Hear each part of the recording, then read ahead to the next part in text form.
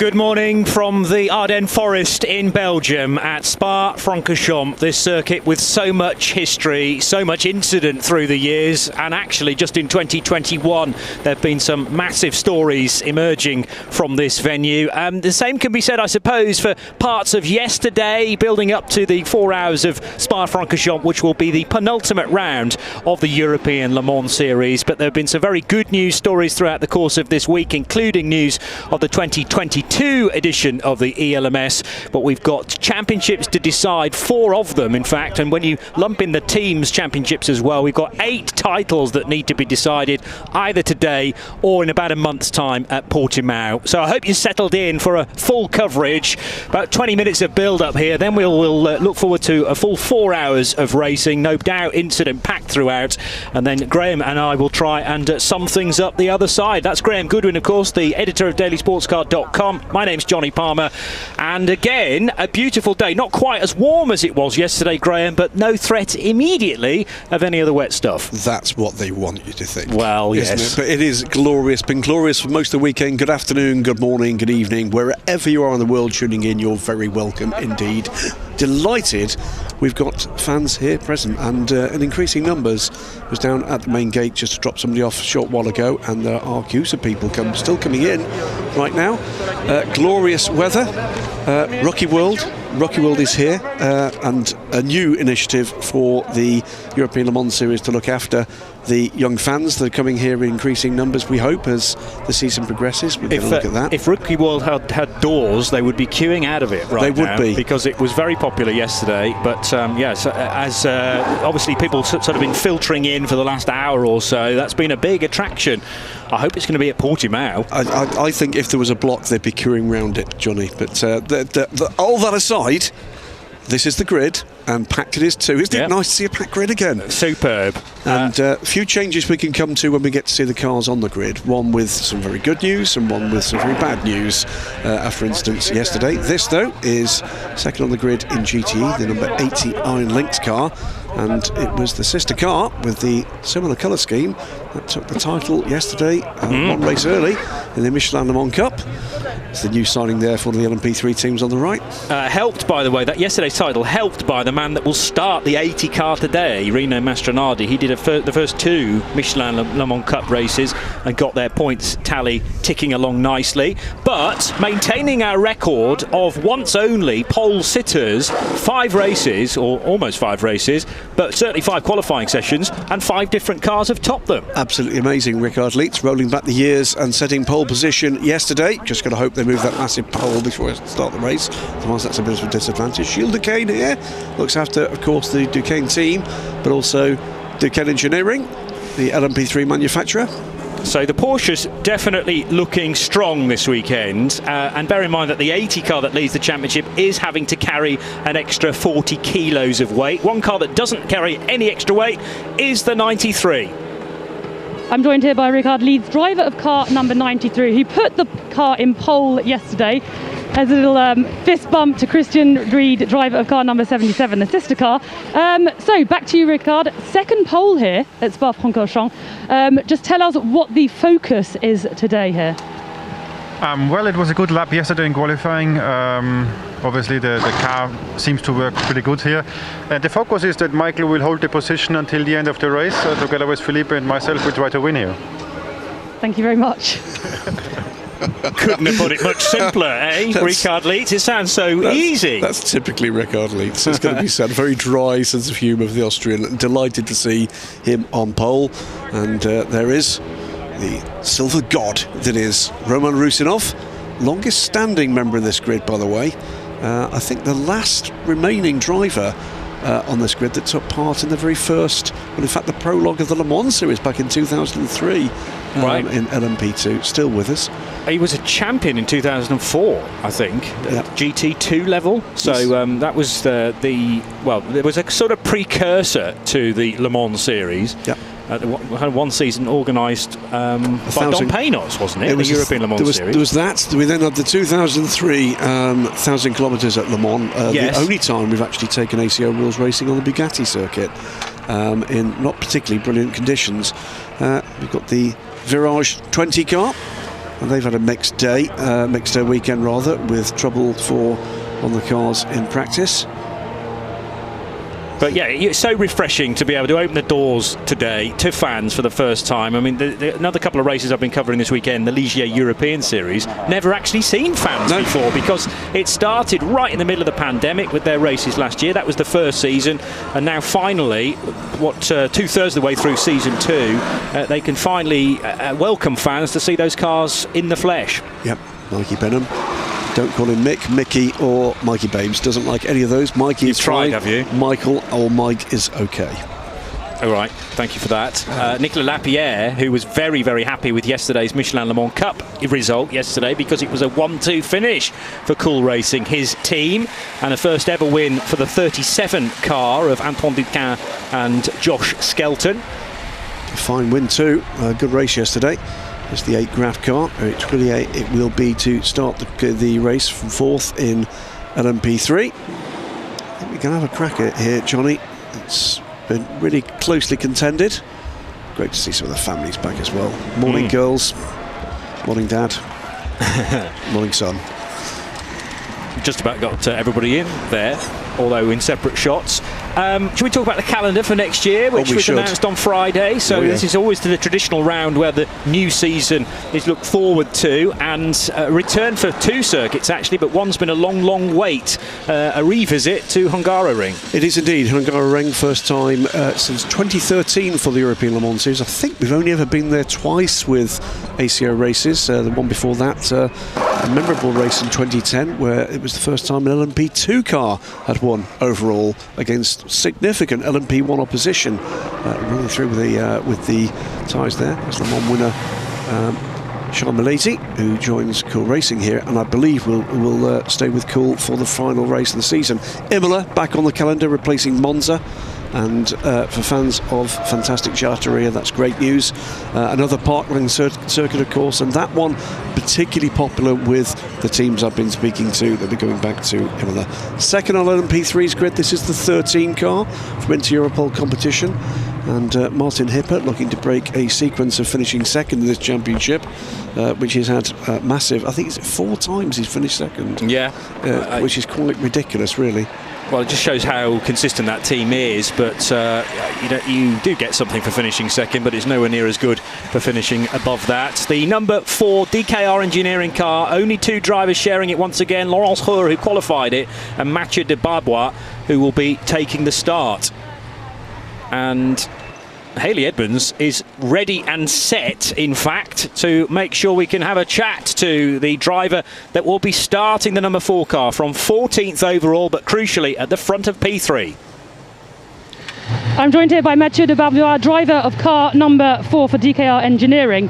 Laurence Heur put the car in pole, so you have a tough start of not only starting here, but it's your first time here at Spa-Francorchamps. Just tell us how you're feeling going into this race. Yes, my first time here at Spa-Francorchamps. The track is amazing, really bumpy but really cool. The lines are just amazing. This is a mythic track, so I'm really happy to be here. How are you feeling inside, like lining up right now? Are you nervous? No, actually I'm good. I try to stay as much calm as I can. So, yeah, for the moment I'm okay. Thank you very much. He's not been racing very long. First season certainly in car racing, and has done a bit of Le Mans Cup action with Moulin Motorsport with their Duquesne, and now in with DKR Engineering, but hasn't done a full season. Raced at Monza and also here obviously at Spa. But a recap on what happened yesterday. Now, if you weren't with us, that will have been quite a shock to witness the United Autosports car and the rate of knots that it collided with the tyre wall at Raidillon. Yeah, huge shunt for Nico Jamin. Car bottomed out more heavily than expected, he told the team, and a massive effort from the United Autosports team to prep the car around a replacement tub. That was completed at 8 a.m. this morning, Johnny, and it's a completely new car, effectively. There would have not been a lot that came from the 32 that would have been salvageable. A huge hit, and what a relief to see Nico Jamin walking away after that shunt. And we'll start the race. So the safety cell effectively is delivered from Orica, but it's completely bare carbon. So this car has to be wrapped in the United Autosports dark blue, red and white. That is a task in itself.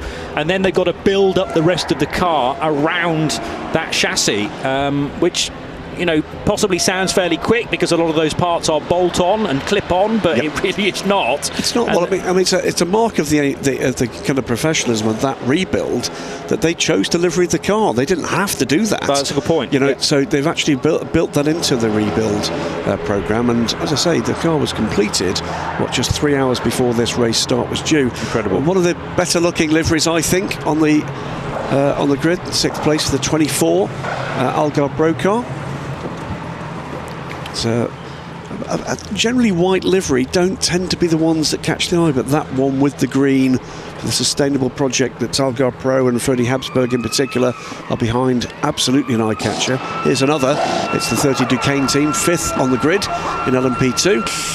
Tristan Gomondi, René Binder, and it'll be Memo Rojas, 2-time winner, of course, of the European Le Mans Series Championship, will be taking the start in the 30 car. Yeah, both of the teams you've just mentioned actually a difference in qualifying driver from starting driver, because the number 24 qualified by Ferdinand Habsburg but will be started by Richard Bradley, and the 30 Duquesne, René Binder set the time a 2:05.0, as you say, Rojas at the wheel. We've just skipped over the EDEX Sport car with Patrick Pilet, who did qualify and will start the 28. And was wearing his father's colours again, with G. Pilet on the side of the helmet. Okay. So Team WRT there, 3rd on the grid, and who's going to be starting for them? It will be Robert Kubica, and there is significant Polish support again for him here. Well, 2nd on the grid, Phil Hansen aboard the number 22 car. It is Robert, by the way, along with Yifei and Louis Delatraz, who lead the championship currently by 11 points from the 26 G-Drive Aurus. But the 37 Cool Racing car put on pole position yesterday, not by Nicolas Lapierre, but by Charles Milesi. Yeah, Charles Milesi becoming something of a revelation, isn't he? The young Frenchman, 20 years old still, I believe. Yes. He's got a birthday in about a week, I think. Yeah. Nicolas Lapierre, no, beg pardon, getting him mixed up with somebody else, born in March, so will be 21 in the new year. Let's catch up with the man we're talking about. That's right, I'm joined here by Charles Milesi, your first outing for Cool Racing, and you put the car in pole. Firstly, just tell us about Nicolas Lapierre and how you got to be on the team. Actually, he called me just after Le Mans to try to see if I was available for the last 2 races of the ELMS, and in the end I said yes, because driving in this car is quite amazing, and you can't say no to this opportunity, and we see that it paid off now, so I'm quite happy to be there. Fantastic, thank you very much. I don't know if you heard what he said exactly, but he did say that Nicolas Lapierre called him the day after the 24 hours of Le Mans. Oh, I think we've lost Hayley just for a moment. Strangely, we did hear what Charles said, but we haven't been able to hear the repeat from Hayley. But that's absolutely fine, Hayley, because he was coming through crystal clear, despite having the fireproof balaclava and the helmet on top as well. But was projecting nicely, Charles Milesi, who's silver rated, been racing in karts since 2014, but moved into cars 3 years later, and Formula Renault, done some Formula 3 racing in Japan, and then first broke into ACO rules racing during the 2019-2020 WE season with Graf SO24. They were also raced for Dragon Speed, obviously with WRT. Did a Daytona 24 hours with Racing Team Nederland, and now here with Cool Racing. So he's very much in demand. And we'll wait and see what the news is for Charles from the driver rankings committee at the end of this year. But my guess is it's not going to be silver much longer. Interesting. Well, I suppose if he keeps jumping from one team to the next and doesn't actually win a title, is he touchable in that respect? Maybe he just automatically stays at silver. But yes, I'm sure the officials, those deciding these matters at the FIA, might take a second look at that. So fans gathering throughout the course of the morning nicely in the grandstand opposite the Grand Prix pits. During the weekend, the endurance pit lane has been in use as well, although not in the Michelin Le Mans Cup race, because those cars needed to be fueled in the Grand Prix pit area, and it is all about the Grand Prix pits for this 4-hour race. There are restrictions on LMP3 pit stops. Generally those cars will make 3 stops through the course of 4 hours, but 2 of them have to be timed to a minimum pit stop reference time, and the third one's entirely up to you, and you don't have to take it as the third stop either. LMP2, all about getting the cars in and out as quickly as possible, and if we get a full course yellow, if we get a safety car, where's your car on the track? Can you get it into the pits? That's more tricky, because this is the longest circuit we visit in the year at 7,004 metres, and the problem is if there's a full course yellow and you're all the way out to Le Combe or Bruxelles, it's a long wait then before you can even access the pit lane. So almost ready to go. Grid has been cleared. The Audi pace car will pull away for this formation lap. You can see glorious sunshine, barely a cloud in the sky. Plenty of hot air balloons in the area over the last 2 or 3 evenings with these conditions. Walloons in balloons, always good to see. And we're about to get his Stigness himself by the look of it. We're off and running with the formation lap for the 4 hours of Spa-Francorchamps. It is the 5th race of the season for the European Le Mans Series. Everybody getting away tidily as the green flag is waved. Brilliant conditions, a little chillier than yesterday, but blue sky above and just a faint bit of white cloud here and there. LMP2s, LMP3s and GTEs all about to do battle here in the Ardennes Forest. Great stuff. Through they come for the first time through Eau Rouge and Radiant on this formation lap to come back to the grid. Plenty of fans, by the way, in the grandstand down the hill towards Eau Rouge.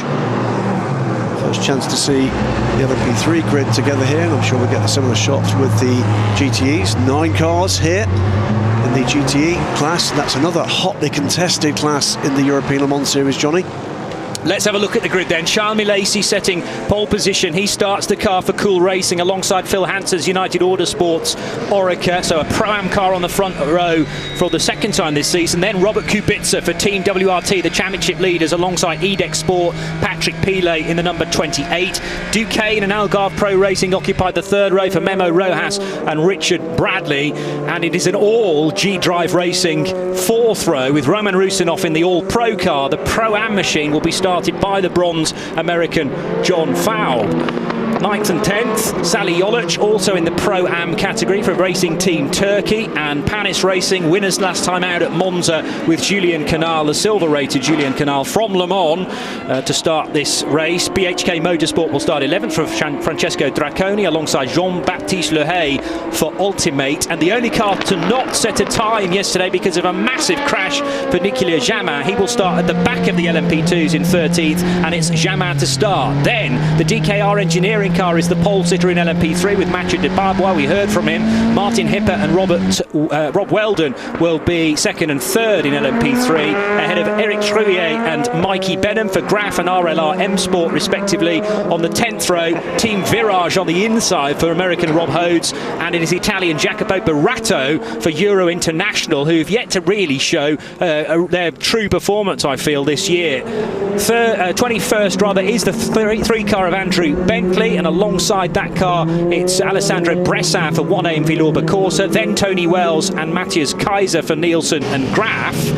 And on the 13th row, into Europol competitions, Mattia Passini, that is car number 14, alongside Nicola Molini for Cool Racing, currently the championship leaders.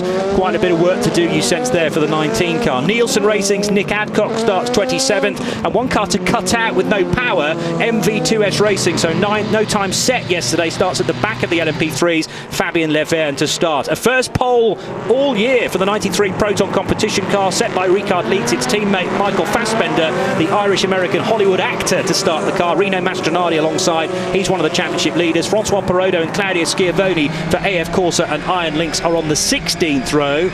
Then it is TF Sports' Ollie Hancock to start the only Aston Martin in the field alongside Spirit of Race and Duncan Cameron. They won last time out at Monza when Matt Griffin was absent for family reasons. JMW Motorsport Rodrigo Sales starts in 35th position in the 66 yellow and black Ferrari alongside Proton Competition's Matt Campbell, who couldn't set a legal time yesterday, so he starts almost at the back because Michel Gatting likewise was unable to get, or rather the qualifying driver unable to keep the car between the white lines for the 83, and therefore 83, the third of the Iron Lynx cars, starts at the back, Graham. So we get underway for the 5th time this year. It's the 4 hours of Spa-Francorchamps. The red lights go out now.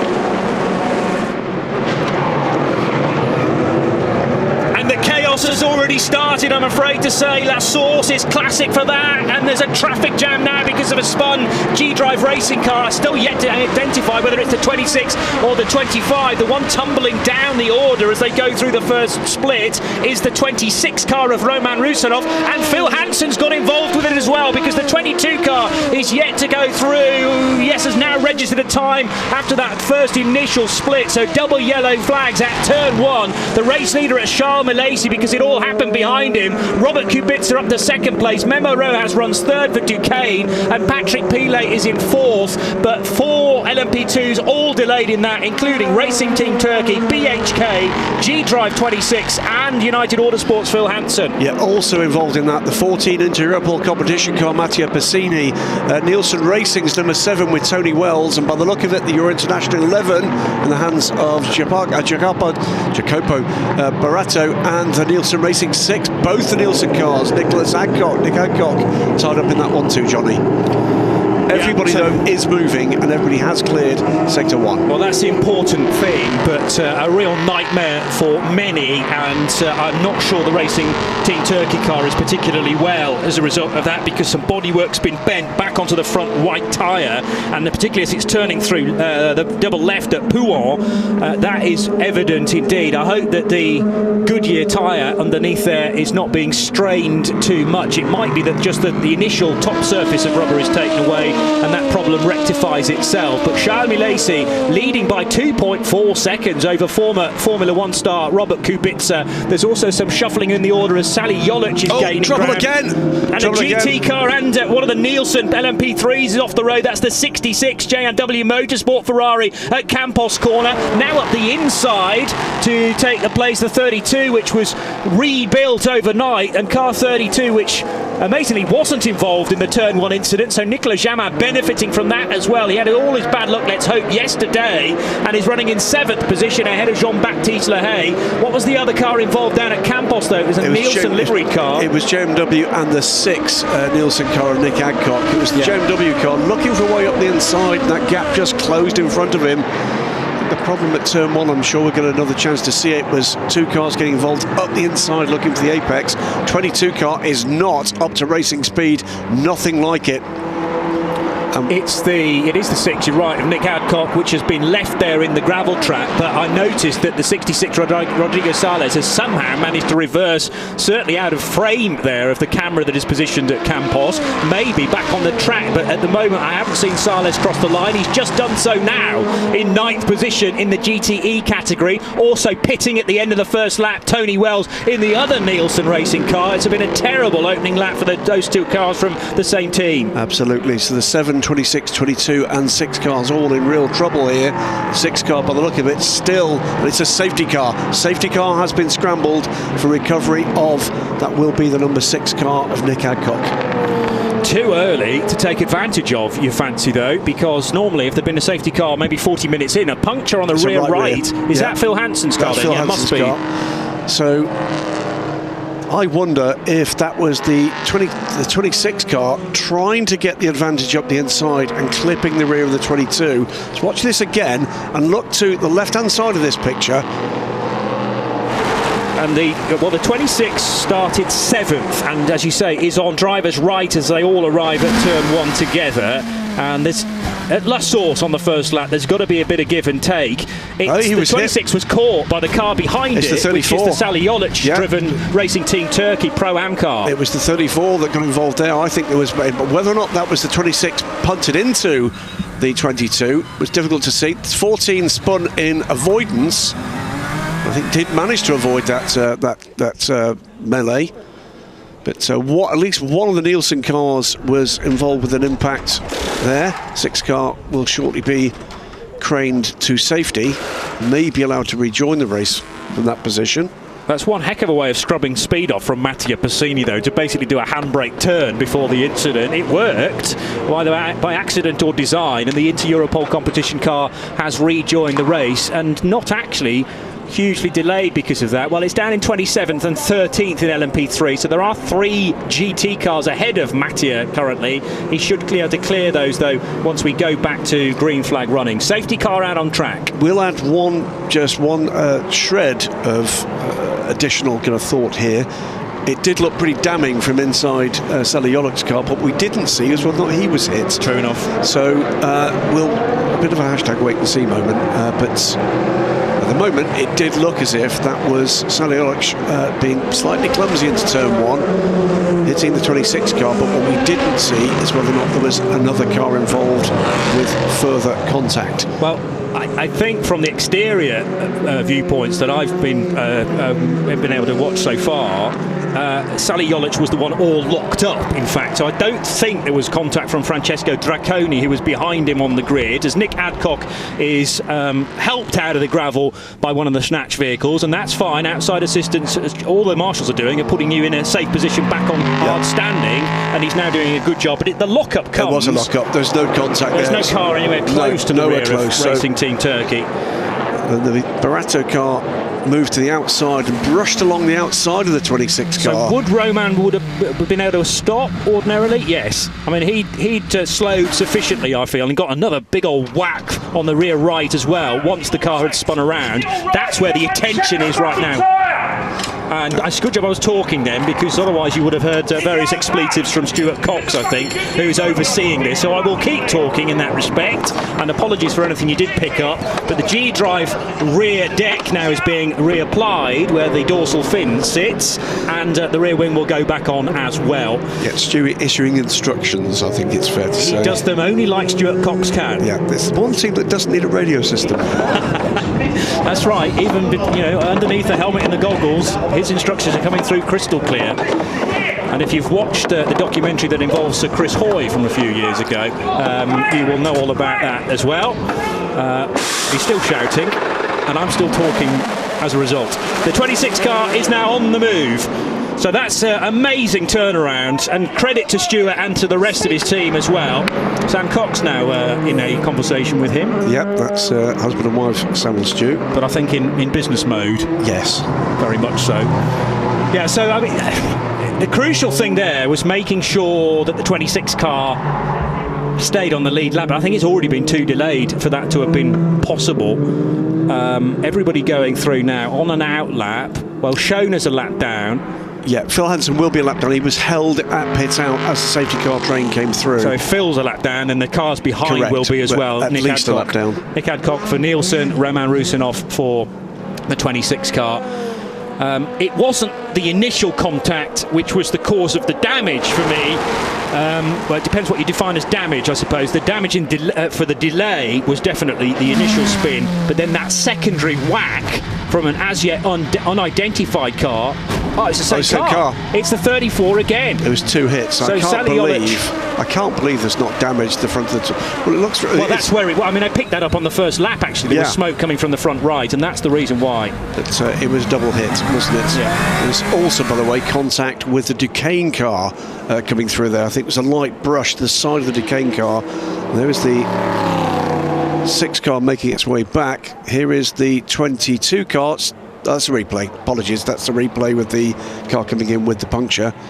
And this is the 26 car in trouble. Not a replay. That's not a replay. The car slow on the Kemmel straight and now pulling to the right-hand side, and Roman Rusinov now on the grass, virtually parked. Absolute disaster for G-Drive Racing. So that's got to be a drivetrain issue now, because the thump came on the rear wheels, and whether something's been pushed out of shape, I don't know, whether gearbox and the drive comes to the rear axle, but something has maybe snapped as a result, and the 25 car is now into the pits. Absolutely.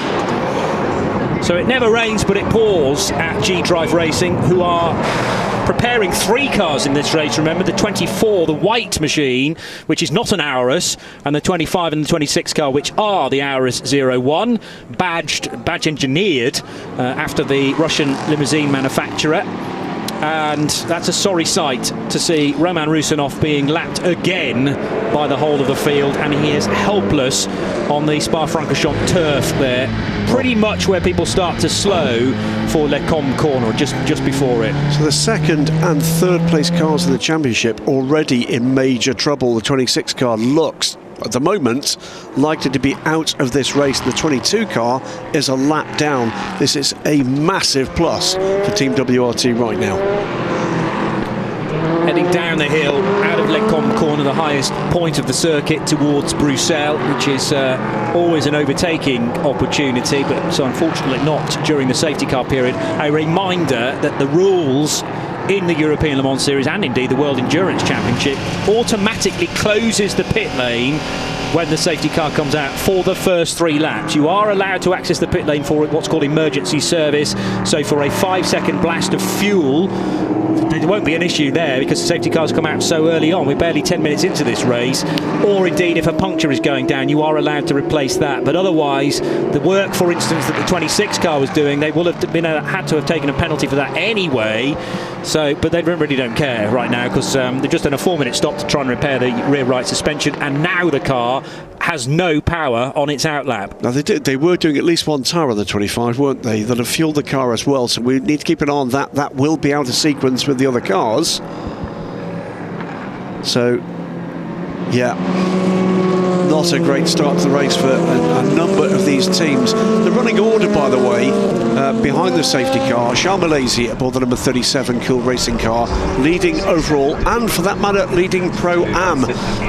Team WRT's number 41 Orica, with Robert Kubica at the wheel, runs second, with the Duquesne team number 30 car, Memo Rojas running now in third, Patrick Pilet in the 28 EDEX Sport car is fourth.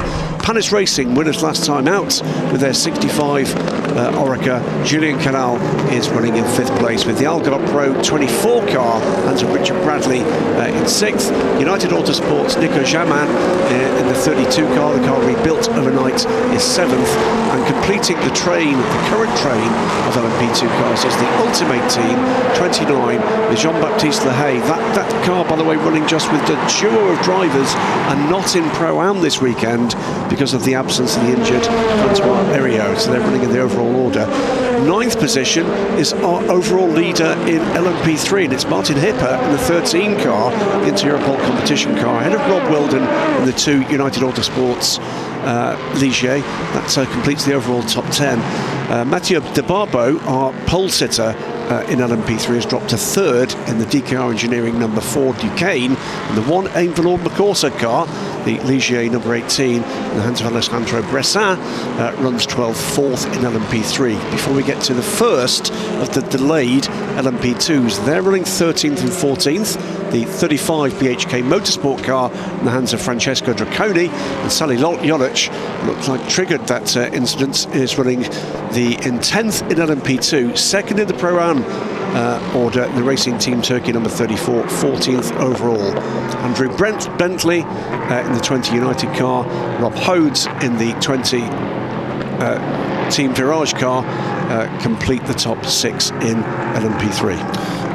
It's rather early to be going with a points projection, but on the current positions, nevertheless, with Team WRT running in 2nd place, they will move to 93 points and 64.5 points for G-Drive Racing. There's only 26 still available, so they would win the title. But I mean, what I suppose we're looking at is the fact that G-Drive Racing are not going to finish, it would appear, and United are a lap down. So their next nearest rivals are Panis Racing, 57.5 2.5. Are we going to be in a position where Panis Can's out? Well, if they score maximum points, i.e. 25, and Team WRT have an incident, should that take it? Will that take it to Portimao? I need to get the abacus out to confirm that.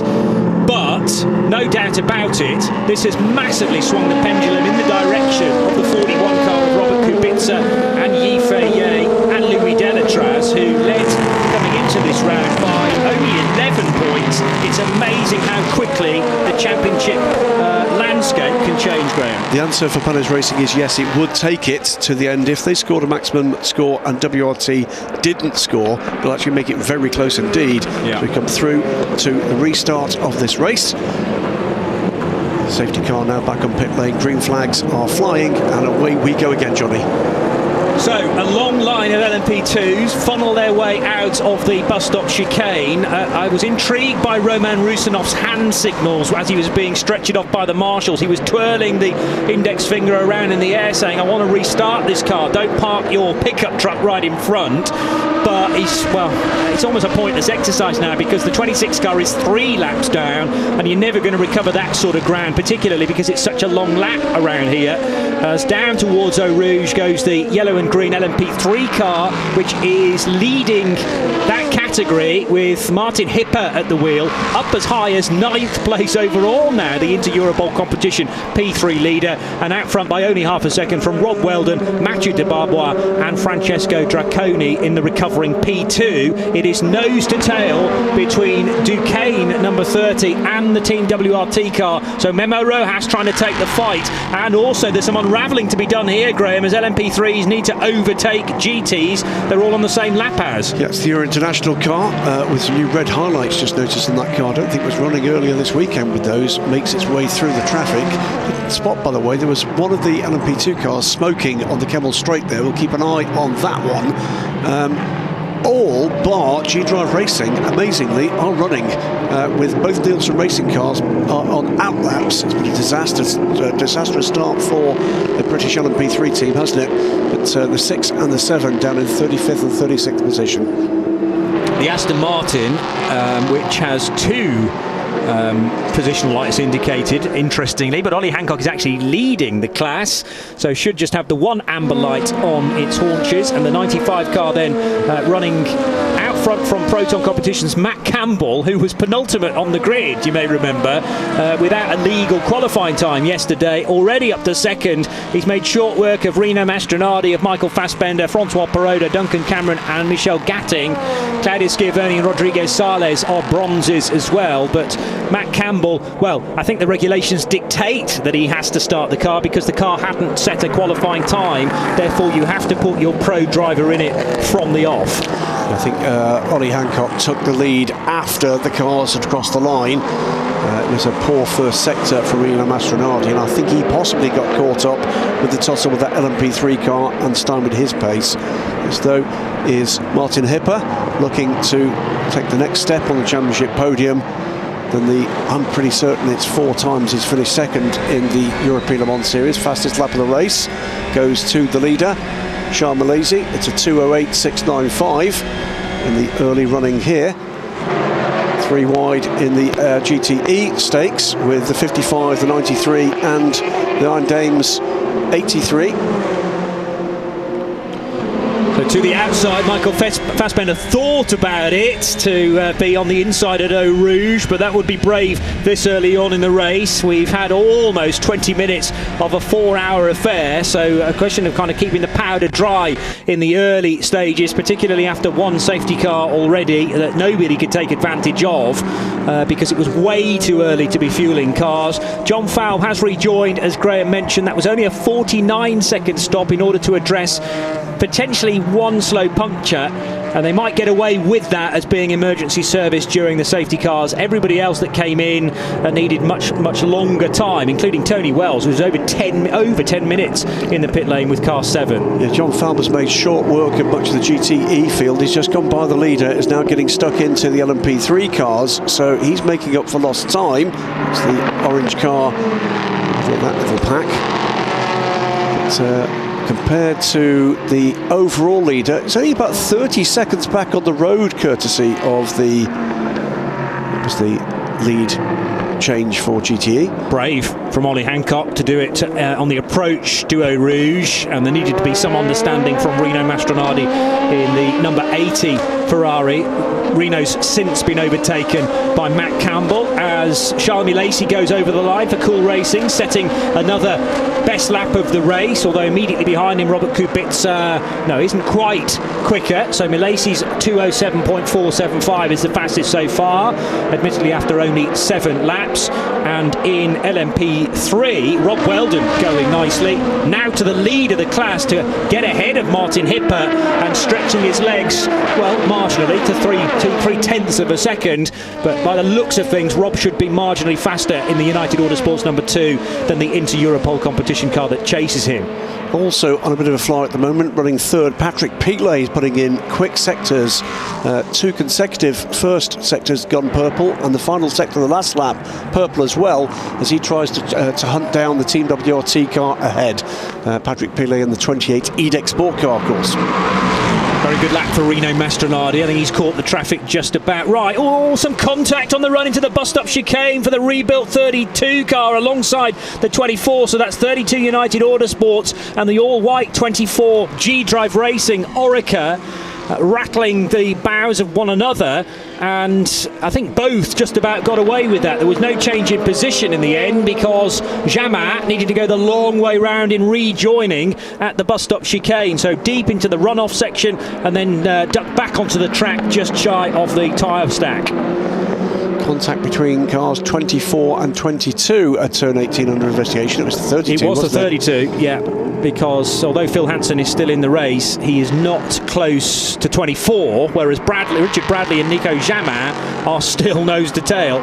And Bradley, no stranger to keeping his elbows firmly out, made sure that Nico Jamin wasn't going to take advantage of an overtake there. Gave him racing room, I felt, but there was just an initial touch which unbalanced both cars then afterwards. Not sure we saw it on TV, on the screen, but there has been a second stop for the 22 car as well. 2 stops shown against the 22 car, and Phil Hansen putting in quick times now, but clearly already a lap and change down on this field. He's going to be waiting, I'm afraid, for troubles for others to make profit here. Nice battle developing between Ollie Hancock and Matty Campbell now in the white cars. It's the Aston with the engine in the front versus the Porsche with the engine in the middle. Yes, you heard me correctly, the middle, after that was rotated through 180 degrees a couple of seasons back in the redesign of the GT Pro car, and that has now been available in AM for, well, this season as the first time. And the 77 Porsche motoring through Blanchimont with an LMP3 between it and the Aston Martin. Does the P3 dart at the inside of Hancock? No, but there will be a change just ahead of Ollie Hancock. Oh, not quite, as the Team Virage car thought about an overtake there. So is that Rob Hodes? Yes, and Eric Trouillet doing battle, and those places have reversed now with Rob Hodes behind still, the Frenchman, and Sully Jolich is just ahead of them, and Pitts comes in. Almost side-to-side contact there between the Euro International car and Matty Campbell, but this is great stuff with the 2 LMP2 cars and 3 GTE cars in a real mix-up there, and real aggression between the 2 trios as well. It's cracking stuff. Duquesne in the black and green car, Memo Rojas that is, number 30, leading Julien Canard for Panis, Richard Bradley for Algarve Pro and Nico Jamin. It's very tight again at the end of the Kemmel Straight as Trouillet and Hodes are embroiled in their own battle. What they don't know is the GT leads right behind them, now involving 3 cars, Graham. It's Parato. It's Parato that's the aggressor here. Parato looking any way he can. Around the outside now comes Matty Campbell. Can he make it stick, or is he going to get boxed here? He's in the right position to take position down at Jackie X corner, and goes through to take the lead of GTE. Beautifully done by Matt Campbell, and that was with Ollie Hancock with his hands full of LMP3 cars. You're right, it's Barato now in the Euro International car, because Eric Trouillet has actually cleared off. It was initially he and Rob Hodes who were coming very close to door banging, although they kept it clean. And now that Trouillet's got ahead of the yellow and orange car, the Team Virage machine, he's motored off into the distance, and now Jacopo Barato, who is 12th in LMP3 for Euro International, still timed as being between Hancock Duncan Campbell, and that's no longer the case because Matty Campbell has now taken the lead in GTE. The 77 Porsche is in front in the WeatherTech colours, ahead of Ollie Hancock in the Aston Martin. Rino Mastronardi tucked in behind, and then it is Francois Perrodo, as maybe this overtake for Nico Jamin's going to happen on Richard Bradley. It does in the braking area at the top of the Kemmel Straight. Yeah, up the inside he goes. Next target is going to be the Panis Racing car ahead. 65, our winner last time out. Nico Jamin already looking racy in that regard. Nine Dames looking for a way past Duncan Cameron. It's all happening here. Early safety car really did close things up. So Campbell ahead of Hancock, Ollie Hancock, then Rino Mastronardi, Francois Perrodo. And some of these are the key players as far as the championship is concerned, with the 80 car leading it and therefore having to carry near enough maximum ballast this weekend, which is applied on 3 separate counts: where you are in the championship and where you finished, as long as it was in the top 3 in the previous 2 races. 9 laps completed for the GT cars and only 0.9 of a second, but you sense that Australian driver Matt Campbell is now going to extend. As long as he can clear these 2 LMP3 cars and up the inside of Rob Hose, he's going to try and go and just about outposition the number 20 car. But the problem for Matt is that the LMP3 should have a little bit more straight line speed, and it'll be good through the middle sector as well because it has more aero. Next car that needs to try and get ahead of Rob Hose is Phil Hansen's recovering 22 car with a new rear end, we're hearing from Haley Edmonds as well. Yeah, I'm corrected, by the way, by the ever-lovely Cara de Vlaming at Inter-Europol competition. It's 3 times the vice-champion for the LMS, not 4 for Martin Hepburn. It won't make him feel any better, but it's at least got the advantage of being accurate. Apologies, Inter-Europol. I thought Cara would have been happy with that, to have known that, well, you were certainly giving them more credit than was due. So no. She should have just kept her mouth shut. Says Johnny Palmer controversially. Moving on, because it's probably best. I'll get a ticking off by the end of the race. No further action concerning the start of the race. Okay, discuss. Well, they weren't out of position as they crossed the line. Turn 1 is not the start of the race, I think. Fair enough. Yeah. So they'll first of all look at making sure that the grid was replicated by the order of the cars as they headed over the start line, and then they'll look at what the 26 car did, what the 34 car did, whether there was any contact from behind from the 35 BHK Motorsport car. There wasn't, because we could see that clearly from the replays that Graham and I witnessed. Now, information to the pit lane, drive-through penalty car 3434 for causing an incident at T1 after the start of the race. Drive-through penalty card 34 for causing an incident at T1 at the start of the race. I didn't think Sally Jolich was going to get away with that somehow, because clearly it was his slight misjudgment, and it doesn't take a lot because it's a coolish day, cooler than yesterday. The tyres have next to no temperature, having only done a formation lap, and you're powering your way into La Source corner at a reasonable lick. As soon as the red lights go out, these LMP2s don't take long to accelerate to a good speed, and then you've got to judge your braking point right with cold brakes and cold tyres, but that doesn't excuse the incident penalty car occurred. 32 for the incident with car 34. Ah, okay. 24, sorry. Drive-through penalty car 32 for the contact on car 24 at T19. It was a double contact, actually, yes, wasn't it? So the 32 car, Nico Jamin, being punished for that one. I think that was a misjudgment over the curbs from Jamin. Got the car, I suspect, grounded the car on the underfloor plank. Information to the pit lane, car 2525 reported to the stewards for the breach of the safety car regulations for not coming into the pits after the safety car procedure. There you go, and that answers the question there. So the 25 car, there'll be something coming the way of John Farb and G-Drive Racing for that one. So we're going to see a drive-through penalty for the 34 car. We're going to see a drive-through penalty for the 32 car, and there's going to be consequences looming for the 25. That was, as you observed, pitting under safety car, not deemed to be emergency service. Yeah, and I'm going to assume the 26 car will get away with that because it was such a long stop at nearly 4 minutes, and they needed to repair the rear 25. suspension. So 25. That's what I'm saying. So the 26 came in during the safety car as well, but I think they're going to overlook that and say, well, you couldn't have continued because there was so much damage on the rear right. And Stuart Cox will certainly protest that as well, as we were witnessing. But the 25 car came in, and I just wondered whether that could be classed as emergency service, but obviously it extended beyond the 5-second window that you would get for fuel and that you would get for changing a tyre as well. So that's a little harsh, you might say, but rules is rules. And the 25 car, which was the better placed of the two, will have to cop that penalty, running in 10th place with John Fowle driving. Yeah, so race leader is Sharma Lacey, 4.8 seconds ahead of the Team WRT car, the 41 car, Robert Kubica. So with Patrick Pilet, despite his speed, not able to close that gap, running in third in the 28 EDEX Sport car. United Autosports now lead LMP3, DKR Engineering second, as Martin Hipper has dropped. Where's Martin Hipper gone? He must have pitted. He pitted. We didn't see that one. But Hipper from the lead pitted some little while ago. Well, he'd way out of contention. He'd already been overtaken by Rob Weldon, but I think was only second when that car came in. I have to admit, I didn't spot it coming down pit road, but yes, he'd been overtaken on the track by Rob Weldon, whose lap times were better than Martin. But I don't know. Well, that's another one for Cara de Vlaming, isn't it, to present an answer to us, because very strange. Was it a quick pit stop? No, 1 minute and 43.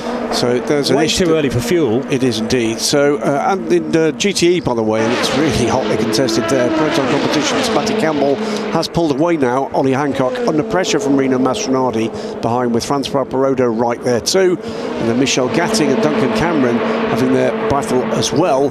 That one for 5th position in GTE. So Proton Competitions 77 and Matt Campbell. Then the 95 TF Sport Aston Martin, Ollie Hancock, Rino Mastronardi, the 80 Ironlix Ferrari Danica 1, 2, 3 in GTE. But all that shenanigans has sorted itself out. Down to Bruxelles goes the scrap for 7th position. Duquesne's Memo Rojas lost ground, actually, and I'm not entirely sure why that is, but Jean-Baptiste Le Hay, who's the silver-rated driver for Ultimate, running in 8th position. Change for second in the third rather in GTE. Rino Mastronardi loses a place to Francois Perrodo, and behind Michel Gatting has gone by Duncan Cameron. So we've got a change for third and a change for 5th. Into the bus stop chicane, Ferrari change of position as well. The 88 Francois Perrodo, as you say, now still now ahead of Mastronardi, and that car 88 isn't carrying any weight, I think, so that might be the very slight difference. 40 kilos will start to make its presence felt the further we go into the stint, remember, on tyre wear and also potentially on brakes, although brakes are, you know, the sort of things that get changed after 12 hours during the 24 hours of Le Mans. They should be absolutely fine in a 240-minute affair. Steering wheel for the number 13 car, I'm told by the Dutch bombshell that is car down at Inter Europol. Interesting. So whether that's a brand new steering wheel or a reset of the electronics on the original. I gather the plug for the steering wheel I think has been relocated and is now working fine. Good. So we should start to see Martin putting in competitive times. Well, does that now get one of the longer stops out of the way? Because you don't have to fuel during those. It gets one of the stops out of the way. Yes, but of course doesn't really help them, because they've still got to come in and do a secondary stop for the fuel, which doesn't have to be to the minimum reference pit stop time necessarily. They'll need a safety car, I think, to bring them back in as the scrap for 7th position continues. It's now 6th, actually, because a car ahead of them has been in the pits. That was Nico Jamin to take the penalty, and around the outside, that's a lovely overtake from Jean-Baptiste Le Hay at the end of the Kemmel Straight. Memo Rojas, I feel this car isn't quite on song for Duquesne team. It did have that brush, it did have a bit of contact, so whether or not there's just something slightly awry in terms of the geometry of that car, well, I'm sure we'll hear from the team a little bit later. This, meanwhile, is the lead battle in LMP3. It's Rob Weldon who tries to do what he can to keep Mathieu de Barbeau at bay. Ligier leads, Duquesne second. Race control, by the way, feel like they dealt with everything that happened at turn 1 on the first lap. So those that needed to be penalised have been. Just the 34 car, in fact, in that incident, and everything else was a shockwave, a direct result of that initial contact and spin for Roman Rusinov. And sadly, the Russian, along with G-Drive Racing, no longer in the race. Car 26, our only retirement so far, as first and second in LMP2, LMP3 is getting very close indeed. Mathieu de Barbois closing in on Rob Weldon, now into the first corner. The race leader overall is catching GT cars and has already been able to lap the 5th place GT car of Michel Gatting. It's now the 6th place. I think that's changed back again. There's that Duncan Cameron ahead. It was Duncan. No, it wasn't. Apologies, I misidentified the 80 car. So pulled well ahead of Duncan Cameron now. What was a very close battle, Michel Gatting has pulled a couple of seconds ahead, and he's now getting on to terms, by the way, with Rino Mastronardi, and I think he's going to take that position here, and has, I think.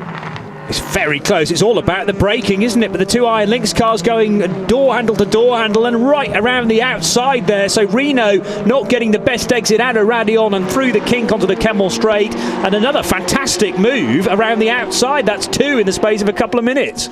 So Michel Gatting has the bit between her teeth. A next target for the Iron Dame is Francois Perraudot. Not that far up the road. It is about 1.2 seconds, the gap. We just get the line. There you go. That's the gap. Car with the pink highlights. The chrome car coming into Perron now. So in the sandwich between the two Iron Lynx 488s, the pink and black cars, there's the 34 of Sally Jolic is now off the road. That's between Lecombe and Bruxelles corner. Found that little narrow strip of gravel trap on driver's left. And yellow flags will need to be very obviously shown there, because it's a blind right-hander and you're approaching at a fair old speed. There's a huge amount of gravel on the road as well. That was a weird incident, just went completely straight on through the 3rd bit of Lecombe corner and into the gravel trap. Didn't see how he ended up like that. No, because there wasn't any contact with the tyre wall, so in trying to reverse or reposition himself in the gravel, he's now ended up at 90 degrees to the direction of travel. It is between turn 7 and turn 8, as I thought. Full course yellow is coming. His driven wheels are actually on the curb, so he should, in theory, have drive there. Has he lost drive? Maybe, or all power, but it was weird because he was, I think, turning in at the usual point. So he'd gone through 5, the right-hander at Lecombe, through 6, but then couldn't turn right at 7. As now up the inside, the 88 Ferrari of Francois Perraudot will pick off Michel Gatting. It's the other way round. It's the other way round, Johnny. Michel Gatting was catching Francois Perraudot, caught him, almost took the position, and we get into full course yellow. Yeah. But Francois, he actually briefly, I think, lost that position. Well, she was ahead. She was. That's how I'd read it, and then I thought... But no, I think that all happened between the start-finish line and the apex of the turn. So maybe an overtake at the bus stop for Michelle, and then Perraudot trying to get her back again into La Source. And unfortunately for Michel Gatting, the yellows has come out just at the point where she wanted to attack again for a 3rd overtake in about the space of 4 corners. Well, we do know we've got an in-car camera in the 34 because we saw the start, so it's possible. In fact, I think there's a live stream of the 34 in-car camera, so grab a second screen, anybody watching, to see exactly how he ended up like that. It was a strange one. It was a strange one because, you know, from what I witnessed from the onboard camera in him leaving the track initially, there was no contact from behind. The car just went straight on at the 3rd corner of Lecombe, turn 7. But this is an opportunity now to take some fuel on, because we're 36, 37 minutes into the race. LMP2s can do about 45 minutes. Roman Rusinov's got back, by the way. No, he's in the Racing Team Turkey garage. To the garages, but he's not in his own garage, as I was about to say. Discussing with Racing Team Turkey, because he's obviously relived the footage that it was Sally Jolic that turned him round and took him out of the race. Yeah, it's the second impact that finishes the G-Drive's race, unfortunately. I suspect that's battered the drive shaft into the gearbox and mangled a load of metal as a result. And well, the suspension was fixed by the team, but what they couldn't address there and then during a very quick pit stop for car 26 was how much damage had been done further inside the car. So Sally's been back out on the track, it would appear. And has he had a second spin then as he was trying to rejoin? I just wonder. But he's certainly, I think he's... I think there's a gravel all the way to the other side of the track. I think the answer is he's come in through the gravel. Somehow, I think he's been trying to reverse that car. Let's watch again. This is fine. It's right hand, left hand. Now, what about this moment now through the third bit of Le Combe? He turns in and smoke from the steering column. It's the first thing I spot. And the steering is almost no longer attached to the front wheels. That took him close to the tyre wall, but that wasn't the angle that he ended up when we caught sight of him initially. Well, with the gravel on the track like that, and with the angle of the car, at some point he's tried to reverse that car out the gravel, and it spat that gravel across the track. It covers the track at that point. So I think you're right. I think it's a steering failure. Is that a legacy of the contact at turn 1? Almost certainly. Because that was a big old shunt for the Turkish driver, along with the Roman Rusinov 26 car that he took with him. And the initial contact had caused the spin was actually very light, but then when you're hitting a car that is stationary, T-boning it in effect, which was the second contact from 34 on the 26, I think that's the one that's done for both cars now. Well, we're 40 minutes into the race, and a number of the teams are opting to make first stops. We are in under full green flag running in the pit window for LMP2. In have come Panis Racing, Ultimate, and the 32 United Autosports car. DCAR Engineering in from second, as is the United Autosports number 2 car. United are opting to take a long stop here. DCAR didn't. The Cool Racing car, number 19, MV2S is in. The 3 United car, 14 for the Inter-Europol competition squad, and the Euro International number 11 car are all in the pits right now, as are the 80 Iron Links, the 93 Proton competition, the 60 Iron Links, and for the third time the 22 from United Autosports. Well, we've got the 34 back onto a racing surface, but the car has not restarted. I wonder if that car is waiting for recovery. Well, Sally's out of the car, and I think he knows if he can't steer through the third bit of Le Combe, you're not going to be able to finish the race. I honestly think that steering wheel or the column is no longer attached. I think you're completely... Well, I think that there's been some form of failure. Yes, but the smoke issuing from that area of the dashboard wasn't particularly hopeful for me. Power steering failure? Yeah, could be. But I mean, he turned in at exactly the right point in the third bit of Le Combe, and then at the point of some failure where the smoke appeared, the car just then veered straight on and close to the tyre wall. Matt Campbell in from the lead in GTE. TF Sports number 95, Aston Martin also there. It is a driver change for this car. The Aston's gone a bit too far there and ended up where Sally Jolich should be pitting, in the 34 camp, which is also a TF Sport run car. Line on. Ollie Hancock is staying aboard this car. Well, it's not been dull, has it, for the first 40 minutes? Good luck to our edit team for the highlights from this little lot. That's ELMS for you. That's Spa-Francorchamps for you. And I think when you combine the two, you are guaranteed to notice that time is disappearing very quickly indeed. I can't quite believe we've had just over 40 minutes, as the 34 car will indeed be taken to a point of safety with Sally Jolich observing things. But I think that's race done, unfortunately, for the Pro-Am team. It is. Lead group, by the way, in for the overall in the race, and Team WRT will take the lead here, I believe. So in and out for the 41 car. Kubica stays at the wheel. Cool Racing, exchange drivers, Alexandra Coigny is now aboard this car. Gets out just ahead of the 95 TF Sport car. But WRT have got in and out of the pits before the 37 car. Edex Sport still there. 30 still there. And you can see the driver change just underway now. This is going to shake up the order pretty substantially. And just looking for who hasn't stopped here. The BHK Motorsport car has not stopped yet. Neither has the One Aim for Lorber Corsa car, which assumes the lead, by the way, in LMP3. Mikey Benham has not stopped, and I think will come through second for RRM Sport in LMP3. And who else? Number 8 Graf car, no stop yet. Neither is the delayed number 20 Team Virage car. Everybody else has stopped at least once. Robert Kubica's pit stop time much more rapid than the 37, because Cool Racing have done a driver change there to take Charles Lacey out and Alexandre Coigny in. Don't understand why Patrick Pilet's pit stop is so long, at nearly a minute and a half. But there's been plenty of action for the Iron Dames so far, so let's head to their camp now with Hayley Edmonds. I'm joined here by by Sarah Bovey, driver of car number 83. Now, Sarah, it's been a complicated start to the race for everyone, but Michelle has managed to work her way up from right at the back of the field to now in just the last final seconds to third. I mean, it's been a great start for you.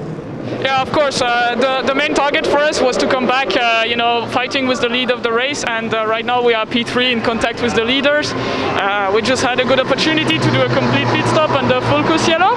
Now a lot of other cars have done the same, so we need to keep fighting on the track as hard as we can.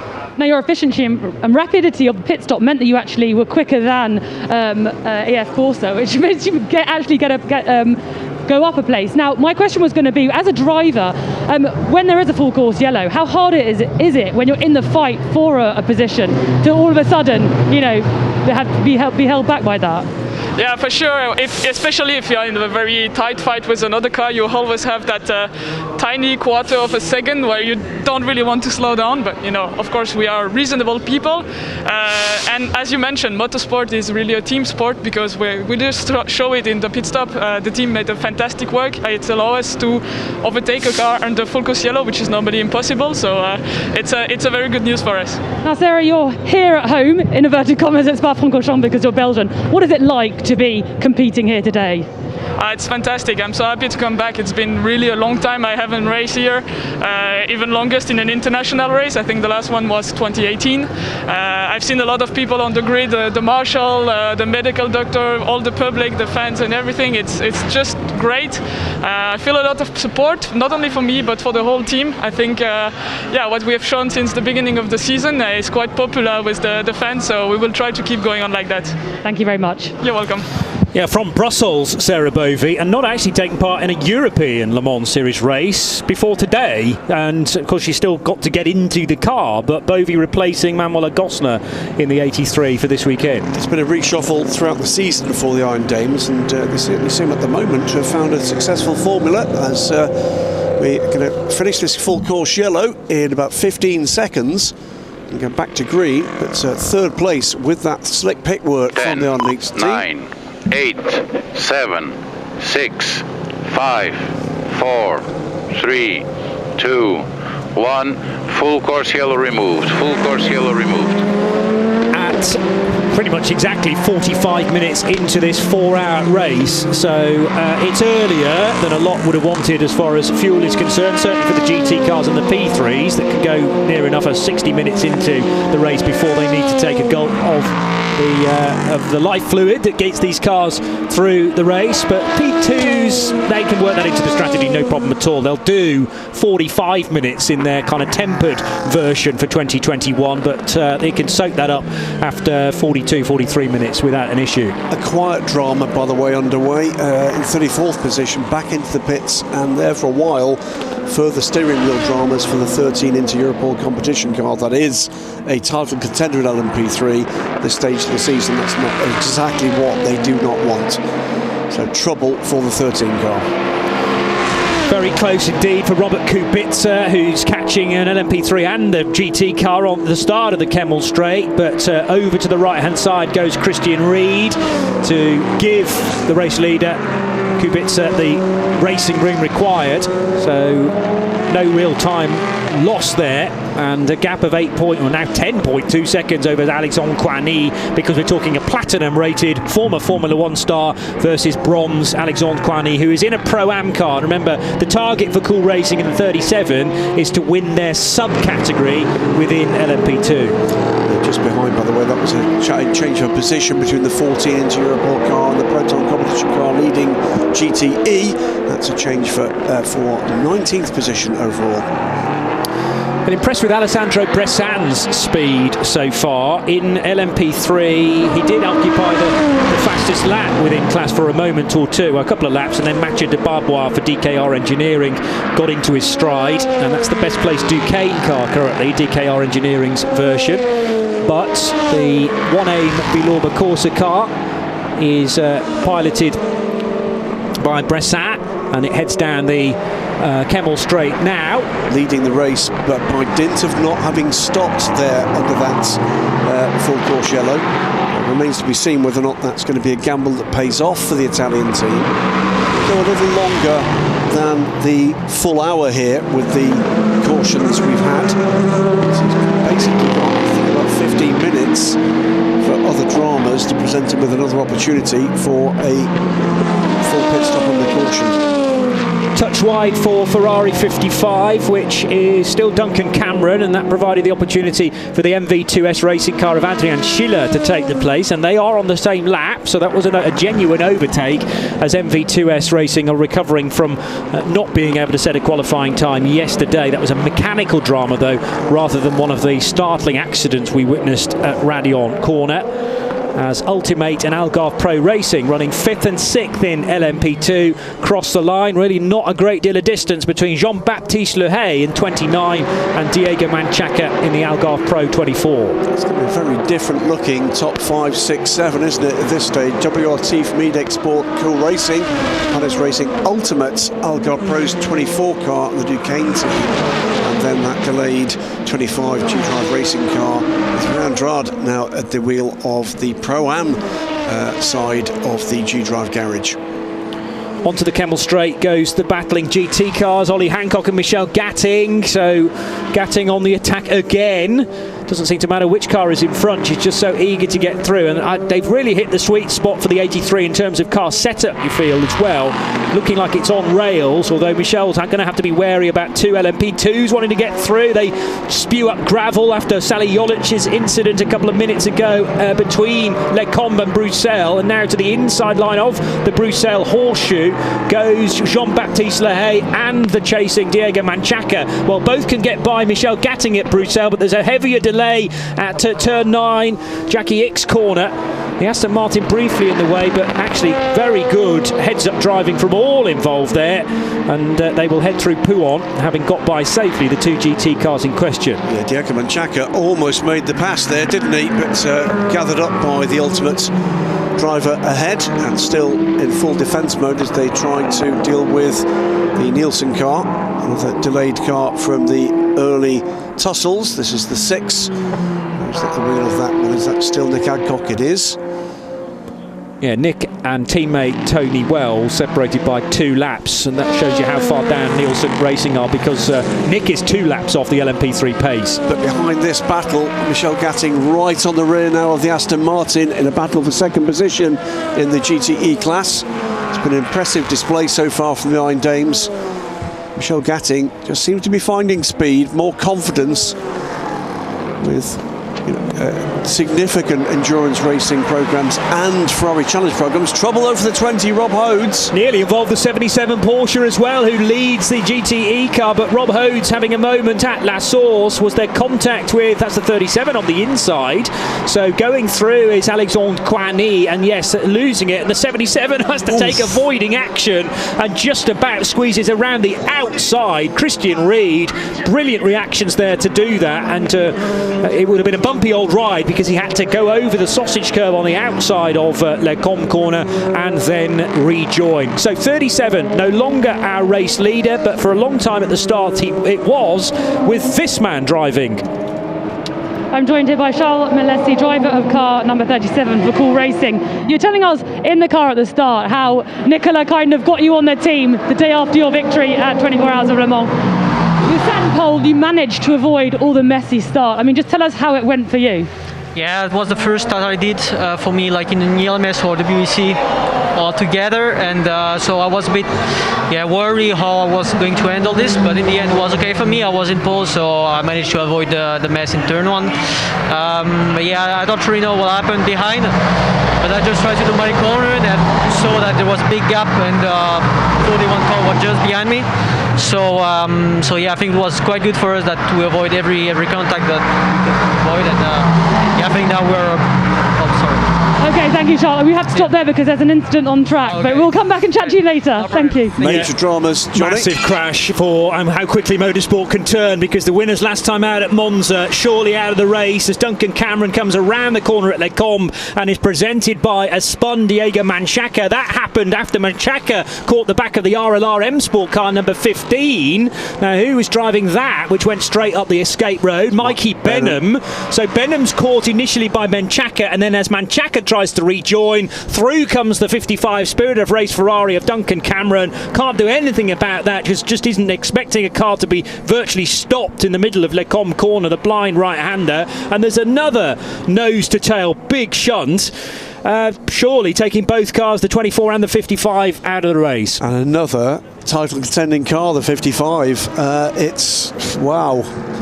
We're not an hour into this race yet, Johnny. Mikey Benham is limping back to the pits, but clearly with a lot of damage to the rear right corner, that will have pushed the cheese wedge shape bit of bodywork, the Bullet, close to and indeed touching the rear right tyre now. But I can't fully glimpse the front of the 55 Ferrari from that particular angle, but I'm sure it's not pretty at all. So Manchaca is actually trying to go for a move around Jean-Baptiste Lahaye. That was the scrap we were dealing with in full detail a moment or two ago. Manchaca stalls, I think, briefly, then gets the car restarted, and as he starts to go back onto the circuit, he's just getting back up to speed and then gets nailed by Duncan Cameron, but Duncan couldn't have done anything about that whatsoever. He's fully committed in a heavy GT car going through the right-hander at Lecombe, and the 24 car rejoining. Now, was that the fault of Diego Manchaca for an unsafe rejoin perhaps, or not the obeying of yellow flags by Duncan Cameron? That's so difficult to read. We didn't see whether or not yellow flags protecting that corner in that moment, but either way, looks to me like race over for both of those cars. Yeah, well, there will have been yellows out initially as Manchaca caught the back of the 15 of Mikey Benham, and Mikey, by the way, has made the Grand Prix pit lane now in a damaged 15 car. They're going to put the dolly jacks underneath that car, spin it through 90 degrees and put it into the garage. We know quite a lot of work on the rear of that. We know that's a significant repair job. Yeah. And that effectively moves them from the offing. I can tell you right now, that means that there was a mathematical chance that the RLR car could still take the title. That is done on that front. Not to say that it won't come back out for some of the remainder of this race, but their title run is done. 55, I think, was running second in the title race. Well, they will have been helped by the win last time out at Monza, and yes, they'd been keeping their points bubbling nicely. They were second. David Perel, Duncan Cameron, Alessio Rivera not part of their team, but of course there's been the change with Matt Griffin not doing Monza. Yep. But Perel and Cameron were on 77 points, 6 shy of Cressoni, Molina and Mastronardi. Yeah. So they needed to, well, certainly match the result of car 80, which is not doing that well. It's only fifth, yeah. So picking up 10 points right now.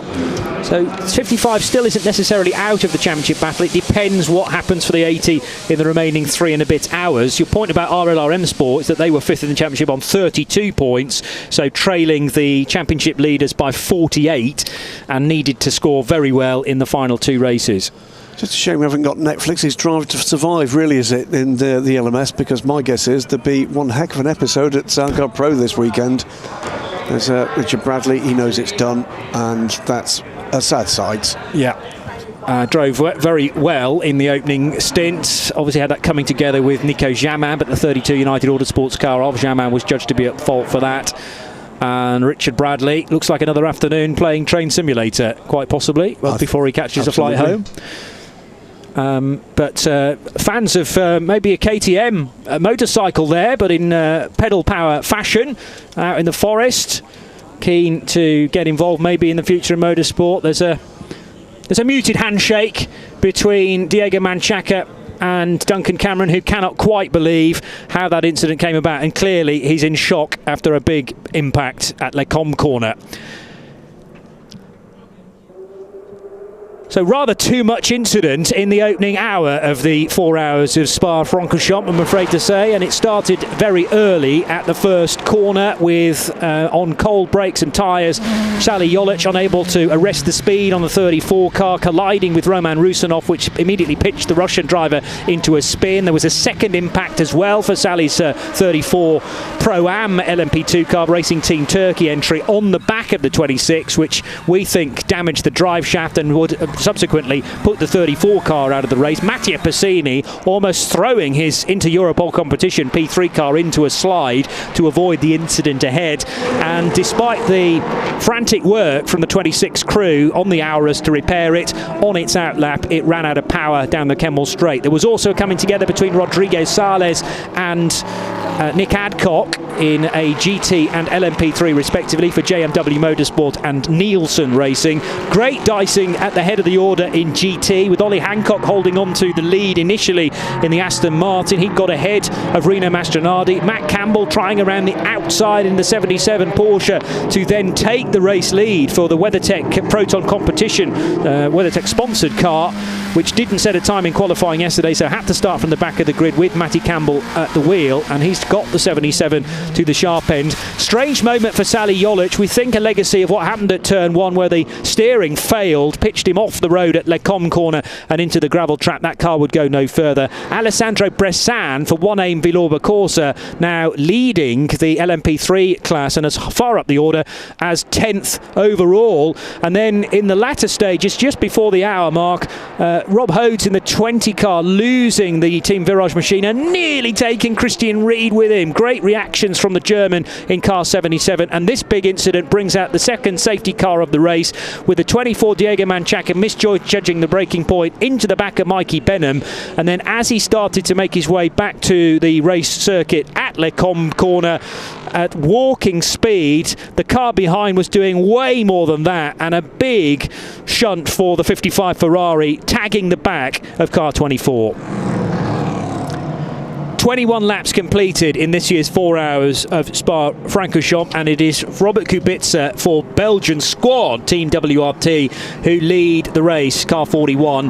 The gaps are irrelevant because we're behind a safety car. Edex Sport, Patrick Pilet running in second, Alexandre Coigny in the best placed Pro-Am LMP2 car for Cool Racing. Then it's Julien Canard for Panis and Jean-Baptiste Lahaye for Ultimate in car 29. LMP3 is led by Alessandro Bressan for One Aim Villorba Corsa, although that car is yet to make a stop. So when it all unravels, Mathieu de Barbois should be leading for DKR Engineering, the Luxembourgish outfit, ahead of the two United Autosports cars of Rob Weldon in the 2 and Andrew Bentley in the 3. GTE led by Christian Ried. He was almost cleaned out by the spinning Team Virage car at turn 1, but did so well to avoid that. Car 77 is therefore still occupying the race lead, ahead of Ollie Hancock in the TF Sport Aston Martin, Michel Gatting, who's really been motoring on well in the 83 Iron Lynx Ferrari, Francois Perroda also in a Ferrari but for AF Corsa, that's 88, and the sister Iron Lynx 488 has Rino Mastronardi at the wheel. Far too many retirements this early on, though, Graham Goodwin. I can't remember having seen one before. They're using the cut-through, aren't they, at Le Com? Yes. So not going through the debris field, which is very smart indeed. But can't remember this much of this level of carnage this early in a European Le Mans Series race. We've already confirmed lost the G-Drive Racing 26 car that pulled off after making it back to the pits after that turn 1 incident. The 34 Racing Team Turkey car with what looked like steering failure. The 13-inch Europol competition car has now rejoined after a very 19 minutes in the pits for that electronics steering wheel related failure. Nielsen Racing's number 7 car was just delayed after its long pit stop at the start of the race. Out of the race, confirmed, is Duncan Cameron, the Spirit of Race number 55 car. The 15 RLRM Sport car is in the garage with rear damage from their incident with the Algar Pro car. 24 car of Diego Manchaca, that car is done as well, and the number 11 Euro International car is on pit lane as I speak. So those cars coming around curve Paul Frere now and heading up towards Blanchemont, with the GT battle still with plenty of LMP3s behind it, some of which are out of the race or being tended to, having their wounds tended to. Still a good crowd though at Rookie Land, and hopefully those queues will be maintained throughout the rest of the day. Duncan Cameron now with the Spirit of Race helmet off, together with the hands device, which all clips in as part of the safety procedure, and just gathering his breath. I think that actually winded him. I think he probably did. Big contact into the back of the 24. Yeah.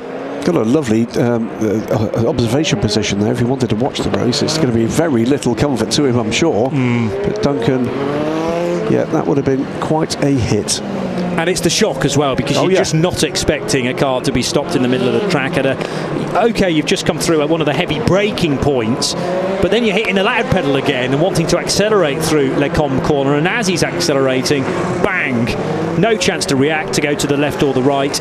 Just a question of whether there were already yellow flags out there warning, and of course if it's double waved yellows, then you need to be slowing down and prepared to stop, with a worry that there's a car somewhere in a difficult position. But Les Combes corner is not somewhere that you can judge easily because it's blind on the approach, and you're fully reliant therefore on the marshals telling you what's to come next. So just as an update to some of the cars that were delayed earlier in the race, we've got the number 22 United Autosports car in 26th position, making its way back up when we get back to green through the GTE runners. Looks to me, by the way, as if the gamble for one over Villorba Corsa is not going to pay off here. And Duncan Cameron waits for the field to stream through. There they come. So he'll be waiting for effectively a lift home, because he couldn't be much further away from the paddock. It's quite a trek, that. It is rather. Yeah. And it's the thing that always surprises me, Johnny, here, when you do walk through, and you can walk around most of this circuit on kind of public pathways for most endurance race meetings, is the elevation is extraordinary. To actually look down at where the pit buildings are, and just a little further up than where Duncan's standing there, it is amazing, actually.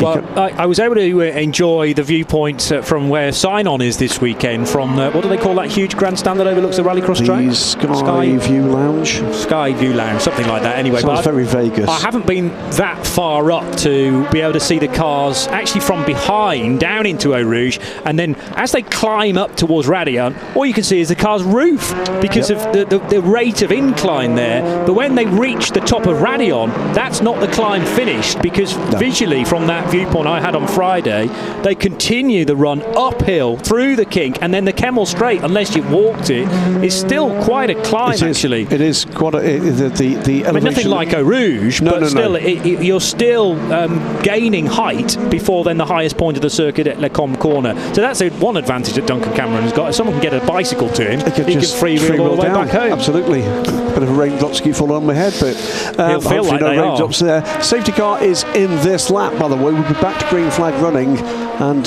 we are past the first hour. Yeah. Well, it certainly kept us engaged, sometimes for the wrong reasons. Too many damaged race cars for my liking at the end of hour one of this 4-hour affair, and championships, well, starting to shape up already, certainly in LMP2 in the form of Team WRT. They are leading this with their nearest rivals in the championship having hit major bad luck this afternoon. Green flags are waved all around Spa-Francorchamps, and we're racing once again with a very quick manoeuvre on Julien Canal on Alexandre Coigny, who wasn't in a position to defend from the man from Le Mans. And up the inside goes Canal in hot pursuit, that you would think, of Robert Kubica and Patrick Pilet, which will be a big ask, but I suppose this is the time to try and gain the ground where everything is cooled off during the safety car. He's pulled away from Coigny and also going by now on the Kemmel Straight, the ultimate car looking to take that position. That will be for 4th position for Jean-Baptiste Lehay. Could they be looking at a podium overall as a duo here? Duquesne team also popped by Coigny. Michel Gatting still tucked in behind Ollie Hancock there. This is the 1-2-3 in GTE. Christian Reed, Ollie Hancock, Michel Gatting. They are arriving at Bruxelles corner now, a little bit wide though for Hancock, so that might be the one chance that Michel Gatting needs. Certainly almost drawing level, but then the inside line was occupied by the Aston Martin. Tyres just a little slower to come up to temperature, I would suggest, than the 83. Michel's able to manoeuvre her Ferrari slightly more readily than the Aston Martin up ahead. And completely different dynamics, of course, when you compare a front-engine GT car with a mid-engine 488, and behind them, that's the 25 G-Drive racing car with BHK, and on the inside there was trying to go the 32, and there was contact onto the run into La Fagna corner, also all over the grass and the dirt for the 25, and there's a shuffling of the order there as Jean-Baptiste Lahey has got ahead of René Binder. Also in that group is the recovering 22 car of Phil Hansen, looking to make his way back and unlap himself from this group. So Sergio Campana in the BHK Motorsport car and Nicolas Jamin coming into contact with each other. Like you say, the 22 is in there too, and the 25 car is Rui Andrade, who has ultimately lost the ground, and that was because of his grass track moment there coming out of the second bit of Le Fagna corner. So 25 tumbling to the back of this group of 4 LMP2s, but also wedged between them the 2 GT leaders, and Hancock's been reeling in Christian Ried over the last couple of laps. More blue flags for Christian Ried and Ollie Hancock. Well, Christian's not going to step out of the way of the Brit behind him, but they must both be aware of the LMP2s trying to get through. That's actually helped Ollie Hancock to break the toe a little from Michel Gattinger. Just behind as well, we've got the next 2 in GTE. Francois Perrodo and Rino Mastronardi in a bit of a battle as well, so that's one to watch. Ryan Valor-Bicorsa, they still lead this race deep into the second hour and must need fuel soon.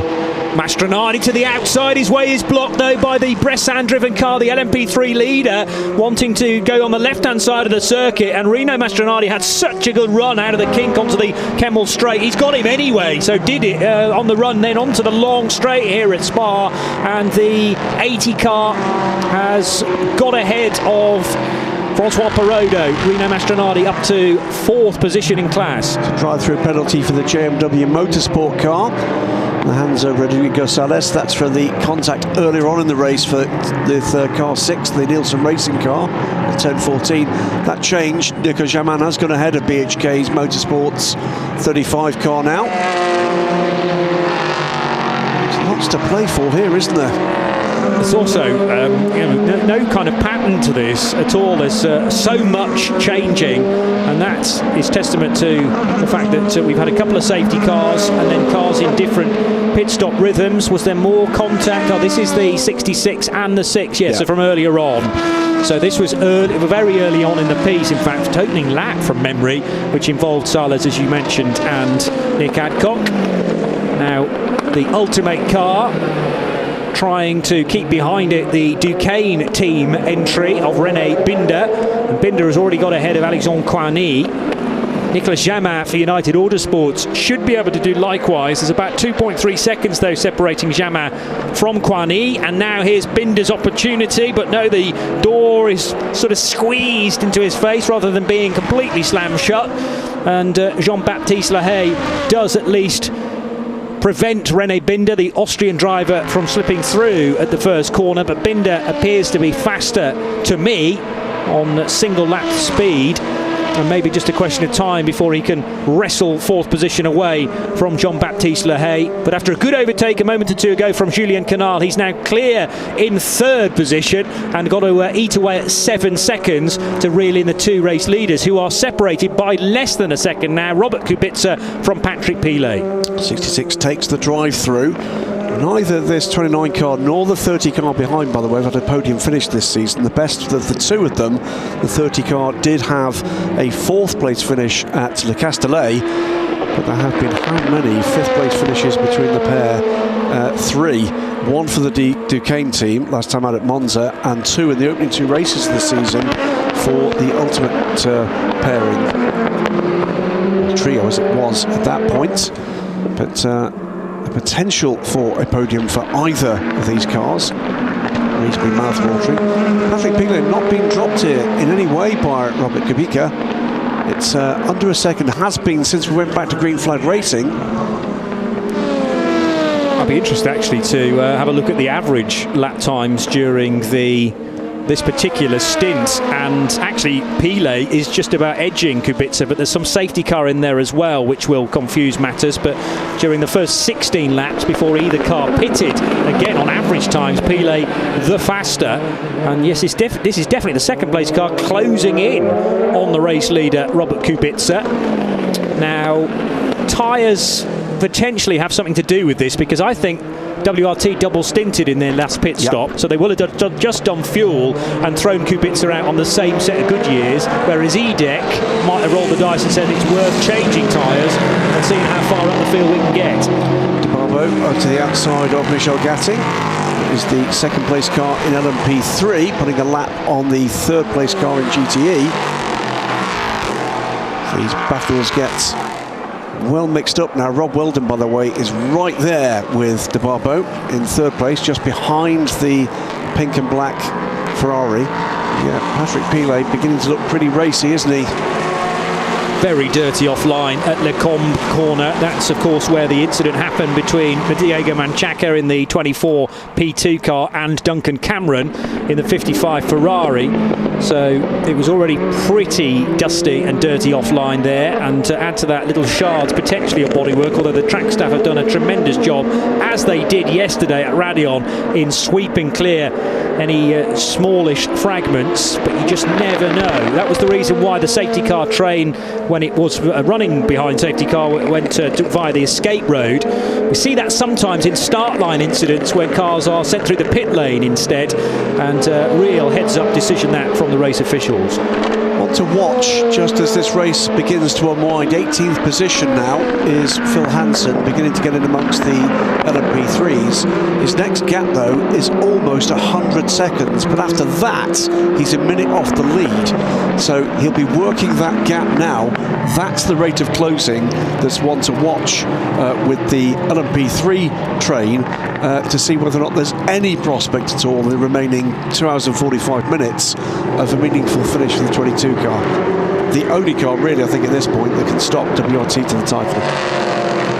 Michel Gatting nibbling at the back of the Aston Martin. There's a monster rear diffuser on that car as well, so she needs to be aware that the back of the bodywork of the car isn't necessarily the back of the Aston full stop, but that car for me, 83, is a little faster in this mode, or this period of the race, than Ollie Hancock. Needs to fashion the opportunity to get by, because there's a real chance here of Michel Gatting getting close to Christian Reed if she can get through, but got to have eyes everywhere, because the United LMP3 car needs to get by to do some Lapri too. And that was the problem for Rob Weldon. The battle in GTE has hampered him in his chase of De Barbo in LMP3. So it's those two of those three races getting involved with each other and having an effect on each other as well. 0.5 of a second, 0.6 of a second now, the gap between the Polish driver in the Belgian run car. Their second appearance in the European Le Mans Series here in LMP2 for WRT. Of course, been here with the WEC side by side here. This is BHK Motorsports, and the Sergio Campana driven 35 car thrown to 7th place now. It's another strong run here from BHK, as Rino Mastronardi is looking to do what he can about Michel Gatting. Oh, he goes around the outside, loses the rear end of the car, but does enough. So Gatting drops a place. So should be very frustrated with that and the traffic delay with the LMP3s coming through. But that is part of the game. Attack and defend at the same time, but also be aware of those cars that are faster than yours, i.e. in a higher class, or a quicker class, let's say, to be able to give them racing room. And that's part and parcel of multi-class racing that so many of these drivers are vastly experienced in. Michel Gatting then with Rino Mastronardi now in front, and wants to make sure that she doesn't go down a further position, but Francois Perrodo is nearly 3 seconds away. She can just gather the thoughts and start to attack again, but that's an internecine battle of the Iron Lynx cars, and obviously the 80 car, to be better placed, is better for the championship, so there's maybe a discussion to be had there as well with those involved in the 83 challenge. Proton competitions, Christian Reed leading Ollie Hancock in the 95 Aston, and then the 80 car of Rino Mastronardi slotting into third place. In LMP3, Alessandro Bressan still leading and got to be short of fuel pretty soon. Okay, we've had 2 safety car periods, but to manage to reach an hour and 17 minutes, they are going very well for Villorba Corsa. Mathieu de Barbois doesn't need to push hard, because that 6.3 seconds will evaporate entirely just as soon as the 18 car comes in for its first stop. It is a circuit you can save fuel if you want to. It's always edgy, but there are fuel saving opportunities, particularly beyond a safety car here for those teams. I'd be interested to find post-race just what the One Aim team have done in that regard. Phil Hansen is making progress, by the way. He's picked up 20 seconds of that gap to the next LMP3 car since we last updated you. 1 minute and 14 seconds now, but the lead gap is coming out. Bressan, by the way, pits as we speak. Very wide indeed, yeah. For the 2 or the 3, I didn't quite catch whether that was Rob Weldon or Andrew Bentley. Andrew Bentley in third position. See again here what happens. Up the inside goes the 14. For an attempted move. There is contact. Oh, yes, there is. Reasonably heavy contact. The attempt to pass from the 14. Here comes the previous leader. It's going to be costly, this, for the number 18 team. We've dropped already down to 8th position in class. And that puts DK Engineering up into the lead of this race in LMP3. 6 seconds clear de Barbo now of Rob Weldon. Andrew Bentley's a further 3.5 seconds back after that contact. With Laurence Hurt still to come. This is looking good for the DK Engineering squad. Ollie Hancock, by the way, whose defence has been worthy of a position in the England team. It's got to be said, fantastic stuff from Ollie in the 95 car. Now under pressure from Rino Mastronardi, who's dropped Michel Gatting. Almost an overlap with the 80 car of Rino Mastronardi. Needs to be careful here, because it's the 7 car looking to not unlap itself. Yes, it is. In fact, it's behind 8 GT cars is Tony Wells, trying to recover after a really troubling start for Nielsen Racing for both cars. Character building, some say, and down in 12th position. But Tony's looking for a way by that scrap for effectively 2nd position in the GT battle. As now at Lecombe corner goes the 32 of Nicolas Jamin, running in 5th, rebuilt overnight and finished at 8 o'clock this morning. A supreme effort for all involved at United Autosports, and let's keep our fingers crossed that they'll get their reward with a good race result now today. But that car, having not qualified yesterday, big shunt for Nicolas Jamin, has worked its way to 5th and just ahead of now, actually 4th, because he's ahead of Jean-Baptiste Lahaye, I reckon. Yeah, and also watching progress of Hansen. I think Hansen is about 10 seconds back from the leader to unlap himself. It's between 10 and 15 seconds, the gap between this battling pair, and further back down the order, the recovering 22 car really needs an awful lot of racing luck. Well, what he needs is to pass them and then get a safety car. Yes. And then it's game on. That would really be a dream scenario. Maybe a bit too much to ask, although safety cars, we've already had 2 of them in the first hour, as Julien Canal is potentially going to be caught. He is being caught by Nico Jamin, who's wriggled free of Jean-Baptiste Lahaye, and Jamin now up to 4th position in the brand new 32 United Autosports car. So no longer is the Ultimate car a distraction. Remember, Ultimate gunning for standard LMP2 points this weekend. With the absence of Francois Heriot, that means they cannot be entered into Pro-Am. Heriot is the bronze, and we're wishing Francois a swift recovery with a, did you say shoulder? It's a broken shoulder, I believe. A collarbone, painful. sorry. A collarbone, yeah. Possibly even worse. So yeah, he missed Le Mans as a result of that, and is missing this 5th round of the season for ELMS. 60 car to the inside of the 93. That is Claudio Schiavone getting 6th position from Michael Fassbender, who spins as a result. So Fassbender will be trying to rejoin. Yeah, you're holding your breath, because we've already had a big accident here with a car rejoining, and 1 or 2 shoot through, thankfully avoiding the green 93 Porsche. So was that Fassbender off the racing line, having been overtaken? Yeah, and in the dirt Well, he was trying not to relinquish the position easily, and fair play to him for that, for keeping the racing going. But as I'd already remarked, there was so much dirt offline there at Le Combe where Diego Menchaca and Duncan Cameron got together, and it just naturally kind of accumulates through race wear, quite a bit of dirt. Lots of running here yesterday. Also lost a position there in recovery to the number 66 JMW car, which is in reasonably close proximity to the other yellow. Yeah, so the leaders still more or less inseparable. A real good arm wrestle at the head of the order between Robert Kubica and Patrick Pilet. Thankfully, the man involved in the crash at Le Combe in the 55 has made his way back safely to the pits. Yes, I'm joined here by Duncan Cameron. First and foremost, are you okay? Yeah, I'm absolutely fine. It was, you know, one of those stupid, low speed, nothing really crashes, just was totally avoidable. I've calmed down now a bit. I don't know, I suppose I've been out of the car 10 or 15 minutes, but I was absolutely livid with the guy when I got out, and he had the full brunt of it, I'm afraid. I don't know if it was on television or not. It was on television. Now, can you just tell us from your perspective exactly what happened? Yeah, I mean, I'm just approaching Le Combe. I could see there'd been an incident. I could see, you know, waved yellow flags and everything. So, I mean, you can't, as a driver, you always have to make a call, and obviously you're not going to stop. But the double waved yellow has been slowed down and been prepared to stop. So that corner for us is normally a late break third gear. But I know as I was going towards the apex, I was in second gear.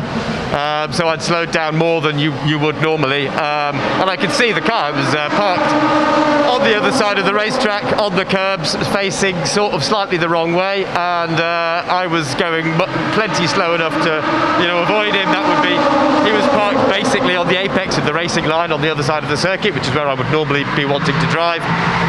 But obviously, having seen the incident, seen the yellow flags, I slowed down, and I was going to just drive around the outside of him, and it was going to be a non-event. Unfortunately, just as I was coming towards him, he decides to set off in first gear, and he literally just dawdled across the racetrack straight into my path. Obviously, it's quite a tight corner, that one, so I can't just stand on the brakes because I'd have spun myself. I hit the brakes. It literally, I don't know, maybe I had a second of the guy. Obviously, got it going, got it in gear, and just took off. And I just had enough time to hit the brake pedal, but bang, it was a big impact. And I don't know, it was taking the electrics out in our car because I couldn't even get the radio to work. But I don't know what his name is. I mean, it's like his race was probably over. It was pointless him trying to take any risky kind of move to get the car going again. And in that situation where he was, he's clearly not read the driver's brief, because Eduardo specifically says, and we all know that there is a particularly dangerous corner, and he just dawdled back onto the racetrack. You're understandably very frustrated, and we're sorry that your race had to end this way, but thank you very much, Duncan. Thank you. Thank you. Well, the full explanation, and it was great to hear that, because obviously, you and I, Graham, had only seen it from one particular angle, and Duncan is in the line of sight, in the eye of the storm. A big spin for Mattia Passini into the bus-stop chicane. This was a moment or two ago. He was in 5th place for Inter-Europol competition at the time. Well, still is, so I think he was higher up than that. I think he may have lost a place with that. Yes. So I think he gained it briefly, lost it. I'm going to call that ambitious. Yeah, well, he sent it, didn't he, on the inside of the bus stop chicane, but the tyres weren't having it. It's the bike racer in him, I think it's fair to say. But so he's still got this lead battle cracking along. Patrick Pilet, terrier-like, snapping away at the ankles of the WRT car ahead. I didn't think it was possible to get your knee down in an LMP3 car, but Mattia was certainly giving that a good go. But yeah, Patrick Pilet versus Robert Kubica, although there's not been any attempted overtake here, just the mere presence of Patrick Pilet will be in Kubica's consciousness. And then heading out of turn 9, a bit of a squirm on the curbs there, pushing the 41 car through the left-hander at Speaker's Corner, Jackie Ick's Corner if you prefer, and now arriving at Pouhon. Patrick Pilet, slightly more neat and tidy, I would say, than the pole up ahead of him. Absolutely. And behind, by the way, up into 3rd position, Nico Jamin has passed Julian Canal and is pulling away 14 seconds behind this battle. Just looking to see we've got the leader. And where is the 22? Is that behind 32 or in front? Behind, I think. Yes, 22 is behind 32. So the key point there is, where is the 22 in terms of potentially overhauling and unlapping itself to get onto the lead lap? That's a potentially crucial part if we keep on having incidents in this race. Yeah. Could they become a factor again? The stewards are going to look at you might have mentioned this, the 60 and the 93 incident at Le Combe corner, but for me there wasn't any contact. That was an overtake from Claudio Schiavone on Michael Fassbender, and Fassbender spinning then because he was on the wrong bit of the racetrack right afterwards, but he was trying to get the place back again from the third of the Iron Lynx cars, the yellow and black 60 of Schiavone, who here at the equivalent meeting last year had a real weekend to forget when he'd had an incident on the formation lap in Michelin Le Mans Cup on Saturday down the Kemmel when he was weaving and caught one car that was trying to get past him, and then in the ELMS race rudely assaulted by a P2 car, I seem to remember, down at Le Fagnes corner, which put him out. So going rather better this time in the 2021 version, and Schiavone is 30 odd seconds down from Francois Perraudot's fifth placed AF Corsa Ferrari. This is the battle for 8th position now, and indeed the battle for the overall lead in LMP2 Pro-Am. Alessandro Coigny has been closed down by Rio Andrade. I should say, by the way, Nico Jaman is catching the pair ahead. He's now 12.5 seconds back from Patrick Pilet, and we'll keep an eye on that lead. So very close indeed for Coigny and Rui Andrade. This is a Pro-Am battle, so it will mean something when we get to the podium, and Andrade should be able to pick off the Swiss driver fairly easily at the top of the Kemmel Straight. Up the inside goes the 25 Auris 01, and we have a new Pro-Am leader for 8th place overall. Now, if the leading duo the battle wasn't tasty enough, it's set to get very fraught indeed, because they are catching slower cars, including the 83 Ferrari of Michel Gatting. The MV2S LMP3 car is just up ahead as well. So Kubica slicing his way through this traffic, going wide. There's contact over Patrick Pilet behind, and he's stripped the door mirror of the 80 Ferrari. Now that could lead to consequences to the Edict Sportman. Meantime, by the way, we're going to have a drive-through penalty for the number 60 Iron Lynx car. That's Claudio Schiavone for abusing track limits and rejoining in a dangerous way at turn 5 is the judgment there. Yeah, well, okay, interesting that that is being looked at as Patrick Pilet. What's the scarring like down the left-hand side of the car? Nothing visible, but certainly Rino Mastronardi will be feeling it, because all of a sudden he can't see any cars out of the right side door mirror. As under attack now from Michel Gatting as we watch the cars power down through Eau Rouge and up towards Radillon. Pilet absolutely on the ragged edge there over Radillon. He's got a great run here. He had the 77 Porsche up ahead, and he used that as a drag, and now he darts to the inside line. Kubica covers the line. There's a bit of debris that they've both picked up as well, and there's going to be a 30-second stop and go penalty for car 25 for not respecting the safety car procedure. So that was 2 moves from yes, it Kubica. was. Okay, to defend into Le Combe corner. But just trying to keep you up to date with the race control messages as well. So 25, which has just taken the Pro-Am lead, will have to effectively give that lead back again when it comes in. That, if you recall, was the investigation into the pit stop under the first safety car.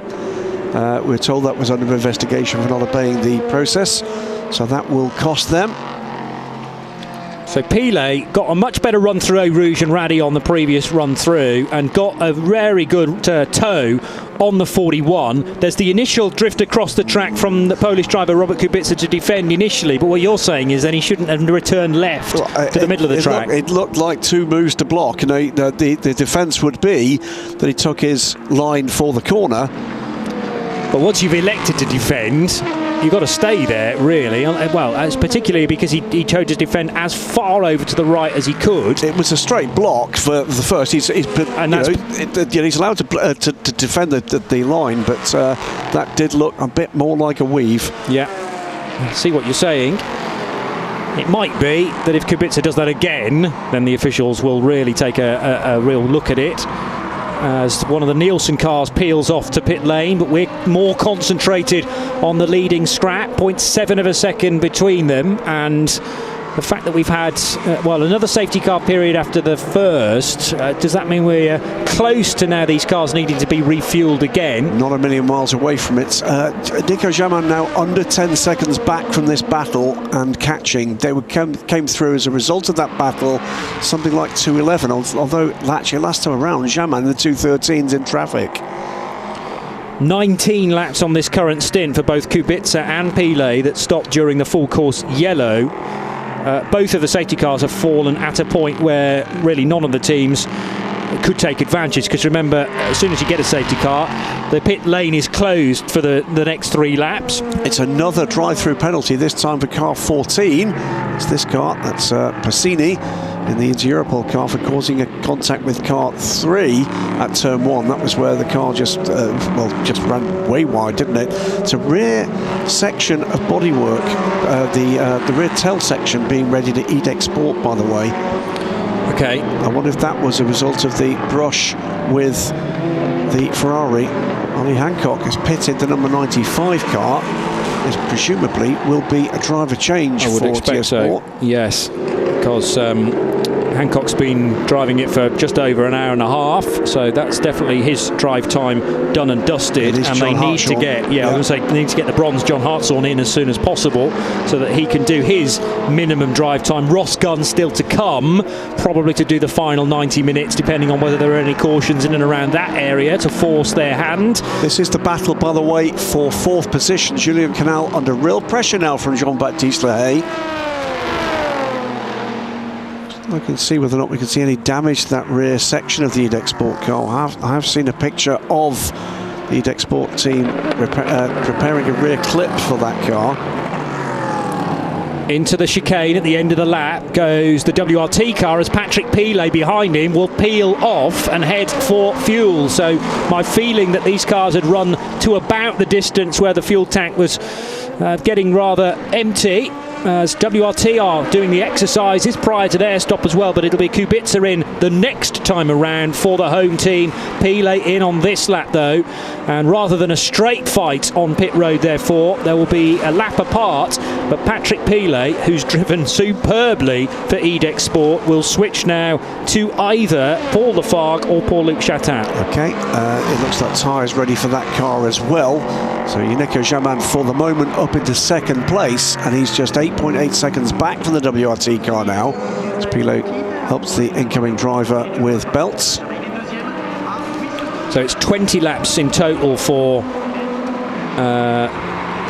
the Patrick Pilet car, and Robert Kubica will make 21 laps on the stint. The driver change as well at Panis Racing. Out gets Julien Canal. We'll wait and see exactly who is climbing aboard that car. On board now with Mathieu de Barbeau,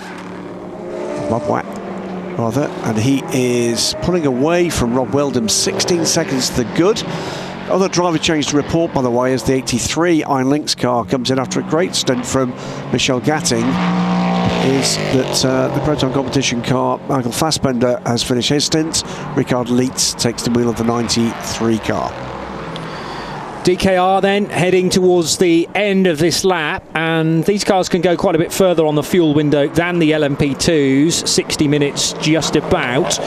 One or two of the very fast tracks we visit, there's even been talk of the need for a 4th pit stop. We have had that in the past actually at places like Monza, but should be okay here at Spa. As Graham's already mentioned, there is the chance to do some fuel saving, so looking at 3 stops for the LMP3s, 3 stops for the GTEs, but more like 5 for the LMP2s.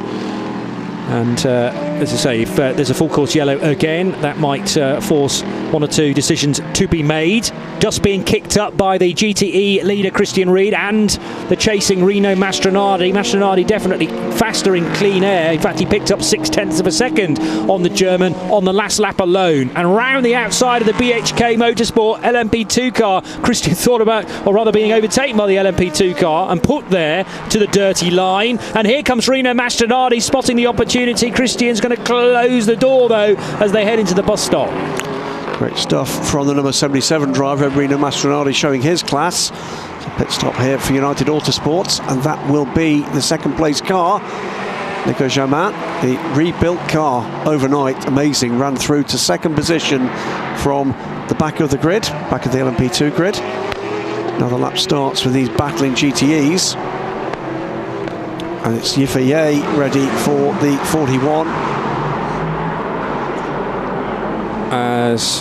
So nothing between Reed and Mastronardi.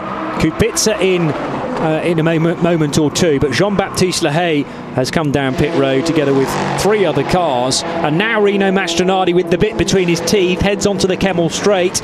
Just a car length between him and Christian Reed. The Ferrari just feints out to the middle of the track to show his intentions, but it's not a hard enough stop into Les Combes corner. On the outside though, or the exit of the corner through the third section of Les Combes, there was a better opportunity, and they'll head down to Bruxelles still in the same order, but Christian Reed under a huge amount of pressure from behind here. Yeah, and Mastronardi hammering the curbs there, wasn't he? Looking for any possible advantage. Christian Reed runs wide through Jackie X corner down towards Pouhon. No chance to lift and coast here, for that's for fuel saving. Looks at the inside, the flashing lights don't have the desired effect at that point. Reed though will drift wider here. I think this is going to be where the movie's made. Mastronardi is going to take that position. Oh, Reed off the road, but it did give him a slight bit of burst of horsepower there. But now Mastronardi sweeps around the outside of the first of the sweepers at Le Fagnes corner, and the right-hander is where Mastronardi makes his move. I suppose out in the dirt, Christian Reed, yes, he was off the track limits and gaining momentum, but he's dirtied his tyres very slightly and didn't quite get the turn in that Mastronardi could on the shallower line, and we have a change of lead in GTE. As the leader overall, Team WRT, Kubica comes in. Yifeye is ready to climb aboard. 41 car looking very solid indeed. That will allow Duquesne team's Rennie Binder, I believe, to get, if he goes through, to take the lead. He has gone through. Duquesne will take the lead for this lap at least. So another new leader as we work through the LMP2 pit stop cycle. Yeah, so Binder yet to make a second stop, 38 laps done, and now leading the race. A change of driver for EDEX Sport, Paul Lafargue taking over from Patrick Pilet. Robert Kubica still timed in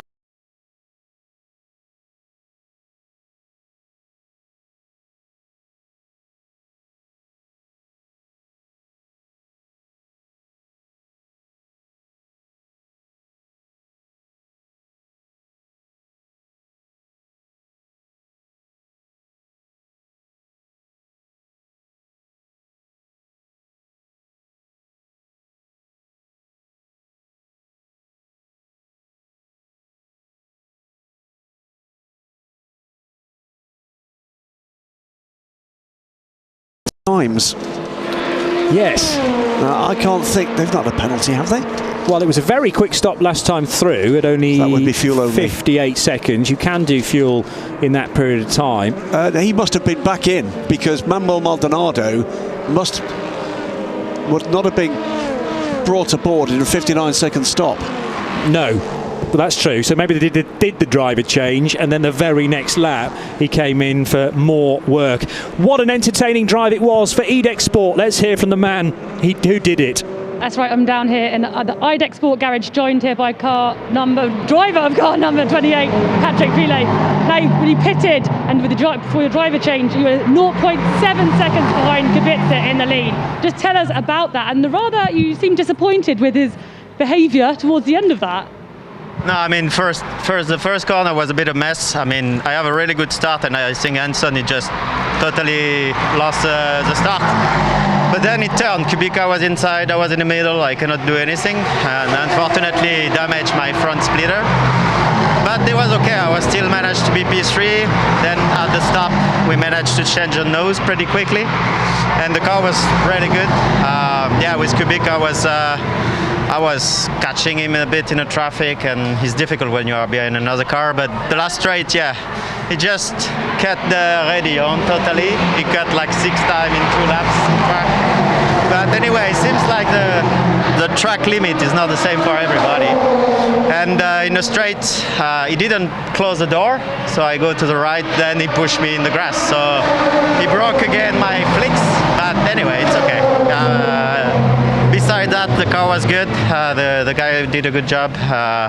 Was not planned that I start today, but it was a last-minute call, but it was okay. I mean, the car was good. And it was a good call because when you came in, you were second. Now, just tell us, was there a bit of contact with the Ferrari back there? Sorry? Was there a bit of contact with the Ferrari? Did we see that correctly? No, I didn't. No, My bad. I didn't touch a Ferrari. It was a bit close because we are like 3 or 4 cars in the Blanchimont, but no, there is no contact. It was fine. So just tell us about Spa-Francorchamps as a circuit. It's a tough one. It's a tough one. So how do you go about, when you're preparing yourself for that and when you're actually on track out there during the race? Yeah, I mean, this track is an amazing place. I always love to be here. I don't have the chance to be at the 24 this year, so I was happy to be back here. And especially with this kind of car, it's a real challenge. As you can see yesterday in Quali, it's really on the edge in the Rédillon. This car are really quick, but it's easy to make mistakes. So yeah, you have to be concentrate. You have to be on it all the time, every lap in the traffic. Now the track is getting dirty also outside, so you have to manage all these parameters and and just try to push as much as you can. There's a lot to take into account. Well, thank you very much, Patrick. Thank you. Patrick Pilet there, who certainly gave us plenty of entertainment. Now, this was the point where he reckons there wasn't any contact with the number 80 Ferrari. Maybe he didn't feel anything, but that's a definite bit of contact because the door mirror is torn off. No, there's definitely no contact there, Patrick. No, exactly. No, I was just going around the outside of Blanchimont. That mirror just fell off all by itself.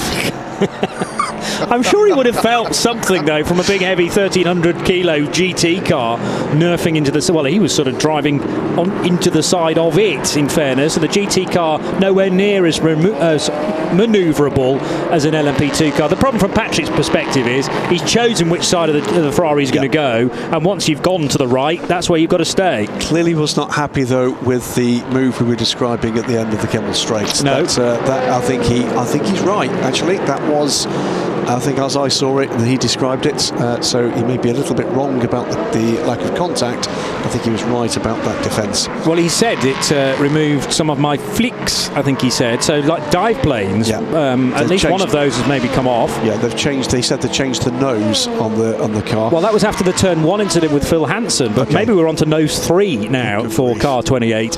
I don't know, but Paul Lafargue, whatever he's given during that stop, he has to then start to deal with those issues, and that's the beauty again of endurance racing, is that not necessarily that Patrick Pilet's treated that car badly, but in whatever form it arrives in the pit lane, the new driver has to get used to that very quickly indeed. Now, just a little bit of an update on the United Autosports story. This is the 32 car now leading the race, by the way, in the hands of Manuel Maldonado with that change around. Did not take tyres because they don't have them, and that's because the tyre set destroyed in the accident yesterday, because it was in qualifying, counts towards their race allocation. So they've got a long afternoon ahead of them on very limited rubber, but at the moment 2.2 seconds ahead, Manuel Maldonado, of Yifei, but not maintaining the kind of pace. Here comes Yifei, took something like 4 seconds out of that gap last time around with Paul Lafargue for the 2 seconds back. So United Autosport it is, ahead of Team WRT and EDEX, Manuel Maldonado, Yifei and Paul Lafargue, your 1, 2, 3. They're separated by 6.2 seconds. Now arriving at Blanchimont corner is the car that should inherit the race lead just as soon as everybody else has pitted around, and obviously Maldonado, as you've explained, with a slightly confusing 4 pit stops, but Yifei running in second and only 1.2 seconds adrift, and we'll head across the line now. WRT are still in a magnificent position to outscore everybody else and, I mean, potentially take the title today. Arriving here with a points gap that wasn't necessarily indicative of that happening, but because of terrible luck for the 26 car of Roman Rusinov at the start, and likewise for Phil Hansen, we still don't know the full details of what happened with Phil, but the net result was a puncture on that opening lap that needed to be sorted out. So the 22 car is still off the lead lap, and G-Drive 26 no longer a going concern. And they were the nearest cars, as far as the points were concerned, to the 41 car. So at the moment, WRT couldn't have wished for a better home race. As far as this, is it going to be 3 abreast on the Kemmel Straight? Not quite, but there's a United car, the 35 BHK Motorsport machine. It's the 22 United Autosports car, together with 65 being the Panis Racing entry for James Allen now, who took the car over from Julien Canal at the last stop. Well, that's a mark of how far up the order he's unlapped himself. He's now unlapped himself up to the 6th place car. So BHK, the next target for Jonathan Aberdeen now, isn't it, aboard that 22 car. Yep. He's making his way back up through the lead order as best he possibly can. His target is not lead the race, but to get the lead lap and then see what the gods of fortune chuck his way. This, though, is the lead battle. This is the sister car, the rebuilt 32 car, trying desperately hard to defend from Yifei, but it does look to me as if the Chinese driver has much the quick oracle underneath him right now. There'll be fresh tyres as well for Yifei in the 41 car. Be rather the tyres with rather more miles on them. The Goodyear Eagles underneath Manuel Maldonado. His job will be to defend this as long as he possibly can. Paul Lafargue, meanwhile, is dropping back from this pair. Robert Kubica, after a stellar opening stint, best part of an hour and a half, will now then slink to the back of the garage and enjoy this one as much as a racing driver can do, and they're not taking active part. But Yifei is the silver-rated driver in the 41 Chinese, and Louis Delatraz, gold, still to come later on. The Swiss will bring it to the end, therefore. Good run through Radion there for the WRT man. Looks to the middle of the track here. Potentially threads the needle, goes to the inside. Oh, I think he's going to make that move stick, I think. Oh, will he? It's a matter of where does the Aston Martin go. I think that's going to go the WRT man's way, and it does. Into the lead again goes the number 41 car of Yifei. Such a delicate overtake that was, considering those were the first and second place cars switching positions, and all I saw for a moment was Yifei out in the dirt that rather did for Michael Fassbender not too long ago in the number 93 Porsche. But of course a car that he was driving far more dependent on the mechanical grip, and it just could not deal with the dirt and grime on the outside of the bend, whereas as Yifei pushed even more through Les Combes, that's where that invisible hand pushing down on the car as the air flows over it really comes into its own, just gluing the car to the track surface no matter what was underneath the Goodyear tyres, and the overtake was done. So Yifei now romping away at the head of the order in car 41, championship leaders already, and well, literally putting Manuel Maldonado in his dust. Odd timing, by the way. We've got a pit stop as we look again at that opportunity at the end of the Kemmel Straight, then with traffic by way of John Hartshorn in the number 95 TF Sport car. That gives the lead to the number 41 car that's been coming, hasn't it? Slightly odd timing for a couple of the pit stops in LMP3 by my reckoning. This is the number 4 car that was leading the race. Number 2 also on pit lane, as is the number 3 and the 14, but we're not at the top of the hour. No, but remember the full course yellow wasn't at the top of the hour either, so everything's been reset now, according to the FCY, where pretty much the whole field pitted. Unlike safety cars, the pit lane isn't closed during a full course caution. It's going to be interesting to see whether or not some of these lead cars do need a splash at the end of this race. Yes, no, I think they will do. They almost certainly will do. Because, what are we, 8-9 minutes away from the top of the hour? So, yeah, if everything stays even now to the finish, we're going to have 9 or 8 minutes to go, with LMP3 cars short of fuel and probably a few GT cars as well. That puts the Cool Racing car, number 19, with Nicola Malini into the lead. MV2S with Adrian Chilla, the car that was in trouble in qualifying yesterday, stopping on track. Second, this is the Duquesne number 30 car, and that is the 22 looking to unlap himself from the 4th place car now.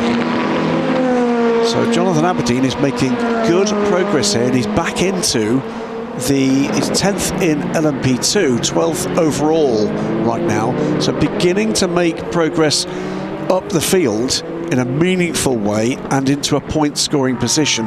Not nearly enough at the moment to stop what looks like the 41 on the way to the title, if it can retain anything like the kind of point-scoring finish it's got right now. But the 22 squad are in fighty mode here. Looking back at the full course yellow, it was 9 minutes and 15 seconds and ran from 11:36 to 11:46 pretty much, but then we had another safety car period. So actually the LMP3 cars have managed to make, let's call it 10 to the hour. They've actually done an hour and 4 minutes on their stint that's just coming to an end. So expect all of the LMP3s to come down pit lane in the next 4 or 5 minutes. They were certainly helped out by a 13-minute safety car period. That was the second safety car that we had, with a number of yellows at the very start, then into a safety car for 11 minutes. So we had an 11-minute safety car period, a 9-minute FCY, and then a further 13 minutes behind the course vehicle. So it's been a staccato run to this point. Now, I don't want to jinx it, but we've had just over half an hour of green flag running, and this is where we can really work out who's got the best package this weekend at Spa. Yeah, and I guess the good thing towards the end of this race is we've got numbers of cars in several of these classes on different strategies. One of them, the number 5 car, stopping a little later than the lead group. These margins could matter at the end of this race, Johnny, if we get into a splash situation. Or a 6 or 7 minute safety car period. Absolutely. Because that will give them enough fuel mileage to reach the finish then. You might be able to make 5 or 6 minutes, you probably won't be able to make 9 or 10. So you're right that what some may need a splash and others potentially not, but a long way to go before that is all decided. Sarah Bovey being accused of abusing the track limits during her stint in the 83. The bronze-rated driver took over from Michelle Gatting in the Iron Dames car when that last came in. Oh, she said she's not been here for a while. She's just finding a way. That's absolutely fine. It's been a great run from them. Rina Mastronardi, by the way, pits from second in GTE. Francois Perraudot leads the race in the number 88 car. JMW at the moment running in third. I think was a stop. The JMW car, indeed, as I speak, does exactly that, which puts Sarah Bovey up into third position for the moment. So Perraudot in the 88 Ferrari, AF Corsa leading it from a pit-stopping Rino Mastronardi. Sarah Bovey, that's not a warning yet. She moves up to second because of the stopping sister car for Ryan Links, as now it's very tight indeed. The Aston Martin almost elbowed out of the way by the Euro International car, number 11. And who's at the wheel of that? It's not 11, is it? Euro International. It's Bratto, who's been the car from the start. Yes, yes. Now they are only driving. Well, normally Euro International go with a 2-driver lineup. No, in fact it's 3 with Joey Alders still to come, and Andrea Dromedari, who's not done any driving yet either. The reigning JSP4 champion from last year's Ligier European Series, if I remember rightly. Yeah. But Joey Alders couldn't be with Barato because he's a gold, and you can only put a bronze and a silver together. If you've got a gold in your lineup, then you must be joined by 2 other drivers and bronze. That's a team, if you recall, that was in some driver grading trouble at the start of the season. It was Joey Alders and his grading that caused them problems. They seem to now have found that stable driver lineup. Yifei, by the way, pulling away from Maldonado now, 7.3 seconds to good. Paul Lafargue, though, still dropping back a little for Maldonado, and he's being caught by Rennie Binder and James Allen. So 2 LMP2s looking for a way by the Inter-Europol competition LMP3, and space being made now by Nicolas Pino at Bruxelles corner. Relatively easily done that from a P3 perspective. You just leave your braking point to slightly later and just feather out of the throttle to ease wide, and then cut the power back in again, heading towards turn 9. On pit lane now, Francois Perraudot, and see what happens with the length of time this pit stop takes. Just a possibility Sarah Bovey might take the lead here. Through Pif Paf goes the duo René Binder and James Allen. They're running 4th and 5th. Jean-Baptiste Le Hay about a second and a half away from these two as well. And so Binder, Allen, Le Hay close. Bigger gap back to Sergio Campana in the BHK Motorsport car. And then it's still the two Pro-Am cars, about 46 seconds apart, but together on the timing screen, 8th and 9th. Nicolas Lapierre, though, extending the gap now to Rui Andrade. And that would be almost nose to tail had it not been for that stop go, that 30-second stop go. Good point. Yes. So that's cost the G-Drive squad dearly in that battle. You can't necessarily compare the two current drivers because Lapierre, the fastest of the three, although Charmy Lacey runs him close at times, versus Rui Andrade, who's the silver-rated driver. John Faub against Alexandre Coigny, rather, is the interesting one for me. We haven't seen them in the cars at the same time, but John Faub bronze, Coigny bronze, and I noticed that Alexandre at the start of his stint was just allowing cars through because he realised he didn't need to be fighting those, so was very passive indeed. As there's a big moment there for is that the Graf car? Oh no, apologies, it is. I think the 8. I think you're right. It was certainly Graf colours, but either the 8 or the 9, running a little bit wide out of Campos corner and through Curve Paul Frere. Rory Penttinen had just been abused, of course, abusing track limits. I hope it wasn't that moment, though. Sebastian Paget, in the 39-second final stint there, final sector there.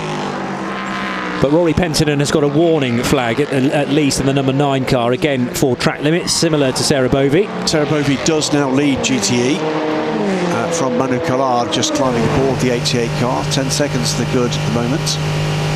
And up into the top 10 recently, John from Aberdeen in the number 22 United Autosports car. So looking for a way around the outside of the Duquesne car. Comes the 65. Gets it. Does indeed. So that's James Allen, who'd been following René Binder for the last couple of laps. That hasn't been shown on our screen yet, but definitely the 65 is ahead of the 30. That's now confirmed at the end of the second sector down at Campos corner. And now heading for Blanchimont at the end of the lap. So turns 16, 17 and then 18 and 19 being the two corners at the bus stop chicane, so called because of the previous corner that existed in the 80s and 90s where you had a firm left and right into effectively where a bus would stop and then a right and left out the other side. That's been replaced now by a more standard chicane, but it retains the old classic name, which I like. Another battle for position as Jean-Baptiste Le Hay closes in on René Binder now. This is the battle for 5th position now. Mathieu Le Hay looking on as his brother does battle with some interest. Mathieu will be aboard that car reasonably soon. Mathieu standing in for the injured Francois Rayot at the 24 Hours of Le Mans in the SRT 41, the innovative car with the two physically impaired drivers, and another race finish for Fred Sauce's outfit after he himself took part in the race some years ago and was the first of the then Garage 56 cars to complete the race. Oh yes, so after the Delta Wing and prior to that? That didn't finish, the Ziod didn't finish. Ziod, yes, of course. Yeah, a different way of going racing as far as Project 56 was concerned, Garage 56, but no less commendable. Oh no, it's all about inspiring innovation, in this case inspiring innovation to allow people otherwise would not be able to race at this kind of level in elite sports to aspire to that. Quite right too. I think, yeah, flying the flag for all those that are in that position. Unfortunately, one from a road accident, one from a motor racing accident. But you can still race at Le Mans and you can finish as well. Absolutely. Just inspiring for all. And looking forward to where that project may go in the future with Frédéric Sauce leading it. Meanwhile, heading in towards Blanchimont again, more scrapping LMP2 cars. Every which way you look, Duquesne are involved, either looking to attack or defend, and this time it is Jean-Baptiste Le Hay homing in on Austrian driver René Binder. with the United Autosports LMP3 car trying to desperately get out of the way. Is that Edouard Coepe, perhaps in the number 2? Edouard, no, he's somewhere in the middle sector currently, so it has to be the number 3. That's Jim McGuire. Yeah. Just crossed this line now, so yes, confirmed it's Jim McGuire. Running in 8th position with Christophe Cresp a good half minute in front. Yeah, Jim's sort of found a little no man's land there with nobody to race with currently. That's guaranteed to change in the next 15 minutes because LMP3 is constantly up and down.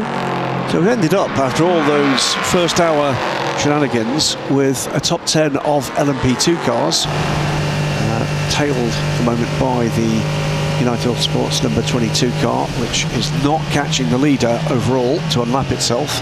It's gradually making its way up the order.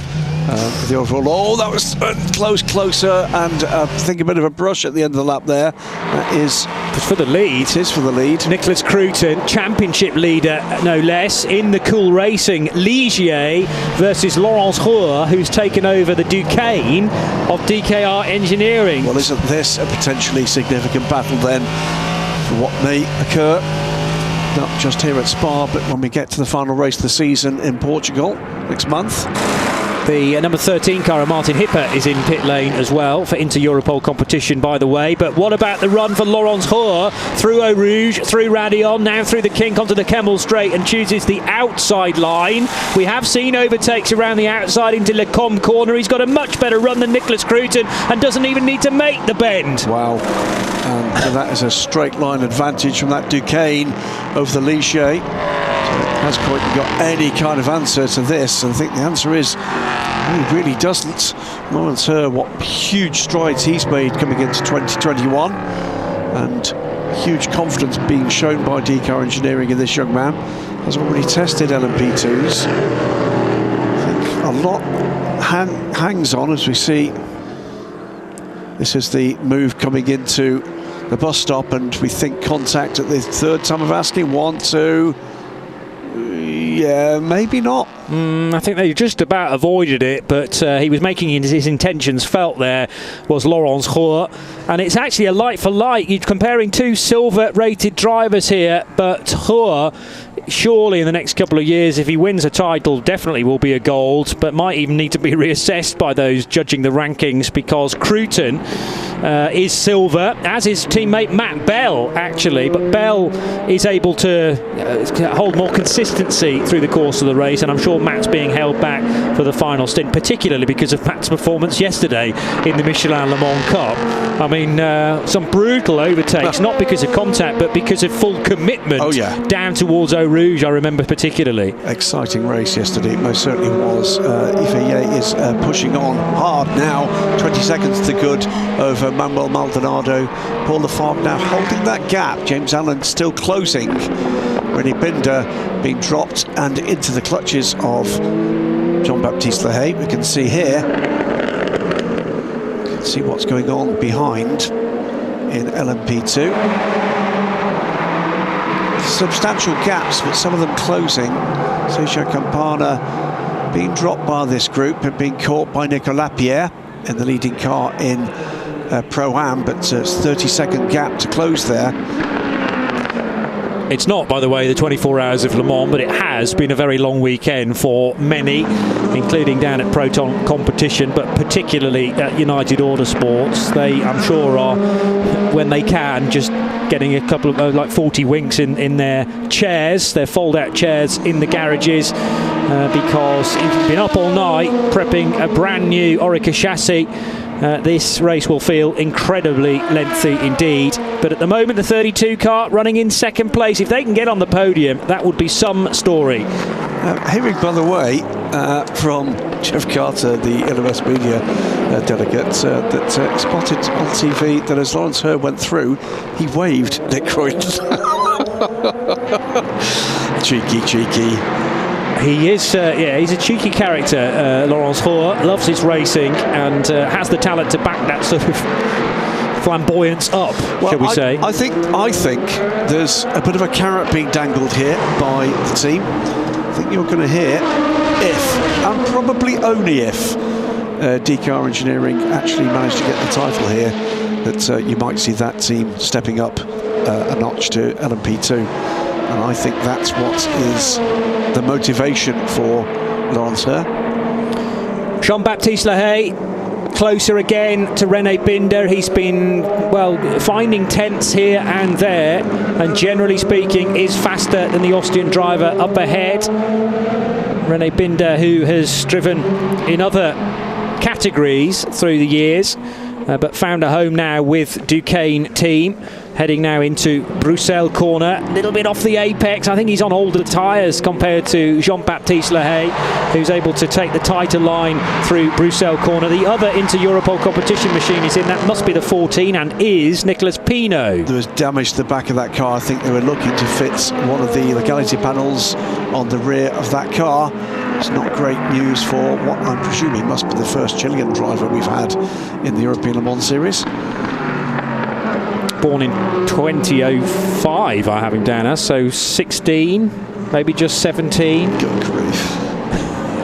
And straight out of karting as well, has done some racing in the British F4 Championship with Argenti Motorsport. Did probably half a season last year, 12 races. And now on into prototypes, doing very well.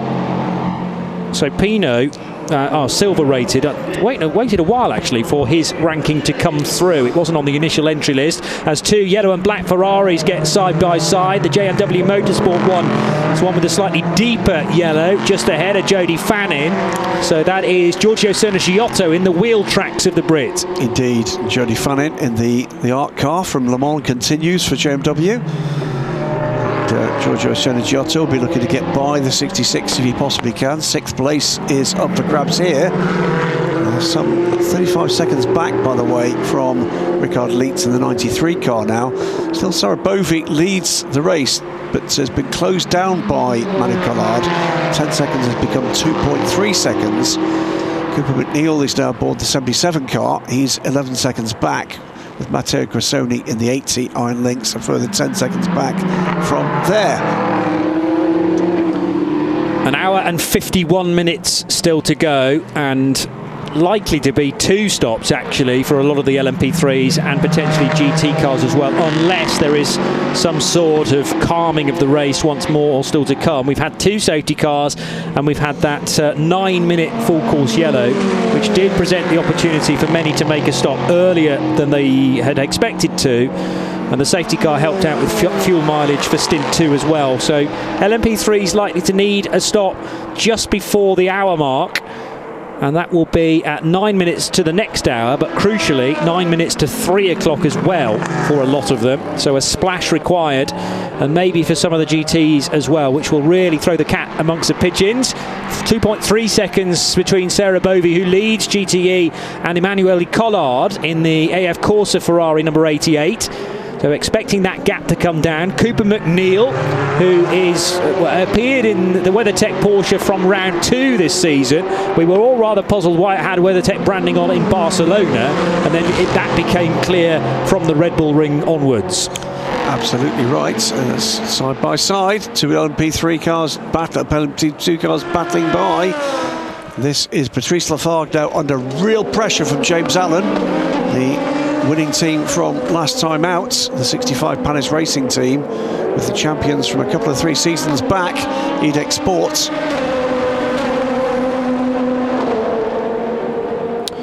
Into the pits comes CR Cruz for Team Virage. That car was spinning about an hour or so ago when Rob Hodes was at the wheel in the 20. And now maybe an opportunity for Giorgio Serna-Giotto. Jody Fannin wanting to defend but also give the Italian some racing room. JMW Motorsport on the inside as they head for turn 9, and the more manoeuvrable 60 car just on the right hand side over Jody's right hand shoulder on the approach, then move to the left. He's going to try it Pouon, Giorgio Serna-Giotto, not quite close enough this time. There's a bit of a wiggle at the rear of the 60 there on the limit, and with an LMP3 car up the inside, a little bit of debris thrown up by the pair.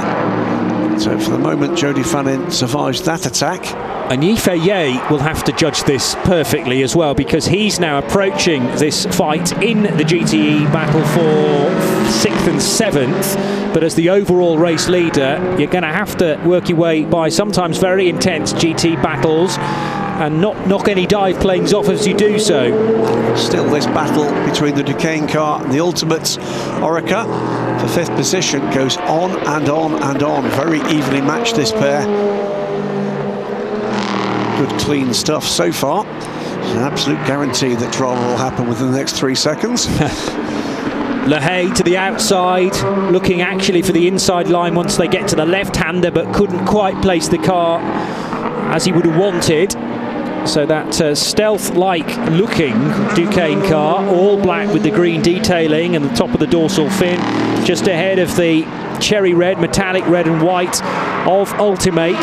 Pensive looks for Mathieu Le Hay, who is Jean-Baptiste's brother, and they are just racing together this weekend rather than with as a threesome with Francois Herriot, which has been, well, their way of doing things for at least the last couple of seasons. Way back in LMP3 days, they started off prior to ACO rules racing, in fact.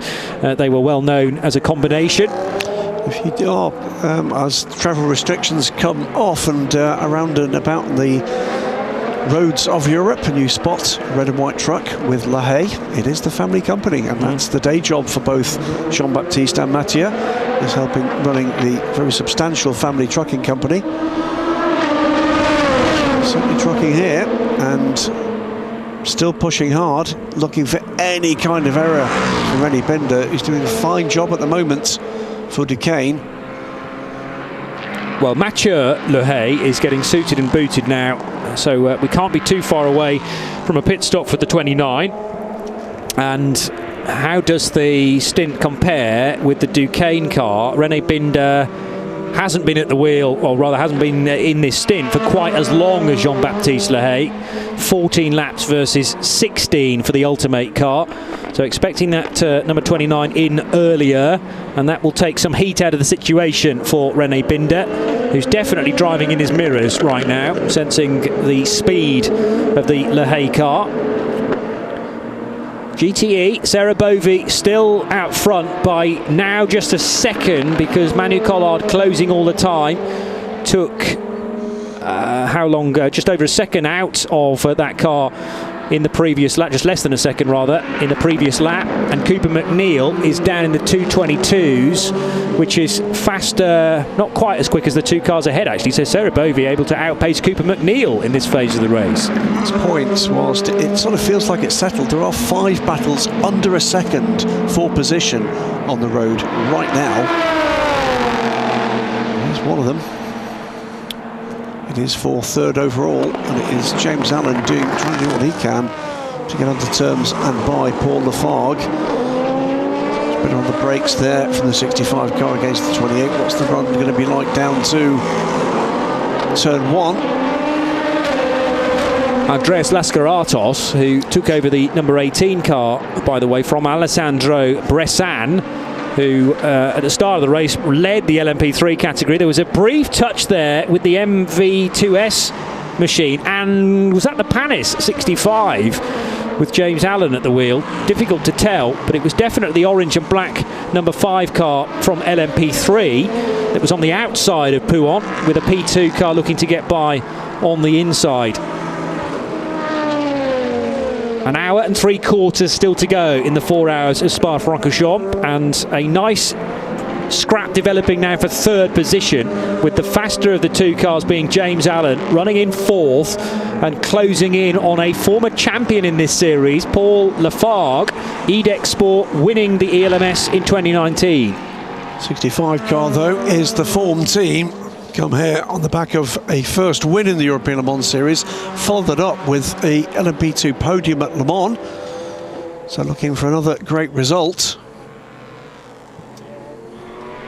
And they have a Nielsen car to negotiate. Now this might be good timing as far as Paul Lafargue is concerned, because the number 6 car needing to go through Pouhon at some stage, and actually the chasing James Allen had to bide his time there and not shoot to the inside, knowing that there's so much more of this race to pan out, so you can afford to lose a couple of car lengths on someone just knowing you've got the edge on lap speed, to a lap speed degree. And actually, slight mistake there, possibly from Paul Lafar, coming out of Campos corner, ran up the curb and caught the gravel. So 1 or 2 stones thrown in the direction of James Allen.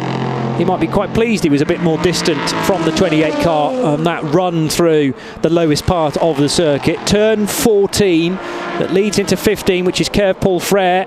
Long right-hander, which stresses the tyres out, as does Blanchimont as well. And when your tyre supplies at a premium, like the 32 United Autosports car, that is definitely something to keep your eye on and try and go easy on the tyres where possible. Slightly larger gap now between the two yellow and black Ferraris, so Jody Fannin has established a larger gap than when we last checked in for 6th and 7th in GTE. And here, as expected, arrives the Ultimate Orica car with a switch of LaHaye's. Mathieu LaHaye will be getting in for Jean-Baptiste. That's been, what is that, 2 hours and 18 minutes. A fantastic run from him. 6th. Hands over to, you can certainly say, the quicker of the two brothers, which bodes well for this squad. He looked shaking his head as he came away. I think frustrated he couldn't have made that move on the car he was challenging more or less throughout that second part of the stint. Yeah, because I think he's faster than René Binder, but just needed the track space to do so. It's livening up, as I thought it might, for the GTE lead. This is Manu Collard, who's been working very hard behind the wheel of the 88 AF Corsa Ferrari, now right with the class leader. Class leader Sarah Bovey, and coming up to lap John Hartshorn in the 95, which was a previous class leader at the start of this race. Long time in second place. Looks to the outside, Manu Collard, Sarah Bovey. Remember, she is the bronze rank driver of this trio. The 88 car clatters across the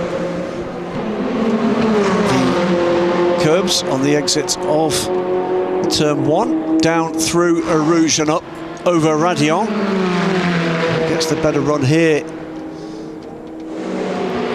Is the 88 car close enough to get the toe? He could be, you know. It was a better run as they came onto the camera. I'm not sure he's got quite enough pace here, but it's going to be tight. On the brakes into Le Combe, and Bovey stays ahead. About to head to Brussels corner, which is her home city, so should know it pretty well. Nice to be racing back in Belgium, particularly in an international race, she told Hayley Edmonds earlier on. But, I mean, there's certainly no shame in being caught by Manu Collard, who's a former Le Mans Series champion at LMP1 level, let us not forget. He's also a double WEC champion in GTs. And I expected Collard to be able to close in at a faster rate of knots than he's done so to Sarah Bovey, who is just a real talent for a bronze-rated driver. He's caught her quickly. He's been with her for the better part of a lap. And we've got a yellow flag at turn 15. That was a very stop go. Oh, and the yellow flag is because of a big incident for one of the Inter-Europol competition LMP3 cars. So that is a fast corner. He's torn a wheel off that at Campos. Thankfully, the wheel, as it goes clattering towards the tyres, is contained within the circuit. But that is car number 13, I made it. And car 13 was not the better of the two. It's Aidan Reid in for his first ELMS race, I think, the Australians. That was a big off, and actually could have been a whole lot worse. Yes. Yes, the tyres there are, actually placed in order to contain a car if they're having a moment coming out of Campos. But he's caught the very end of the tyre stack with the front left corner. Oh, he's off the ground briefly as well. And if that had been a full ball contact for the car, you'd dread to think the G-forces that were involved in that. Incredibly, Aidan is able to walk away. He's walking away from the marshals, which I'm not sure is that smart, actually, because they need to make sure he's okay. To think about himself. Oh, there are more marshals further up. Well, yes, true. It's a moment for reflection, and he has run away from the car, almost stormed out of it. Full course yellow, by the way, meanwhile. And with the adrenaline flowing, he's hopped onto the tyre wall and over the concrete barrier. Didn't quite see whether or not the wheel that came off that car, it was rolling back towards the track surface. I'm not sure whether it made it that far. Yeah. But that was a horrible moment. It really was. We were about to mention something else about another car before that occurred. Talking about Cerebrovi having been caught by, but not passed by the of-course. It was a stop-go. There was a weird old stop-go for WRT, or what appeared to be one. 1 minute and 2 seconds. Maybe we just caught the back end of the incident. There's been a spin for Cerebrovi a couple of seconds ago as well. Well, that means that Manu Collard is now leading. Yes. And whether he was already passed, we may not find that out, actually. But 16 seconds the gap, all been under full course yellow. Was that in the process of slowing down for the full course yellow, I wonder? Now, here's where, wherever people are on what's been an odd mix of strategy again, could pan out in an hour and 38 minutes to be pretty significant. So WRT fall to 4th place. And I think it was just the fact that we were witnessing the pit stop right at the very end. It just looked like the lollipop went down and then back up again. Well, I don't think this is going to have a massive effect here, but they stopped at a full green. Yes, good point. And we've now got a flurry of other cars that are stopping under full course yellow, including Manuel Maldonado in the number 32 car. Panis Racing will do the same as well. We didn't see why Aiden ran wide there, so whether or not there was a problem, see it again. But you're right, it was almost off the ground and a massive hit. Watch that wheel as well. Big hit to the tyre barrier. Luckily didn't clear that into the Marshals area. Well, that was my big concern. It was rolling back towards the racing surface, so hopefully no problems caused for anybody else there, but that was a huge hit for Aiden.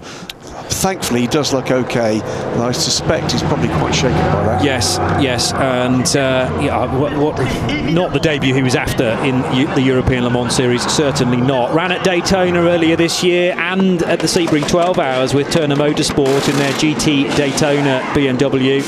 So 3 races actually in the IMSA WeatherTech Sports Car Championship. Has run in the ADAC GT Masters and the NLS at the Nürburgring, but never in ELMS.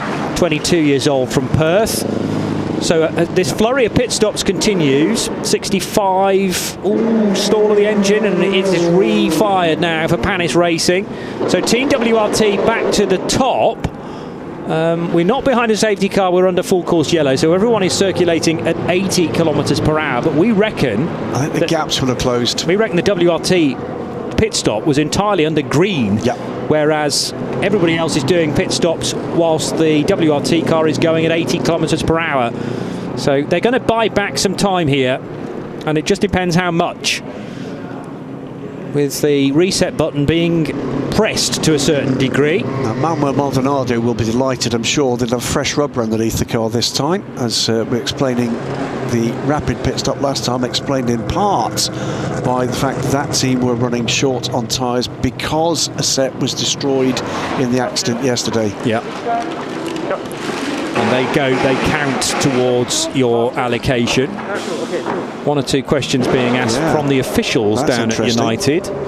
But he did say, okay, that's what I think he said, almost acknowledging that was okay. That is huge damage to that corner of that car. Well, there's no wheel on it on the front left. Stripped it to the tub, hasn't it? Yes. Tyres do quite a lot of damage when you attack them at that speed.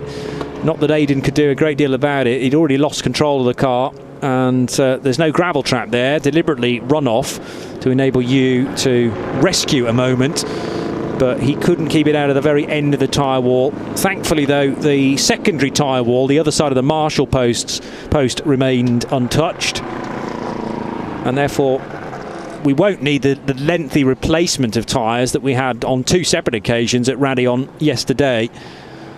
So the gaps we can't read at the moment because everyone's circulating at sort of 1/3 their usual speed. But Manuel Maldonado has definitely gained time on the race leader. Likewise, James Allen. And who else pitted during the full course yellow? I think Duquesne did. Right. Marcus Pommer, who's racing with BHK Motorsport. They're up to 5th place now, which is a good run from the Italian team. It is. And they've taken full advantage of this being something of a race of attrition, losing 3 LMP2 cars early on. It's the 24 Algarve Pro Racing efforts after an off for Diego Menchaca and then a big hit with the 55 car as he tried to recover to the circuit. Racing Team Turkey with what looked like steering failure after early contact, turn 1 contact in fact, and then the G-Drive Racing number 26 car, again that contact at turn 1, an attempted repair, and then the car just stopping very early on. We're going to go back to green flag racing in just about 15 seconds. I'll just correct the nationality of BHK. Although there's a strong contingent of Italians at BHK Motorsport, they are British flagged, in fact. British licensed, I think it's fair to say. Probably more accurate. Did the 80 car come in for a stop and go then? There are shrugs down at Iron Links, and the 80 car has done a 28-second stop. Yes. Yeah. No, it was a stop and go, because the guy from the team came out with a lollipop, literally lowered it to the ground and then back up again. And that returns to the racetrack as well. Matteo Crisoni at the wheel. But the 80 car leading the championship and wanting to score well, already carrying 40 kilos of ballast, success ballast that is, and hasn't enjoyed any time out front from memory. It didn't start from pole position either, started from second. We are back to green now, and as a standard message, those full course yellow speeds are now going to be investigated, not because something's up necessarily, just as a matter of course. Another interesting dynamic here, Sarabovi in and out at that point. Now that was a full stop for the 83 car, but again served almost all of it under full course yellow, and a different strategy to most of the other cars in the field. That could play a part at the end of this race. Where are we in terms of gaps now? The gaps are tiny. Leading Yifei is now 12 seconds ahead of this battle. Manuel Maldonado leading Tristan Gomondi, who's up in the 3rd place, and James Allen in 4th. So those 3 separated by, well, 0.8 of a second across the line. Manuel Maldonado on fresh rubber is going to try and go off in pursuit now of Yifei. So 1, 2, 3, 4, 41 Team WRT, 32 United Autosports, 30 from Duquesne Team and Panis Racing 65. Then the BHK car 22 seconds back as this pair battle still. James Allen round the outside at Le Com and gets the place from Tristan Gomondi. He got the toe. I was watching that with interest and managed to get to swoop around. So much downforce from these LMP2 cars. That's at least 3 times I've seen that move pull off. Plenty of grip available on the outside at the very end of the Kemmel Straight. So that's been a battle that's been going on and on and on. Here's EDEX Sports and the Cool Racing team. Is that Nicolas Lapierre? It still is. Takes the position from Paul Lafargue. So immediately after we go back to green, we've got multiple battles being resolved. And Lapierre goes up into 6th position in the leading LMP2 Pro-Am efforts. His next target will be Marcus Pommer, who's some 5 seconds ahead in the BHK car. Yifei, 12 seconds up from Manuel Maldonado, will get a flying lap time at the end of this sector to give us an indication of where all of the drivers are. But there's definitely pressure now on Maldonado's shoulders from a charging James Allen, who's wriggled free of Tristan Gomondi. Let's see what the Panis Racing car can do. And I think Panis are in a better position than WRT. United are in a better position than WRT purely because of the timing of their stops around the full course yellow. That's rather reset the button as well in terms of the next stops, because if the LMP2s can do 45 minutes and they pitted with about an hour and 35 to go, a lot of these are going to need to have a splash as well, unless there is a full course yellow or a safety car between now and the end of the race. Now, someone grabbing the headlines for all the wrong reasons yesterday after a big qualifying accident is Nico Jamin. Let's hear from him. That's right, now you're just discussing the battle that's panning out there between Panis Racing and United Autosports. Now I'm joined here by Nicolas Jamin, driver of car number 32. Now after a very tough day yesterday, I mean, you managed to go back out there and getting a drive-through, you put the car in 2nd place. Just tell us about that first stint, how it was for you after what you went through yesterday. It was crazy, you know, it was a real emotional roller coaster, I would say. We were so lucky today to even get the car on track, and this I cannot thank the whole United team enough, not only the 32 guys but also the 22 crew who helped out getting the car back together to allow us to be on the grid, and not only allow us to be on the grid but give us a car that's actually capable of winning the race now. So the minimum for me was to give 110% of what I had, because that's exactly what they did overnight, and I'm happy I could drive up the field. We had a little bit of a setback with the drive-through, but then we were able to come back again, and now we're fighting for a podium and maybe even more. So it's good. Absolutely. The mechanics did a fantastic job overnight. If I'm right in understanding, it was 17 hours of work on that car, but there's a complete turnaround. They did a fantastic job. Now, yesterday, the incident happened at a very controversial corner, Eau Rouge. I mean, what can you tell us about that, and how maybe that had changed your approach having lived that? You know, it doesn't really change my approach. I mean, once you put the helmet on the head, and you know you have to go for it.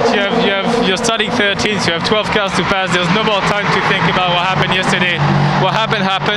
You know, it's qualifying. You have to go flat through this corner, otherwise you're never going to fight for pole. I went flat and unfortunately bottomed out a little bit and hit the curb at the top, and that put the car around. You know, things happen, but I'm quite proud of how well we recovered today. There is still an hour and a half to go, but yeah, fingers crossed. Thank you very much, Nico. Thank you. Yeah, real good insight into the process, the mind process of Nico Jamin, and amazing that he can kind of departmentalise that and say that was yesterday, we move on today, and I have 12 cars to overtake. Well, they've overtaken 11 of them so far. Yifei standing in the way of Manuel Maldonado, and it's an interesting dynamic at the sharp end as Yifei catches traffic, slows him a little bit, but then Manuel Maldonado catches the same traffic, and there's a slight fluctuation, keeping the gap in and around 10, 11, 12 seconds. Absolutely right. This is the battle, by the way, for second in GTE. There's trouble for one of the other runners as the JMW Motorsport car will have 20 seconds added to its next pit stop for not respecting the full course yellow speeds. So there's Cooper McNeil and Matteo Cressoni, the 77 Proton competition car, the Porsche, ahead of the number 80 Iron Lynx car, the battle for second. They are some 13 seconds back from the race leader in this class, which is still the number 88 AF course car of Manu Collard. Sarah Bovey holds third, 30 seconds back, but on a different strategy to all of the cars ahead of her. Streaming across the line, Cooper McNeil ahead of Matteo Cressoni, who has just served a, I think, stop-and-go penalty, and that has clearly delayed the car, the 80 machine. I don't remember reading a message telling us what that was about, but it will all become clear in due course, and has put the championship leaders down to third, but ahead of them are not necessarily championship rivals. Well, the 88's up there, isn't it? It is. And the 77 has had a sort of on and off season. So it's the 80 leading the 55, and the best news really for Iron Lynx and the 80 car is that the 55 is out of the race after a nasty incident at Le Combe. Corners round the outside now will go Cressoni on Cooper McNeil. He's been paying attention to the race earlier on, knowing that there's lots of grip out there on the outside of Le Combe corner. That's about the fourth move now I've seen done like that. Absolutely. Neatly done, and pulls away immediately in pursuit of Manu Collard. So about 13 seconds to find to get into this battle. Well, the hopes will be a battle for the lead. In time, by the way, slow lap from Yifei, and that lead gap has come down from 11 seconds to 7.2. 2:15.8. Was that just traffic? It's the second lap I've seen fairly recently that was significantly off the pace from Yifei. Well, he's very quick, you know, on the laps that he gets it right, he's as good as the golds out there, but he is silver rated, coming from a single-seater background, and I suppose there might be a slight question mark about consistency, as now on the curbs and the 35 car overtaken by Nicolas Lapierre. So that was Marcus Pommer for BHK Motorsport, the British flagged team, being overtaken by Swiss squad Cool Racing and Nicolas Lapierre, who's once again on a charge. Have we ever seen him in any other sort of form? Absolutely. Team managed, by the way, by Mark Owen, who regular watchers of the European Le Mans Series in years past. This is BHK 360 Racing in LMP3. So Mark looking after this 35 car. That's seen a big uptick in form this year. Not the Mark Owen in that boy band from the 90s, of course. Very different in so many ways. I don't think he'd mind me telling you. Yeah, fair enough. Well, where's the Mark Owen that we're talking about from? From around the south of England, I think. So there's a geographical split already. They're based in Silverstone, 360 Racing, but he's been drafted in together with a couple of other well-known faces from the UK scene. This is a battle between Sarah Bovey and as Felipe Laza now in her wheel tracks for 4th position, isn't it? It's the 83 and the 93. This GTE battle, it's been all the way down through the field, hasn't it? For the most of this race to this point. And there are multiple significant battles still underway. Manuel Maldonado drops back a little from that 7-second deficit to 9 seconds, but is under attack from James Allen and Tristan Gomondi now in the Duquesne team car, just a second back from that battle. This is nowhere near done. And it's just a real shame that the full complement of GT cars is no longer represented, with the 55 out of the race. Unfortunately, Duncan Cameron and his Ferrari very easily could have been a top 3 finisher in today's event. But everybody else having a real good run here at Spa. I mean, it's quite obviously a driver's favourite to come and race around here for 4 hours. Lots of running as well for all of the cars, with 2 hour-and-a-half free practice sessions, one on Friday, one on Saturday morning, then the qualifying sessions that are short and sharp, deliberately 12 minutes for each class, and then into the 4 hours without a warm-up session, which you would get, certainly did get in the past in this championship. Now the 83 car of Sarah Bovey has behind her Felipe Laza in the Proton Competition 93. Caught a catch-up with him, or had a catch-up with him yesterday. He was delighted with Ricard Lietz's lap to produce the first pole position for this number 93 car, and is closing on Sarah Bovey. Yeah, Sarah rather balked by the P3 car overtaking the pair of them, and that's brought that back straight to a nose-to-tail contest. The lead gap overall, by the way, back up to 10 seconds. So it must have been just a stumble in traffic from Ifier, I think, there. But still continues to pull away 21 seconds to good in LMP3. Lead battle in GTE is 14-15 seconds. But this is the battle for 4th. Sarah Bovey, the bronze-ranked driver from Iron Lynx in this 83 Iron Dames car. And fending off Felipe Laza, pro driver coach, long-time driver coach to Michael Fassbender. And 93 Porsche looking for a way by the pink and black Ferrari. Rahel Frey looking on and wishing Sarah Bovey can stay in front of Felipe Laza, because that will put the 83 car obviously in a much better position to potentially take a podium. It's been quite a wait for the Iron Dames to get back on the podium after, in their first year, I think it was 2 second places they managed to get. Certainly one at Ricard, I remember well. I think they had one last year as well. Yeah. But so far, the 83 car's best result was a 4th place at Barcelona at the start of the year. They had a very, they had bad luck they almost won a race, but unfortunately timed full course yellow. Yes. That cost them dearly. Otherwise, I think would have taken a debut win. Agreed. I can't remember where that was now. It might have been Le Castellet this year. But full course yellows can very much give opportunity, but also take it away, as some corrective steering required from Laza. He's got company with him, not only Sarah Bovey up ahead, but now an LMP3 car looking to get by. That must be the 19 of Cool Racing, which is 2nd in the class, and Nicholas Cruton looks to the outside first of all of Felipe Laza, then to the inside. Reminds me, it was the Le Castellet 240 last year, the race into darkness. That was was that the podium or the missed chance of a win? That was the missed chance. Okay. Yeah, driver warning flag about abusive track limits again is Manu Collard in the race-leading GTE car. So AF Courses number 88. Collard 14.5 seconds clear of Matteo Crisoni now. Needs to be careful, does not want that to disappear with a drive-through penalty. So foot to the boards for Felipe Laza. Is he going to provide the open door for Nicholas Cruton to slip by, though? It's tricky to do into the bus stop chicane. Probably better for the Cool Racing car to wait and pick them off either on this short burst of a straight between the bus stop and the first corner, or indeed then down the Kemmel. And it's, well, the 37 car has appeared. Still Cruton is caught behind them, though. So it's a similar livery. This might have given an opportunity here for the Porsche man. Almost had the nose up the inside of the Ferrari.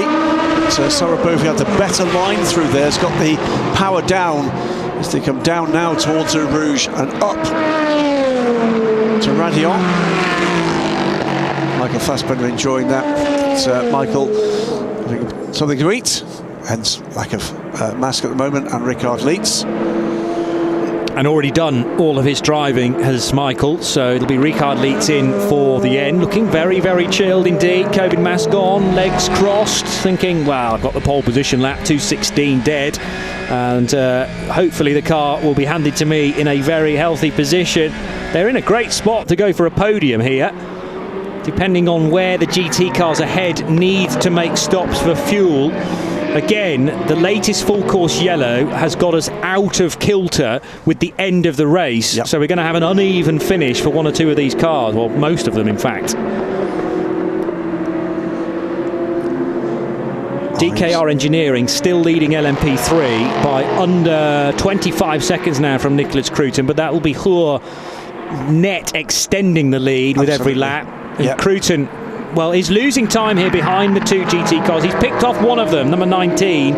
Remember, the 19 car is leading the LMP3 championship, and they have a lead of 13 points over DKR. But bear in mind, if DKR win from Cool, that will be 7 points gained back again. Absolutely right. And there's a bit of respite here for Sarabovi with the LMP3 car and the LMP2 BHK Motorsport getting between the two GTs, and look at the difference that's made from nose to tail to, what is that, 80, 90 metres?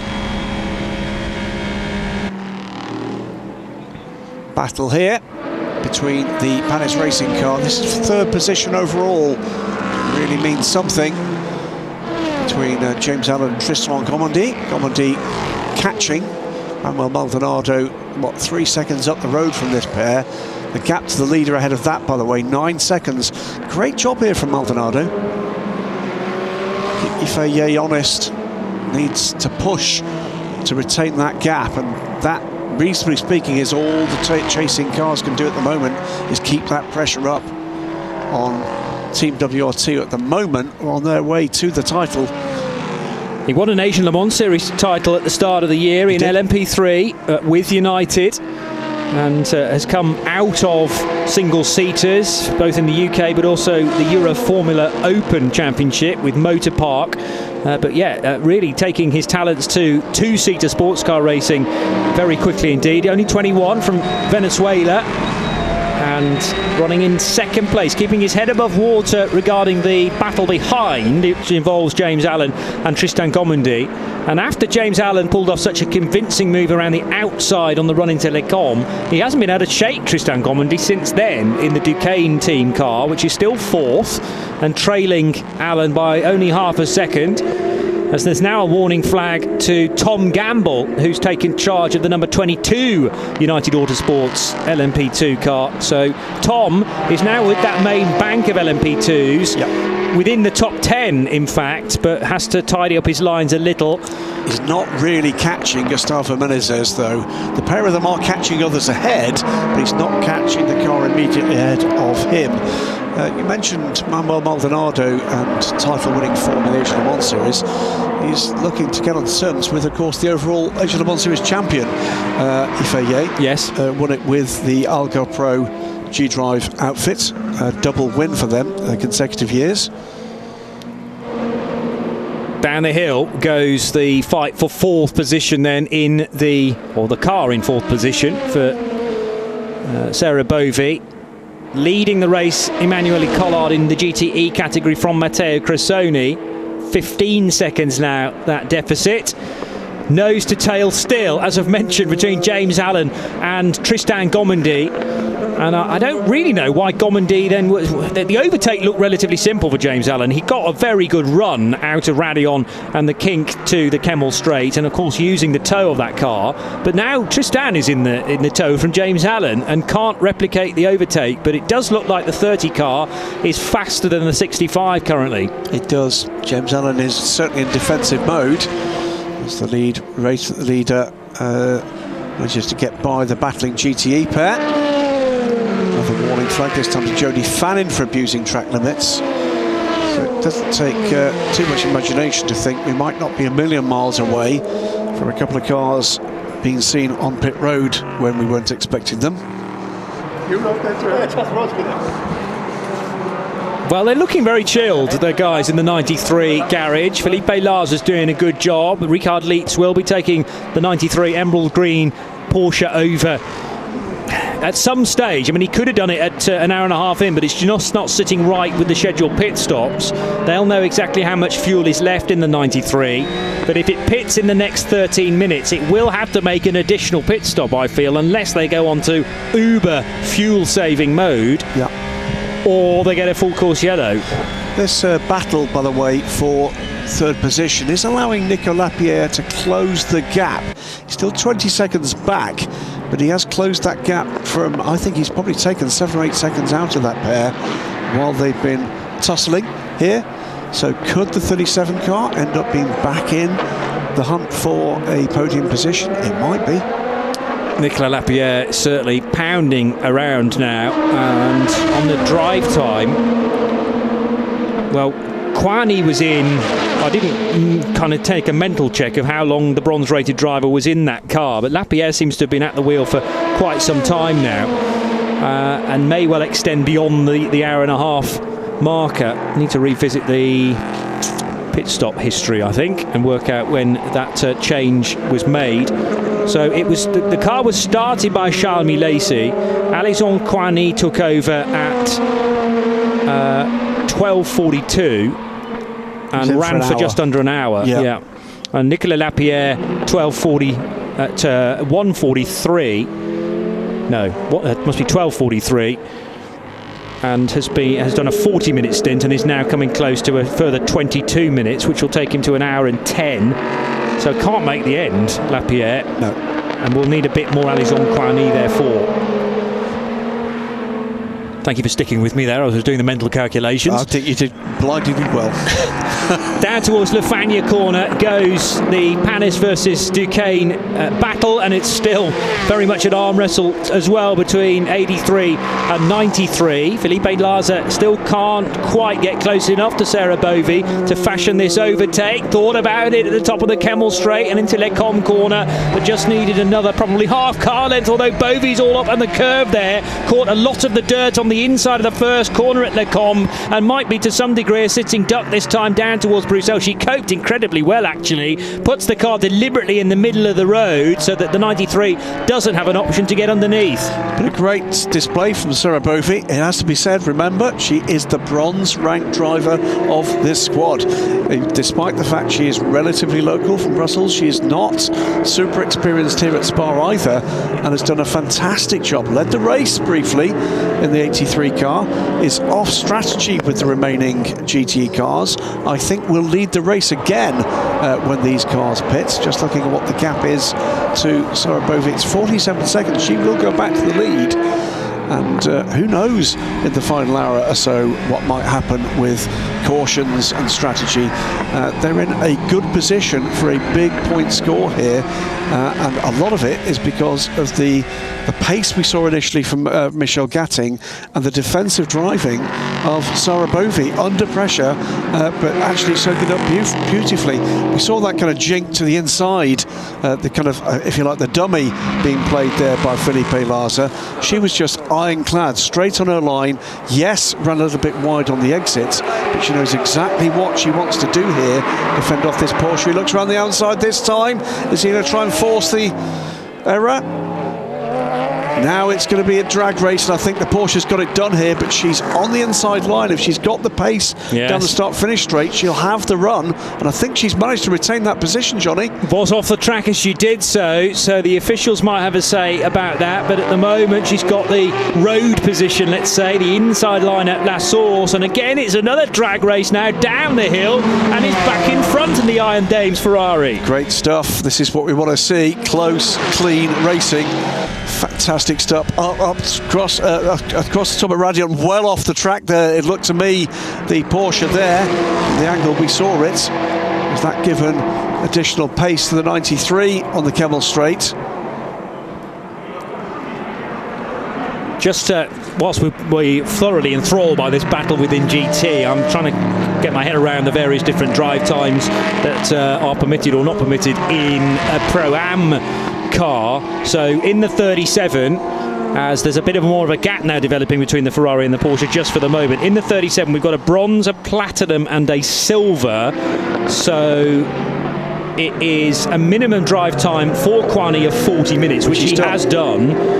But the maximum for Lapierre is 140, and he's already done 140. I still think he's going to have to get out of the car. But Milesi's only done 46 minutes. So Milesi will get back in the car. So I think Milesi will get in to finish the drive in the 37, yes. James Allen manages to put an LMP3 car between himself and the chasing Tristan Gomandy. Still being caught, by the way, by Nico Lapierre. 18.5 seconds now, that gap is down to. Meanwhile, by the way, this pair are catching Manuel Maldonado slightly. Maldonado is dropping back a little now from Ifeye. Yeah, and well, that battle, as we said, closed to about 7 and a bit seconds, because there was a 2:15 in there for the Chinese driver when he must have caught a lot of traffic, and probably of the GT variety, so just had to bide his time. Then Manuel Maldonado had to work his way through as well, but actually the net result was the Venezuelan catching some time back up again. And the gap at the leaders round the outside there. Finally, the stout defence is relinquished by Sarah Bovey as Larsa goes around the outside. He tried it a lap ago, of course, but this time was much better placed. There was the distraction of one of the United Autosports LMP3 cars right in front of them as well. And Larsa, a neat and tidy move there, round the outside of the first bit of the bus stop chicane and completed it through the left-hander. Well, little or no defence offered that time by Sarah Bovey, so I wonder whether or not is she losing grip? Genuinely, is there a possibility that there's some kind of fatigue kind of kicking in? She's won a hell of a battle, not given this one up yet though. Belgian driver, now in the wheel tracks of the Porsche, and roles reverse this time. Cooper McNeil, meanwhile, has just pitted the number 77 car, so this pair move up a position. They're now battling for 3rd and 4th, and that's an exchange of positions too between the two orange and black cars. The 60 car has just gone ahead in the hands of Giorgio Seneggiotto and Jody Fannin. I think I'm calling that one right. Yes, I am. Fannin's not giving this one up either, and he's battling back. No, so Fannin in the 66, as you say, pursuing Giorgio Seneggiotto. The Christian Reed Ferrari, Porsche, we can call it a Christian Reed Porsche now, because it's the bronze-rated driver back at the wheel of the 77. So Matt Campbell, of course, started, so will have done all of his time side to side here, and that was a big touch indeed between the 65 and the 30. It'll be good to see how that one develops. That's the position has changed. Car 66, Jody Fannin reported to the stewards for driving outside of the track limits. Cigarette paper stuff, but yeah, you're right, it was beyond that, and definite contact between Gomandy on the outside and James Allen on the inside, and Allen had already overtaken that car but at least half an hour ago, and then Gomandy just wasn't going to give in. I think it looked to me he had the better run down the straight. It almost seemed like it caught James Allen napping, that he was going to make it there. Tried to move to defend. Tried immediately to defend that position, but there wasn't space to do it, and I just think he outbraked himself. Yeah. the contact rather unsettled the car, but as you say, he was probably having his own moment as well. And Tristan Gomondi's patience and consistency pays off now, because Tristan Gomondi is up to third position, the place that he had taken away from him by James Allen, as I say, 30 or 40 minutes ago. Well, we think he's got a quick car underneath him. It's going to be interesting now as the leader comes through to complete the lap. He's 17.3 seconds off the lead. He's 2.8 seconds back from second place Manuel Maldonado. Let's see how quick Tristan Gomondi can be now. He's got a little bit of clear air in front of him. Out of Lassour's corner comes Yifei Ye in the white and red of Team WRT, and now across the line Manuel Maldonado, second position, but 14 seconds, 14.3 is the gap that separates the top two, and Tristan Gomondi is going to become a larger concern for Manuel Maldonado, because he's able to lap just a smidge faster, but definitely that gap of 2.8 is coming down now that Duquesne and Tristan Gomondi is in clear air, and he's got rid of James Allen, so to speak. But the contact will come under question, I'm sure. Something for the team in race control to look at. So it's, by the way, the reported to the stewards, the car 66, it's in the hands of Jody Fannin. That is abuse of track limits, so that will be a penalty looming for JMW Motorsports. But as is Yifei Ye, the race leader. Final warning for Yifei Ye. So he's not needing to head off the track too much, unless of course he catches traffic, and you've still got to stay within the white lines even if you are lapping LMP3 and GT cars.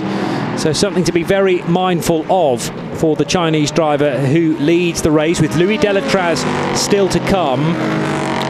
And it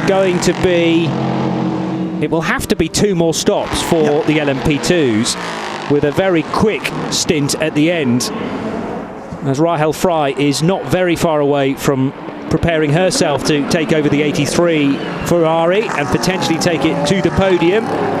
Felipe Larza stands in the Iron Dame's way, as does Matteo Cressoni and the class leader Emmanuel Collard.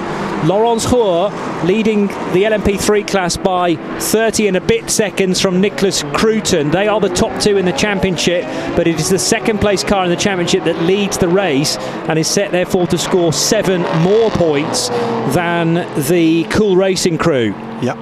So Laurence Hoare, another very convincing run indeed from the young German driver. 32.7 seconds to the good right now over Nicholas Cruton. It's been decent flying weather this weekend, whether in a hot air balloon or in a parachute. Seen both of those over my accommodation this weekend. Not too close, thankfully, but away in the distance, particularly yesterday morning. 1 or 2 taking a very early hot air balloon ride. It's perfect weather to do that. Drive-through penalty confirmed, by the way, for JMW Motorsport. That's not great news. The car that's running in 6th position is likely to put it into the clutches of the 77 car behind. Yifei Ye, 16 seconds to the good now. Tristan Gomondi is biting chunks out of the advantage, though. Manuel Maldonado sitting in second place. That gap now a second. So he's not catching the leader, Gomondi, but he is catching the second place car. Pulling away though from James Allen. Nico Lapierre 15 seconds back now for the Panis car in 5th place. WRT, United, Duquesne, Panis, Cool Racing, Yifei Ye, Manuel Maldonado, Tristan Gomondi, James Allen and Nico Lapierre, 36 seconds between the 5. Yeah, very close indeed, considering you think about the fact that we have had almost 3 hours of racing. This is the 5th round of the season of the European Le Mans Series. Hope you've enjoyed things so far. I've got to say, the first couple of hours, far too much incident packed, lots of contact as well, and some damaged race cars. Already we have 6 cars out of this affair, but plenty of runners still in there with the potential of finishing on the podium here in Belgium. There is 1 hour to go.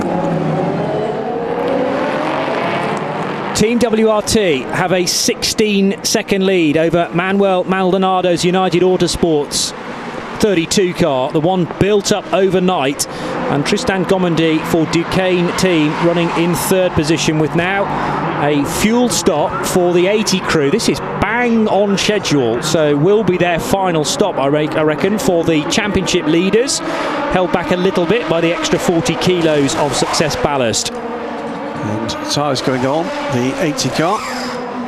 It should be, you're quite right, Johnny, certainly their final routine stop of this race. The dash for points starts right here, doesn't it? Sarah Bovey moves up to 3rd position.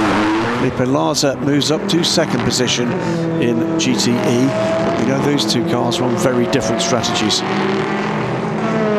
Threading his way through Lecombe corner, taking a little curve but not too much. Bearing in mind his car's already got a track limits warning but not yet a penalty. Likewise, one going in the direction now of Porsche 77, the Proton competition 911 of Christian Ried, as we head to the other Porsche garage now at Proton. That's right, I'm joined here by Ricard Leeds, driver of car number 93 Proton competition. That was an important move that Felipe just made on Sarah Bovey, because it means you're currently in a potential podium position. What does this mean to you?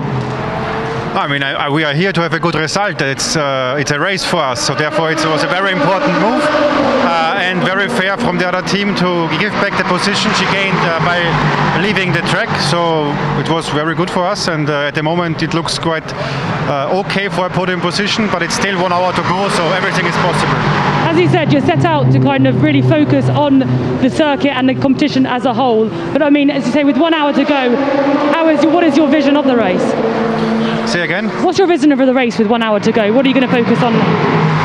To be honest, he will have to come one more time to the pit stop. So afterwards, it's just flat out. There is no strategy or anything. It's just going flat out until the end. And let's hope Felipe, enjoy the setup, enjoy the track, and will push like hell. I spoke to Matt Campbell earlier this week, and he said that this track was probably more suitable for Porsches after a few events whereby maybe suitable for Ferraris. What do you think? I think all year long has been quite difficult for us, and I think the adjustments that were made, it was correct, and it looks like at the moment we can fight with them, but also don't forget that there's a lot of Italian cars out there with a lot of ballast from the success ballast the last races. So I think if you compare both cars without weight, at the moment it looks quite in balance. Okay, thank you very much. Thank you. Interesting little insight there from Ricard Leeds, but they are very chilled out down at the 93 crew, it would seem. Felipe Larza then leading, but only because their cars ahead have already made their pit stops. And if you can make it this far on fuel, then they will be absolutely fine with one more stop to go, because the GT car will make an hour even at full race pace. Good news though for the Iron Lynx team is Sarah Bovey's right there in his wheel tracks with Rahel Fry. She's, of course, remember, Sarah is the bronze driver, Rahel Fry still to come. So some pace to come from this 83 car. They've still got a part to play here. Looking, well, because there's that difference in strategy, difficult really to read how this is going to work out with 56 minutes of this race remaining. The gaps though, 15 seconds is the overall lead now from Yifei. 1.3 seconds back from second place Manuel Maldonado is Tristan Gomandy. James Allen now 4 seconds back from there. Nico Lapierre still closing, and he's now 11.7 seconds back. Further back down the order, behind that, BHK in a fine 6th place with Mathieu Lehay 15 seconds back, but under pressure now from Gustavo Menezes, who is just 0.145 of a second back from 7th place. In 9th place is that recovering 22 a United Autosports car with Tom Gamble having just put in the fastest first sector of the race. In what's his lap? Looking for the lap count, 75. LMP3 still firmly in the hands of the DCAR engineering squad, and Lawrence Hurd now 35 seconds ahead of Nicholas Croyton, the Cool Racing car with Edward Cowhope running 3rd in the number 2 United car that's just this second pitted, and will hand that position to David Drew running 4th at the moment, number 8 Graf car. And then we've already talked about what's going on in GTE. It's Proton competition. position, currently leading the race with the number 93 car, Felipe Larza. He's been tracked closely by Sarah Bovey in line mix 83 with the 88 car, the AF Corsa car of Alicia Rivera. His cars briefly go 3 wide there, coming up over Radion onto the Kemmel Straight.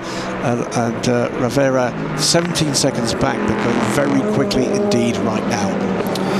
There is more drive time to be done, by the way, by Richard Lietz. So once the pit stop's been done for 93, they're not going to be doing that before the 45 minutes to go marker, because no, it's going to have to be less than that actually, because Richard Lietz has done 45, just over 45 minutes. He can only do an hour and 15 as a maximum, so it's the last half an hour being reserved for the Austrian, I would say. So therefore quite a bit more time for Felipe Larza to do. That's awkward because the car, I think, is going to need some fuel fairly soon. But anyway, it's leading the class still, heading down the hill towards the double left-hander at Pouon. And Alessia Rivera running in 3rd position in the 88 AF Corsa Ferrari is...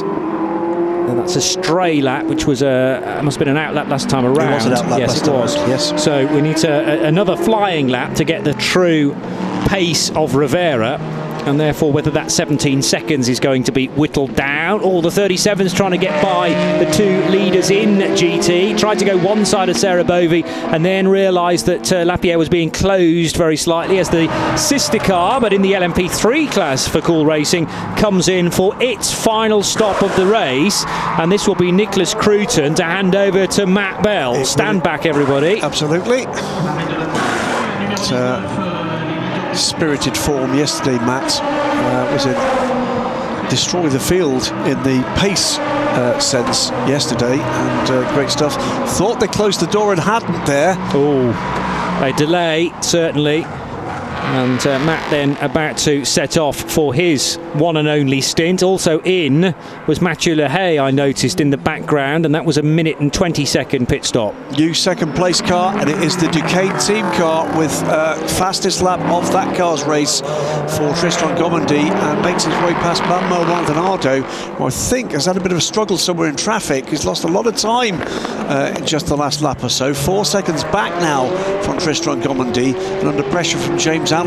So the Duquesne team, the number 30 car, up into 2nd position overall, 17 seconds back from the leader. And last time around, Tristan Gomandy was quicker than Ifeye. End of the Kemmel Straight, Matt Bell on the outlap. He has re-entered the track just in front of Sarah Bovey, who is now the lone leader in GTE with the pit stopping Felipe Larza. Wheels were turning, I think, there while the car was up in the air for the 93. There was definitely a slight rotation. Hopefully the stewards, if they were going to catch that, had caught it before I said, because I don't want to be the one that stopped them in. No, they're not listening to us. No, that's fine. Good. No. Good-o. No. Say anything we like very about wise. the stewards. Let's just have a look. Rear tyres, well, there were sparks, first of all, as the front would not come off. And then as the stickered new Goodyear Eagle tyre went on, I'm sure it started to move. There were a couple of things around that stop Yeah. that they could determine that other car was not under full control either. Yeah, the tyre, you mean? It was a bit messy. There's nothing wrong with the sparks, because that's just the thread getting very, very tight indeed after a long and hard stint from Felipe Larza. But was one of the tyres in full control during the stop, and did the wheel rotate, the rear wheel rotate whilst it was up in the air, which is a big no-no. Now heading through Blanchimont corner on an in-lap, so Sarah Bovey being told, no doubt, to push even harder with the car nice and light from a fuel tank perspective. It's about to be given quite a lot of fuel to get through, not the full hour, but 50 minutes worth, and Rahel Fry applied to car 83. A big chance here of a race victory potentially. Slightly errant there coming through the bus stop chicane, but thankfully nobody on Sarah's right hand side, so the way was clear to come down pit road and to be the right hand side of the bollard. And in she comes to hit the speed limiter down to 60 kilometres per hour in the pit stop. I think this one is going to swing the way of this car, the 88 car. I think they've got their strategy spot on, and that just that move off strategy earlier has just left a bit of a disadvantage the 83 car. The 88 car is going to take full advantage here, and It's now going to be a race to finish. Rivera does not need to stop again. Goes back to the lead. As a result of this one, I think he's going to hold a significant advantage. Yeah, agreed, with Rivera making the stop earlier than everybody else, and now that puts the 88 well up the road. Giorgio Sonagiotto still has to make his final stop for car 60, because we haven't yet had Paolo Roberti in that car. Miguel Molina put into the 80 for the final stint there. And away goes the 83. Well, that's the gap. The gap is coming through Les Combes, is the leader. Leaving the pits is the 83 car. It's a third of a lap, isn't it? Which, if Rivera's form in recent races is retained all the way through, they won't have a hope, unfortunately, of catching the number 88 car. It needs a mistake, or maybe an incident not of Alessio's own making. The leader is in the pits, Graham. With 49 minutes remaining, that's going to be too much unless there's a mighty fuel-saving effort or a major caution. Louis Delatraz about to join the race. It's a warning flag now for Duncan Tappy for abusing track limits. He's been on mighty form in the number 3 United Autosports car, and something of a recovery run there too. Flurry of LMP2 pit stops underway, including both the United cars. Tom Gamble pits from 9th position, Manuel Maldonado pits from 3rd position, James Allen in from 4th, BHK Motorsports Marcus Palmer is in from 8th. Yeah, so this is a period of the race which I think corresponds with the full course yellow, which happened last time. We now had 2 speed limited cautions, as in 80 kph, and 2 safety car periods, but they were in the opening couple of hours of the race, and since then things have calmed down somewhat. From the beginning, couldn't really have got more erratic, in all honesty, as the Goodyear Eagle tyres are changed all 4 corners on the Team WRT car. Away goes the United machine, number 32, and likewise WRT, which is right at the end of the pit lane. Opposite ends of the pit lane. Yeah, so it might have looked like Joop van Aert might have another opportunity to get by. Some time has been bought back, but not enough at this stage, because Louis Delatraz has taken over the Team WRT car. It will rejoin in 3rd position.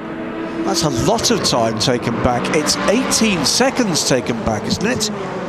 A 1 minute 18 second stop for Team WRT. United did a minute and a second, so 17 seconds. Yeah, but I'm not going to argue on that. That's going to be close. That is going to be close. Yeah. And you said about the tyre situation for the 32. Well, they're obviously keeping a good set back again. Have they done tyres in a minute and 1 second and a driver change? Must have done. Because Joop wasn't at the car as that 32 came in, was it? Was it still Jonathan Aberdeen? It was no, it's the other one. Sorry, 32 is Maldonado. Yes. And Maldonado switching then to new driver Dutchman Joop van Aert. Let's see what it can do versus Louis Delatraz. In comes the Duquesne car from the lead of the race, by the way, Tristan Gommandi. Now, if they can turn this car around quickly, he was catching the leader. So this could be very interesting indeed, couldn't it? Was it just it couldn't have been a fuel only stop, or did they just change 2 tyres? That's the option, I suppose, you have as well. 2 left side tyres on a clockwise circuit. And we're getting very close to the point here where these teams might be able to do this with no splash. This is the other factor here. If Tristan Gommandi, if a Duquesne team and his Cool Racing as well, a little further back, they from here I think can just about do it on a fuel stop, depending on where the leader is when the time.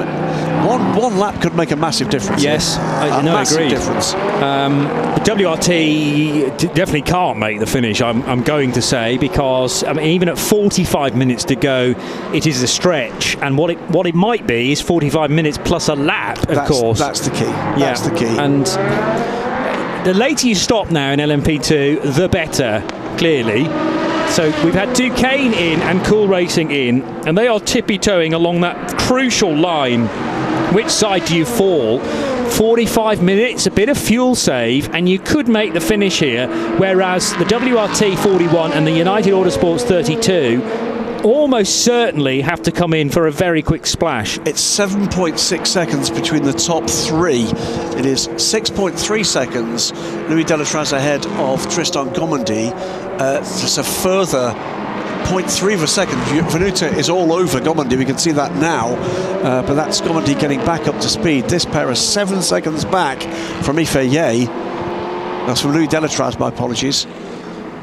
And the next car along is Will Stevens, who's a further 16 seconds back, with Charles Malaysia 4.8 seconds further back than that. So drive-through penalty, by the way, for car 77. That's Christian Reed running third in GTE at the moment, so that's going to be costly for them for track limits. That will put Felipe Laza ahead of the sister car, and likely Rahel Fry will pick up a place as well. We'll call those gaps in GTE in just a moment as we get to grips what's going here. So that is exit Jackie Ickx corner. Very wide indeed from Jan van Utet. Yeah. Tyres still coming into their working window, perhaps, to give him the benefit of the doubt. Let's hope they're not the old tyres going out of their working window. Yeah. No, I think United, although they were scrimping and saving on rubber throughout the course of the race, they will have held back at the best set for this final stint. That often is the way of things. I've been able to find the time for Tristan Gomandy in terms of his stint length, and it appears to be north of 45 minutes. So was he in major fuel-saving mode for that stint, the one he's just completed, so that he could get to the 45-minute window? I'm sure that was the case. Maybe so. And it could be all important come 3 o'clock this afternoon when the checkered flag is waved. Well, this pair are not catching Louis Delatraz. They're falling back from him at the moment. So that 7 seconds has gone up to 9. So these are the 43 minutes that will determine, Johnny, where the championship is going to go this year. Because if Louis Delatraz has got enough fuel aboard that car to complete this stint and get to the checkered flag, WRT will win the 2021 European Le Mans Series. The issue is that Louis Delatraz isn't really in a position to start to fuel save himself, because he's got a 9-second gap to nurse effectively to the end after 80 laps now completed. And all but one of the 41 cars stints have been at more than 45 minutes, but I think they've all been affected by either a full course yellow or a safety car. So we haven't necessarily had a full green run for the 41 car to know that it can go further than 45 minutes, but it would have to go close to 47, 48. Judging by the time it rejoins the race. It's very, very marginal. I think so. And particularly here. And if he had a 30-second lead, you could afford to lift and coast a little bit here Absolutely. and there. Maybe into Pouhon. Maybe into Pouhon at the double left-hander, 10 and 11. But now, with the pressure on his shoulders from Gomandy, from Van Autert, from Will Stevens to an extent, although he's 22 seconds further back, there's just too much to lose there. And it's a question of how much are WRT willing to risk when you've got a championship on the line. It's gripping the last few minutes here. And you know what? It very well be. We've got top-class drivers here that will be able to squeeze pace and fuel efficiency out these cars. And it might be that we're not looking at cars coughing to a finish, but managing to do that with a laps advantage still in the tank. Yeah. But it's going to keep us guessing right to the very end here. One car that I do think is sitting very pretty indeed, it's a very pretty car, is this one. It's the way these strategies have worked out. I think Alessio Rivera with an 18-second advantage over Miguel Molina in the number 80 Iron Lynx car. I think that's a real battle with those two to the finish. I don't think either car has to pit again. So the excitement is about who might well make it to the podium. Second place car with the leader in LMP3. And that battle for the podium is Felipe Laza and Rahel Fry. That gap is 6 seconds, and there's tenths between the pairs at the moment in terms of lap time. Slight lock-up for the GTE leader, Alessio Rivera, an indication of how hard he's pushing now with Miguel Molina in the Iron Lynx Ferrari. No love lost between AF Corsa and Iron Lynx. So that gap is a true scrap for the lead. It's about 20 seconds, though, currently. And Rivera, although on the tenths of seconds probably isn't quite as quick as Moliner. Moliner's not necessarily got enough time left in the race to catch. It will need the odd mistake from Alessio Rivera, and he might be susceptible to that, judging by the puff of tyre smoke into turn number 1. Rahel Fry takes a full second out of Lars at that time. That gap is coming down now 5 seconds. The other gap that's coming down is the gap from 4th to 3rd. Will Stevens, 10.6 seconds now back from Job van Uter, who's all over the back. Tristan Gomandy. The battle for the podium positions here is well alive. So a 2:20.0 for Rahel Fry. Compare that to a 2:21.2 for Larsa in the Porsche number 93, which is on the Kemmel Straight, and Rahel Fry way back there in the background, just heading through the kink. So just under 40 minutes to go, and let's head to United Autosports now with Hayley Edmonds for an update. I'm joined here by Edouard Coabe, driver of car number 2 for United Autosports. Now, Edouard, it's an extremely important race for you and your car, because if by getting a result this could mean in the overall classification you could get a podium position. Can you repeat, please? It's important for you to get a good result here today to secure a podium position on the overalls. Is this something you're thinking about? Yeah, it's really important to finish on the podium today, because we need to. The entire Europol will not finish the race, so with this result we can be on the podium of the championship. So it's really important to finish the race and to secure the best result possible. Edouard, it's your second time here at Spa-Francorchamps. I mean, tell us just about what it's like for you to drive here with high-speed corners in an LMP3 car and such a big race with a lot of traffic. It's always a pleasure to drive here at Spa with an LMP3. There is a lot of fast corner, and with this kind of car it's always a pleasure. Good to hear. Thank you very much. Thank you. Edouard Coabe from the number 2 car. That machine was started by Rob Weldon, and Rob actually got it to the front, all due to his own talent. We had the drama for Martin Hipper soon after the overtake had been made, and Hipper coming into pit lane, which rather took the 13 car out of the potential to win. But the 2 car then was handed to Edouard, who we've just heard from, now in the hands of Ulsterman Wayne Boyd, and they are running in 4th position, about 19 seconds away from the podium. That's the disappointment for me. Yeah, catching David Drew, but it's going to take something. David Drew is a tough nut to crack as well. As for the front of the race, well, Louis Delatraz not getting away that much. It's still about 9 seconds from Tristan Gomandy, but it's not going down that much. He is, though, Gomandy, pulling away from Job van Uter. That gap is up to 4 seconds. Van Uter is being caught quickly, though, by Will Stevens. That gap was 15 seconds, now under 5. So the 65 car is absolutely reeling in the 32 at the moment. By the way, there was a point when the LMP3, just to go back to that, might have had to need a splash, but I think the second full course yellow rather helped many of those cars out. Yeah. Full course yellow came out with an hour and a half to go. No, it was earlier than that, wasn't it? But anyway, it's meant that those pit stops could be done at a more expected point in the hour, and therefore most are fueled to the finish now. Needing to make sure that you've done your 2 longer stops, of course, in the LMP3 category. So waiting to see DKR do they owe us a pit stop? I don't think they do they? Car 4, let's just have a look, last pitted about an hour ago, actually. I think they do. Yes, so at 1:20 they made a pit stop. Do we know whether or not he's burned both his long stops yet? Here he comes, in fact.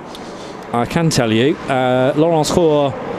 Oh, need another page for that. You can talk for a while. But what I was going to do was actually make sure whether Laurence Rohr has done his drive time and whether we need to put Mathieu de Barbois in. Well, de Barbois did nearly 2 hours, so I think Laurence is okay to stay at the wheel. The key point is this, is that as Laurence Rohr came down pit lane, there was a 100-second gap to Matt Bell behind.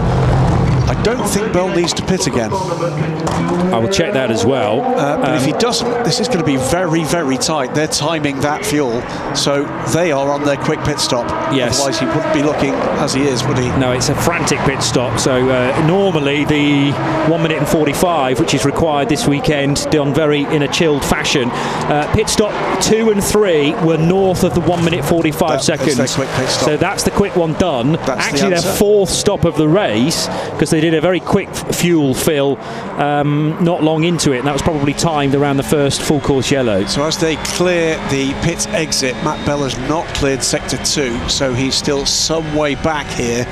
So that is well judged stuff from Deco Engineering, and well delivered there with the 2 long pit stops burned earlier in the race. There's a battle underway here. This is the Ultimate Car and Tom Gamble. And Gamble, I think, has Gamble just... Did Gamble go by? So this is the battle for 9th position. Matthew LaHaye with Gamble. I think that might have been LaHaye retaking that position.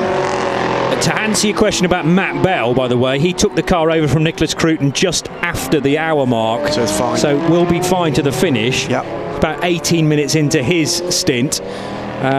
Not sure about... well, David Drew clearly needs to stop as well, because the 8 cars just come in. This is the Graf car running 3rd in LMP3, behind Matt Bell and behind Laurence Rohr. So yes, this is slowly just inching its way back towards cool racing, maybe. Not necessarily they've got the full advantage, but they are in a clear 2nd place, and therefore only going to lose 7 points of their, did I say it was, 13-point lead coming here to Belgium. Yeah. So David Drew, as mentioned, in the Graf car with the principally black front end, but it's a little bit of sky blue, dark blue and red.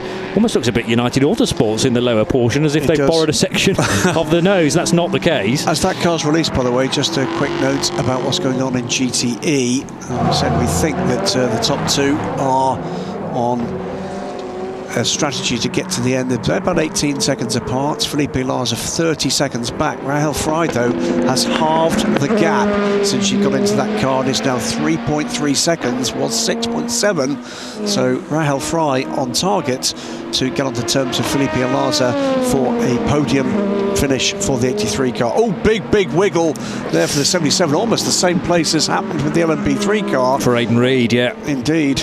Thankfully didn't find the tyres though, and 77 is Christian Reid, as you said. So reported to the stewards for abusing track limits at that point as interesting, well. That was unfortunate. Well, yeah, because although you're having your own moment, you are going to gain time once you reach Blanchimont, because you're able to hit the loud pedal a little earlier and from a wider angle than if you were within the white lines. MB2S on pit lane, and Team Virage's 20 car on pit lane as well. So there's 2 more LMP3 cars that were off that strategy.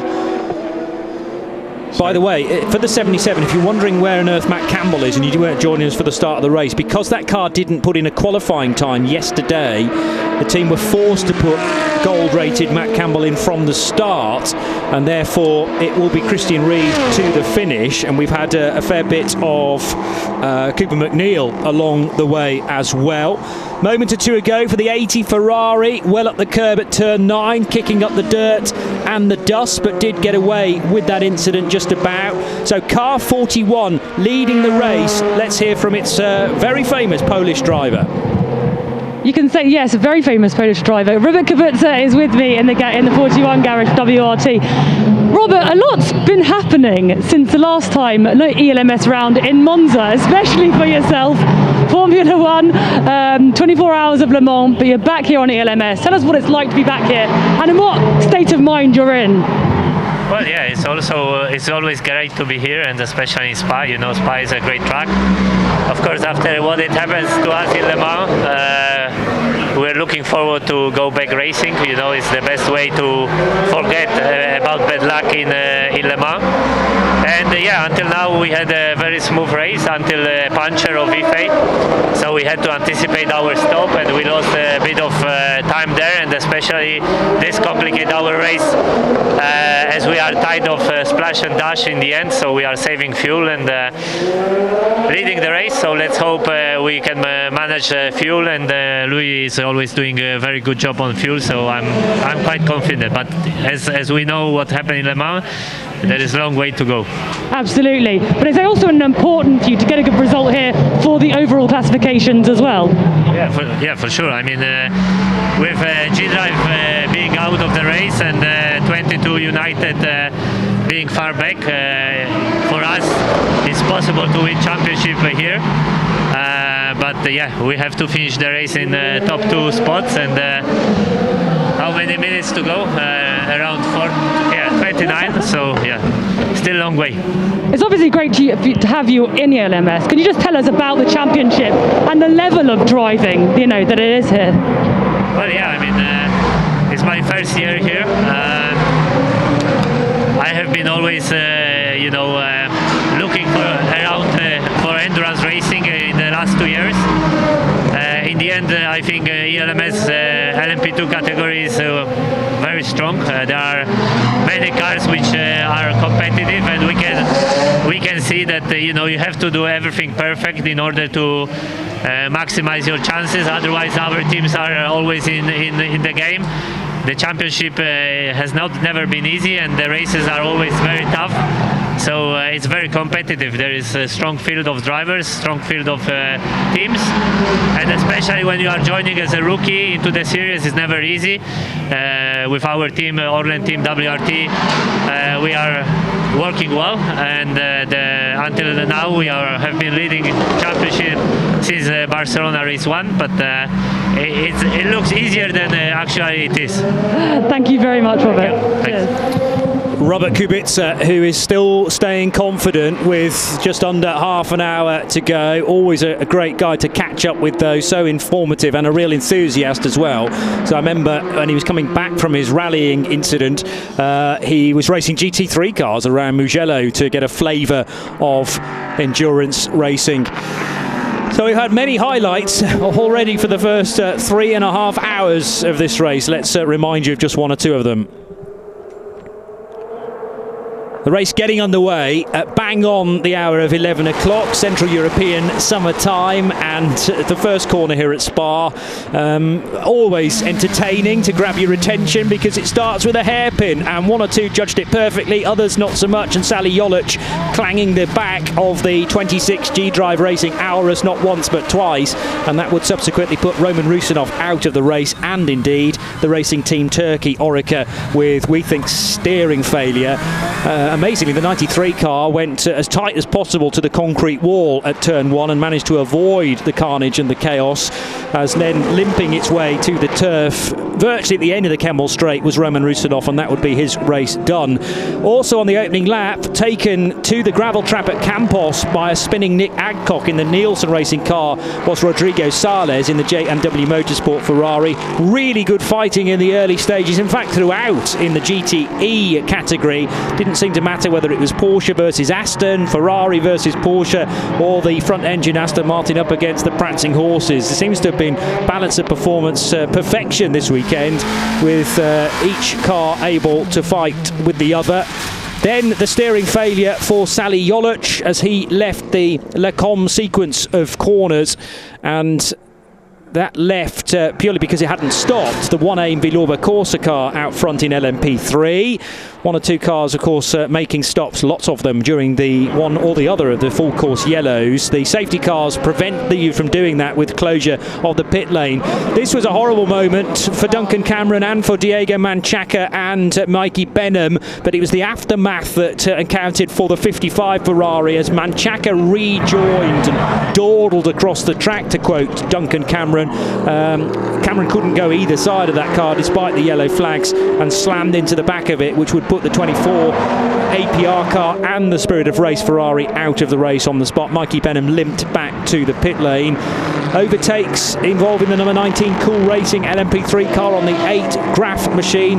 Nice overtake as well. It all seems to have been happening at the end of the Kemmel Straight today, around the inside and outside. Doesn't seem to matter which, but good driving from Yifei Ye, though he was off the racing line and in the dirt, picked off the race leader. A horrible moment for Aidan Reed at his first European Le Mans Series event, leaving the road just after Campos corner, and it tore off the front left wheel of his into Europole competition LMP3 car. Into the full course yellow, Sarah Bovey had a slight mistake, but she'd driven imperiously up until that point, just prior to handing the car over to teammate Rahel Fry. So the leaders, AF Corsa, DKR and Team WRT. And that's where we find ourselves then, with Louis Delatraz leading by 10 and a bit seconds from Tristan Gomendy for Duquesne.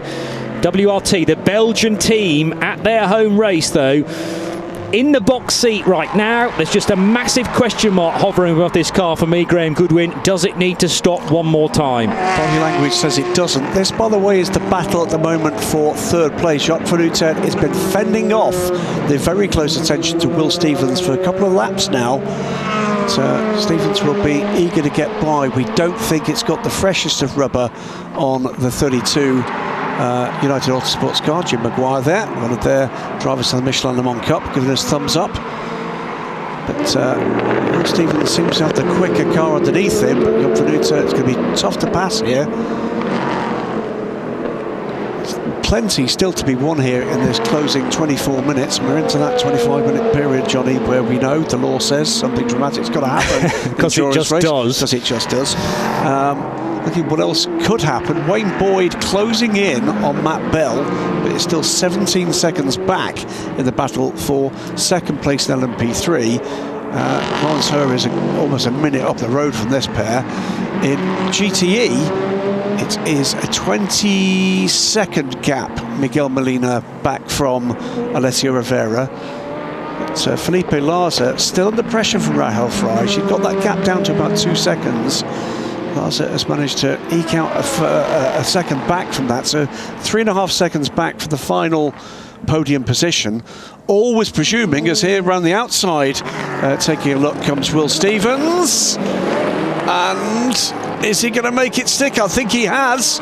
Too good an opportunity to let pass up now. He's going to give him no room on the exit of the bus stop chicane. So Joop van Uitert is out in the debris, but we know the drive can be good from that portion, because just ask Sarah Bovey, who did exactly the same thing in her Ferrari, and Joop van Uitert can stay there, although is he going to touch wide now on the exit of La Source? Here comes Will Stevens. It's the outside-inside trick, and who is going to blink first now at the bottom of the hill, heading towards Eau Rouge, two abreast. Oh, go on then, why not? With round the outside, Joop van Uitert, can he keep clear of the tyres? Yes, just about, but he's going to lose the position, I think, because the better drive will come from the Brit, and also good driving from Will Stevens, because he edged Joop van Uitert towards the Ferrari. Still hasn't given up on this, mind. Wow.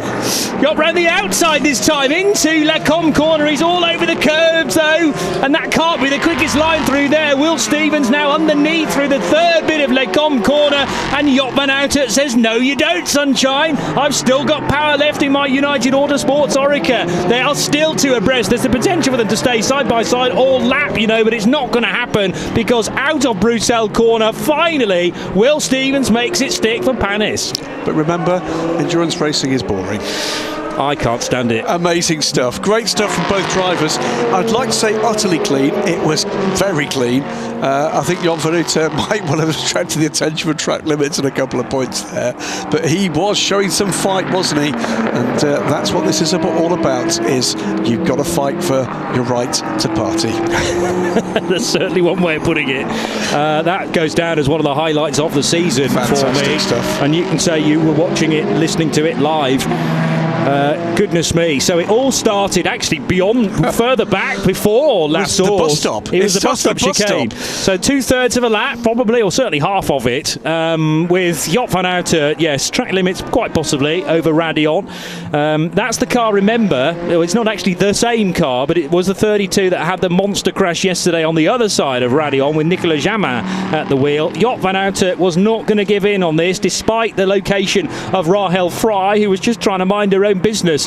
Heading onto the Kemmel Straight. Again, short-cutting Les Combes corner. That gave the advantage back towards Will Stevens in the 65.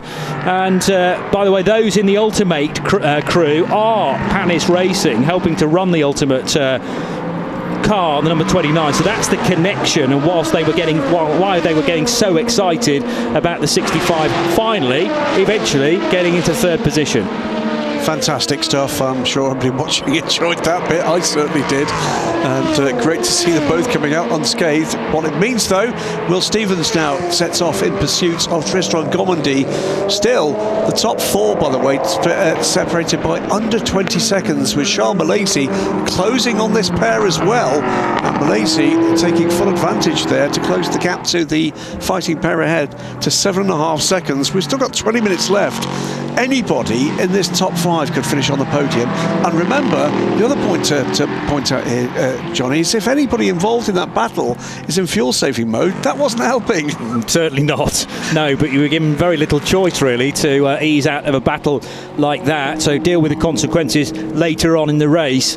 So Joop van Uitert going to stick with Will Stevens, but Panis Racing on course for a second podium on the trot. They won in Monza, not likely to do the same here at Spa, but definitely a team in a rich vein of form, having also scored a podium at the 24 Hours of Le Mans.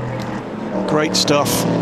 The head of the race, the LMP3 class, looking pretty much done here by way of Deco Engineering. Just looking to see how Wayne Boyd's doing. He is still closing on Matt Bell. A second a lap at the moment. She's not quite enough to be there by the end of this race. So what further dramas can this thing throw at us? Ross Gunn, by the way, has had a drive-through penalty for speeding in pit lane that we noted, but didn't look. Oh, the other one to note, by the way, Matt Campbell is back at the wheel of the number 77 car after a penalty for that car as well for track limits for Christian Reed. So they did keep a little bit of time back then for the Rapid Aussie. Interesting. All smiles down at AF Corsa with Francois Perraudot furthest from the camera, chatting to Manu Collard. Yep, the Peter Pan of sports car racing. Manu. Looking very dapper in the specs now that he has stepped away from driving duties for the afternoon. Well into his 70s now, Manu Collard. Must still be. Looking 23. To have had all the results he's had. I wonder how he's crammed them in for a man of his amazing young career, years. Manu Collard. Great to see him still at the sharp end. That 14 car, by the way, another car. That car had been delayed with another steering wheel problem into Europol. A steering problem. Yes, yet to be attained exactly the issue, but cannot have been helped by the contact at the first corner. Down towards Bruxelles. Oh, the Ford DKR Engineering car needed to be wise there in the mirrors as the United car. 22 making progress, Tom Gamble. He's up to 8th. Yes. Just to make sure that that's was... Joop van Uitert. Yeah, I wonder whether it might have been in the other car. Tricky to tell them apart from that angle, but it is Joop van Uitert then running in 4th position and wanting to waste no time into the Bruxelles horseshoe. So got underneath Laurence Roux. No contact, thankfully. That just put the Duquesne slightly wide, but Laurence Roux in a happy place with nearly a minute in his back pocket over Matt Bell. Yeah, but Matt Bell is having to be wary about the potential for an attack from behind from Wayne Boyd. Don't think there's enough time for that to happen. I think Matt is in a good place on both tyres and fuel. So a second place looms for that effort. But it's not under immediate threat. Does seem to still have pace in that car, just not quite enough pace to deal with Will Stevens. And now he's through. Will Stevens trying, not at the moment succeeding to make too much of an impact on the Tristan Gomondy's lead ahead. 7.6 seconds, is that the gap? It is, 7.2 now. So he's taking tenths out of Gomondy. That could count over the remaining time. Wayne Boyd, by the way, running in third position, and you could be forgiven for thinking he's very close to getting second, but that's not a car that's on the same lap. That's the 18, car, I think, isn't it? Yeah, it is. So the 1-AIM Villorba Corsa car that was started by Alessandro Bressan and is now running further down the order. There it is, sixth. Yeah, Damiano Fioravanti. Raced in the European Le Mans Series in previous years with teams including the Oregon team. Yes. Rainbow-coloured Norma back then. That's right. The pink and green and yellow, all combinations that you don't think would necessarily work on the same car, but Oregon have run them since Renault Megane Trophy days, actually. Be nice to have them back in the ELMS maybe in the future. So another battle underway here. This is Gustavo Menezes, Tom Gamble, running at the moment in 7th and 8th, both running very quickly. Paul-Luc Chatin also running quickly. Gaps between the three of them reasonably small. It won't take much of an issue or an error to have that coming to a potential positional change at the end of this race. But in the middle field, if you like, of LMP2, to have drivers of the quality of, well, Le Mans winner Charles Malaysia, Paul-Luc Chatin, Gustavo Menezes and Tom Gamble. Yeah, it's stellar stuff. There are one or two teams there that aren't necessarily getting the result today that their driver combination deserves, but that's the strength in depth that the European Le Mans Series offers, because you can't fit them all on the podium. And at the moment, Team WRT, that started their season so well with a couple of victories, on course for another one. And with it, if they can stay there, a first title as well at their first attempt at the championship. Obviously a team with huge form elsewhere in the endurance racing world within GT3 competition. So we shouldn't be surprised that they're at the top of their game from a strategy point of view. No. But they have had to do quite a bit of learning. Just look at their results in the early stages of the World Endurance Championship, for instance. Yeah, Jan van Uitert's not given this one up. He's still under 2 seconds back from Will Stevens, and the other gap that's come right down again is Rahel Fry is now, is she what, 2 seconds back? 2.5 seconds back. But it's got an LMP3 car involved now in that battle between herself and Felipe Lars, which has not helped her attack. She was under 2 seconds. And then Max Cobalt in the recovery number 6 cars, but another not great weekend for Nielsen Racing in the European Le Mans Series. And that's rather got in the way of the battle for third position in GTE. Through Bruxelles corner goes Will Stevens in Panis Racing's Orica. All the chassis in LMP2 are Orica shaped, although one with the extra Aurus detailing, but powered by the same type of engine produced by Gibson, and sound glorious echoing around this vast circuit at 7 kilometres. And now through La Fagna corner goes Tristan Gomendy, still doing the chasing, but not a great deal of time altering from first to second. Sometimes it's 10 seconds through a split, sometimes it extends slightly to 11, but it's all in around the sort of early 10s. And really, if you're Tristan Gomendy, you want the first figure to be a single digit. Into the bus stop at the end of lap 94 goes Louis Delatraz to head across the line, just getting shot of an LMP3 car, the number 9 from Graf, and the Ferrari in the background, which is the 66 J&W Motorsport Ferrari of Andrea Fontana, now completing the race for the British team. Ultimately trying to hunt down 3 Iron Lynx Ferraris and the Proton Competition Porsche, together with the AF Corsa Ferrari number 88 that leads the class. So J&W Motorsport running in 6th with 5 cars ahead, but 2 of them are slightly closer, being Paolo Roberti and Rahel Fry. Still got about a minute though before the 66 car can think about catching those. Up at Les Combes, lap time still good from Louis Delatraz. He's running in, well, 2:13 last time around. Is there a hint of maybe some fuel save there?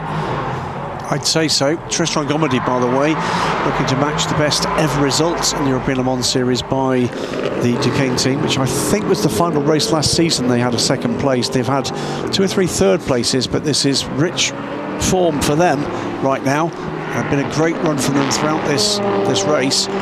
Palace Racing come here on the back of a win in the LMS and a podium at Le Mans. So again, another train of good results from them. Jan Venutet just dropping back a little, but not being caught now by Charles Malesi. There was also, a few years ago, Duquesne's second place that never was at Red Bull Ring. You always remember it as a victory. I always remember it as second place when they were found to have illegal fuel in the tank. They've been testing, hadn't they, with different fuel. Yes, and thought they'd got rid of it all. And hadn't flushed the system indeed. So that was detected by the scrutineers after the race, and second place deleted.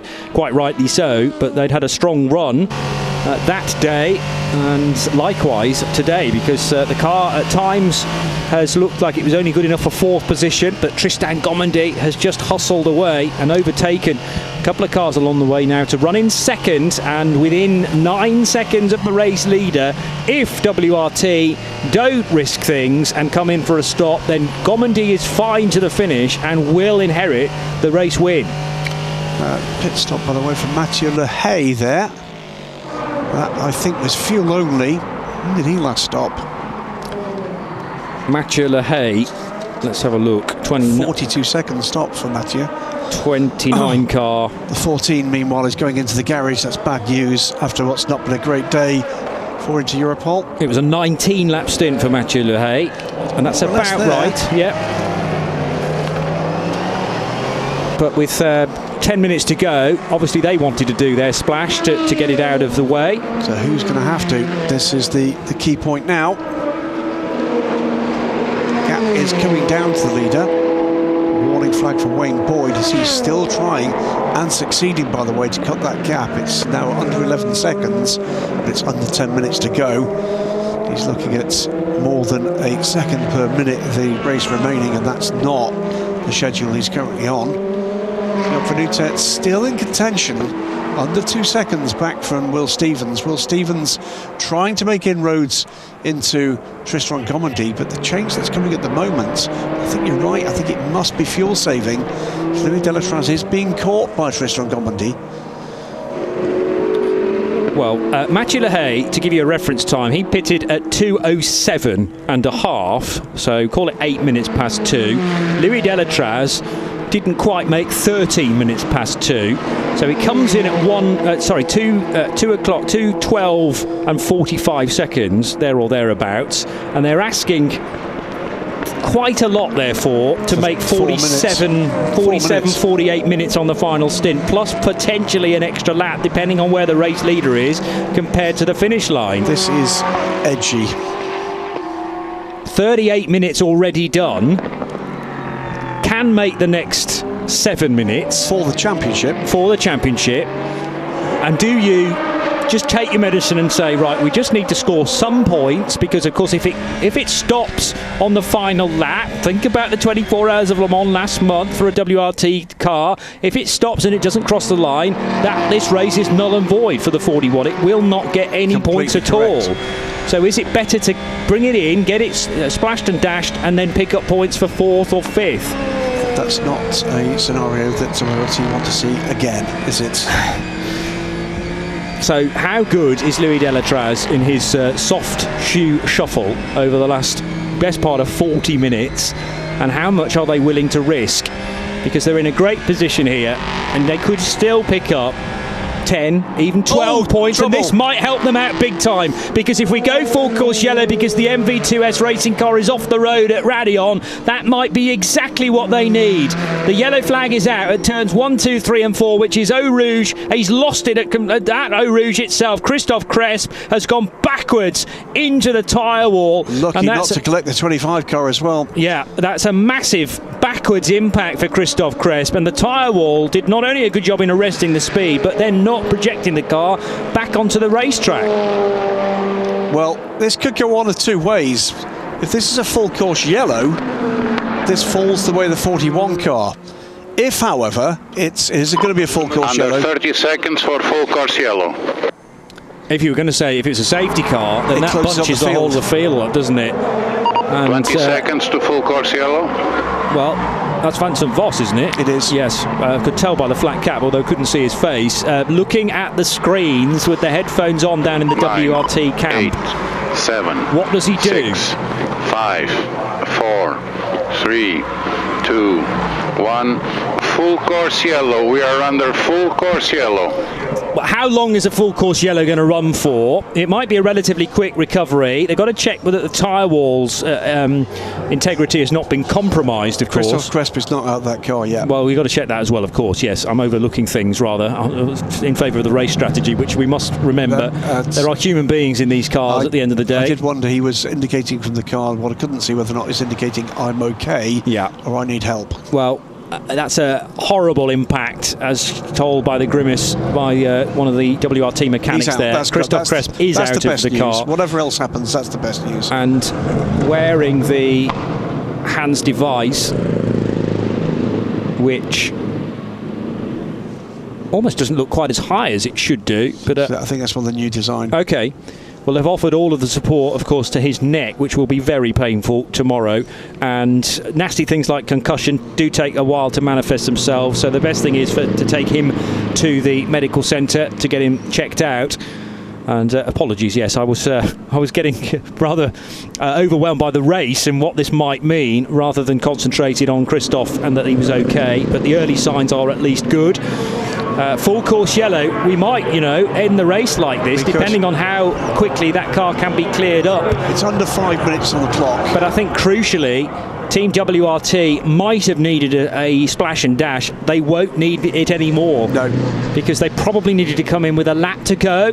And now that they can tootle around at 80 kilometres per hour, this is saving a huge amount of fuel.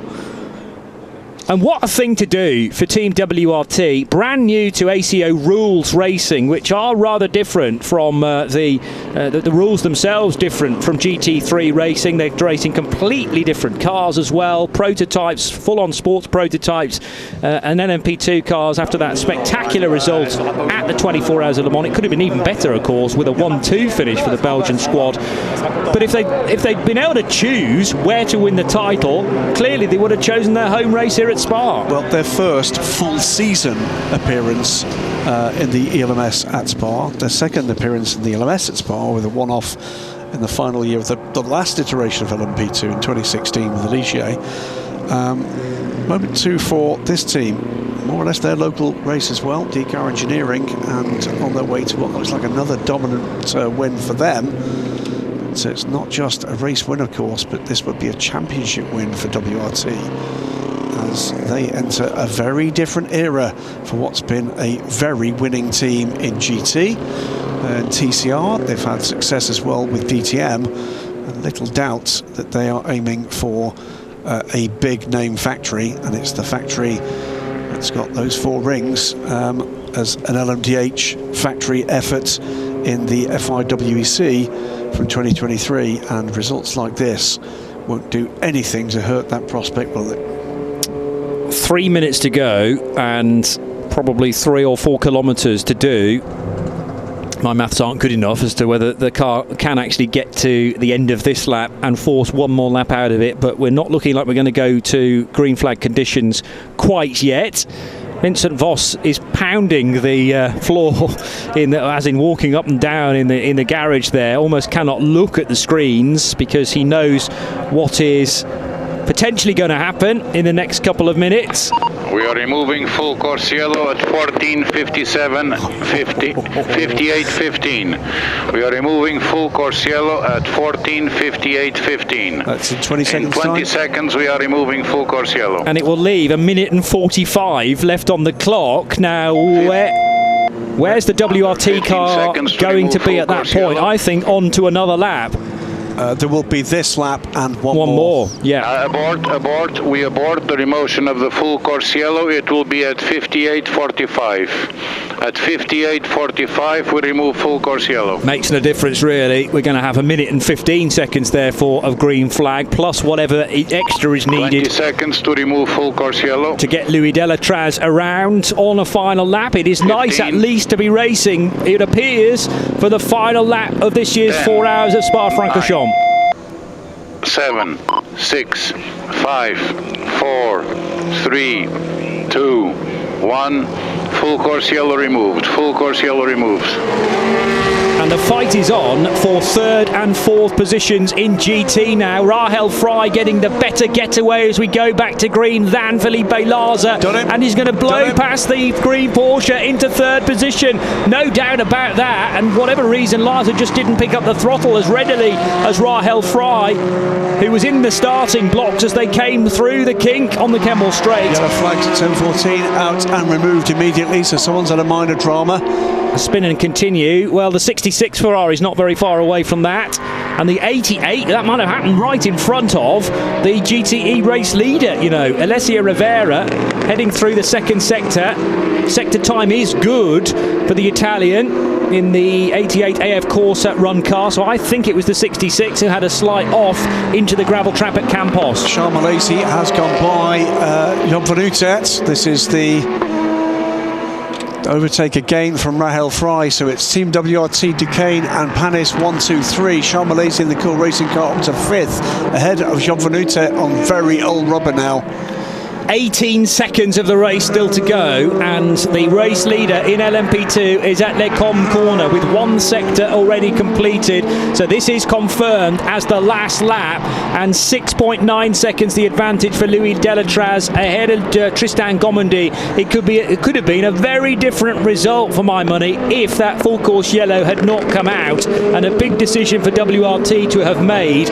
Would they have kept their 41 car out, or would they have brought it down pit lane for the belt and braces approach? We will never know, because all being well for the Belgian team, they are on course for their first title in the European Le Mans Series in their first full year of entry. And one of the first to celebrate this fact will be Yifei Ye, who put in some mighty times during the middle stint. Remember, the car was started with Robert Kubica at the wheel, and he had a good dice for the lead in the early stages. Last lap came to the fore, and then Yifei Ye needed to not be distracted as those around him were losing their heads. He certainly kept his, and Louis Delatraz has had the relatively easy job actually of staying out front and kept that margin roughly around 10 and 11 seconds. It's dropped back a bit now, but they won't care about that, because the record books will say that Team WRT have not only won their third race of this year's ELMS, but they take the title with a round to spare. Team WRT on home ground are the European Le Mans Series champions for LMP2 in 2021. Well done, all involved there. Vincent Voss can finally now celebrate, because he knows it is a reality. Congratulations has to go to Duquesne team, who really pushed the race winners hard towards the end, and I think had the slight advantage of pitting a bit later leading into that final stop. Duquesne will finish second, Panis Racing in third. We're waiting for the LMP3 winners to head across the line in a moment or two, but the first of the class leaders will be the 88 Ferrari of Alessio Rivera, together with Francois Perrodo and Manu Collard. Francois Perrodo has clambered up the debris fencing on the start-finish line, and he's at the top of the metal post there to cheer his 88 car across the line. Very, very happy indeed with his afternoon's work, and of course that of his teammates Alessio Rivera and Manu Collard. And right behind the 88 car will be the number 4 LMP3 race leader and now race winner Laurence Roux, with Mathieu de Barbois, who had an up and down race at times. They had to hustle for the race lead, but eventually it came their way, having got their longer pit stops out of the way fairly early on. Cool Racing didn't do a great deal wrong, in truth, and that has tightened the championship battle in LMP3. Cool Racing came here as the title leaders, as it's so close for the final step of the podium in GTE, with all over the curves Felipe Larza, but it will be the 83 Iron Dames car of Rahel Fry that hangs on for a podium result ahead of Proton Competition, that finishes 4th from pole position, and the car in between that I've not mentioned is the 80 of Miguel Molina. Championship leaders, the 80 car with weight, will finish in second. We need to watch the LMP3 battle coming home, because Matt Bell has got Wayne Boyd right with him, 2 seconds back. Yeah, really close indeed. Matt Bell is going to be pressurised all the way to the end, but he has finished in second place, just ahead of Wayne Boyd. Let's catch up with WRT. It's a very emotional moment down here in the WRT garage. I'm joined here by Vincent Vos, team principal of WRT. Now, after a very bittersweet 24 hours of Le Mans, you've won the championship at ELMS, not only in your rookie year, but also à la maison, as you say, at home in Belgium. How are you feeling? It's a great moment for all the team, for what they achieved during the year and what they have done also in Le Mans, what happened in Le Mans. It's a great way to snap the championship here at home. So that's great job from everyone. I'm very proud. And props to this guy as well, because I know what it means to you as well. So well done. Thank you very much. That was a tough one. I mean, after Le Mans 24, that's a huge satisfaction for the team to be there. A well-deserved victory. Thank you very much. Let's go. So, yeah, Vincent Vos and the rest of the team so happy with that result. That was the 4 hours of Spa-Francorchamps for 2021. Action-packed throughout, with the Turn 1 incident then leading to various other problems as well. It's always cut and thrust racing here at Spa-Francorchamps in all of the categories. And LMP2, LMP3 and GTE have put on a real show in front of the fans. And it's so good to say that too. The fans are back to witness the ELMS at close quarters. And the championship did not disappoint in their 2021 visit. Indeed not, and so great to have people to watch the entertainment. We've been privileged, Johnny, while we've been behind closed doors for almost 2 full seasons. And I think people are going to come back in the droves if they can keep doling out entertainment like this. Small gaps at the end there, just 5 seconds ahead. Louis Delatraz from Tristan Gomandy. Great result from Duquesne team, matching their best result ever in the European Le Mans Series, but it fades into insignificance when you see just exactly what's happened here on home ground with Team WRT, their debut season, and not only race winners but champions for the European Le Mans Series for this team, that car and these 3 drivers. Louis Delatraz, rather nonchalant, it has to be said, as he clambers out, saying, well, yeah, I just did what you asked me to do and retain the lead, but there must have been 1 or 2 bits of high blood pressure here and there before that full course yellow came out. And now with Yifei, Robert Kubica and Louis Delatraz from left to right, that's the shot you're going to be seeing on forthcoming website articles and in the print press as well, because we have a new champion team in the European Le Mans Series. LMP2 winner in this event in isolation, but also the 2021 champions are Team WRT. And Kubica, Delatraz, Yifei now going to rather squash the nose of that car as they all find a bit of space on top of their mount. A very good afternoon's work indeed, and the pressure very well and truly off now as we head to Portimao for the final race of the season. Drivers' champions Louis Delatraz, Yifei, Robert Kubica. We mustn't forget about the other classes, of course, and as far as I know, nothing else has been decided. It's been difficult to stay on top of matters. But if my maths is correct, I think we go into Portimao with something very interesting in LMP2 Pro-Am. Yes. We'll come back to that as and when we get a moment. But I think it's even on points with 2 wins each for the 2 leading cars. Okay. Very close then, heading to Portimao. More reaction from the winning team. That's right, there's just a quick distribution of masks going on here. So firstly, guys, congratulations, your debut year in ELMS. After a particularly difficult 24 hours of Le Mans, you win the championship here today in Spa-Francorchamps. Yeah, it was amazing. I mean, they both did a great job. They gave me the car, just had to bring it home and save some fuel. I mean, but yeah, it's down to the team. First year, first win, and first championship. So really thank you to everyone, and I had an amazing year, and we still have one to go.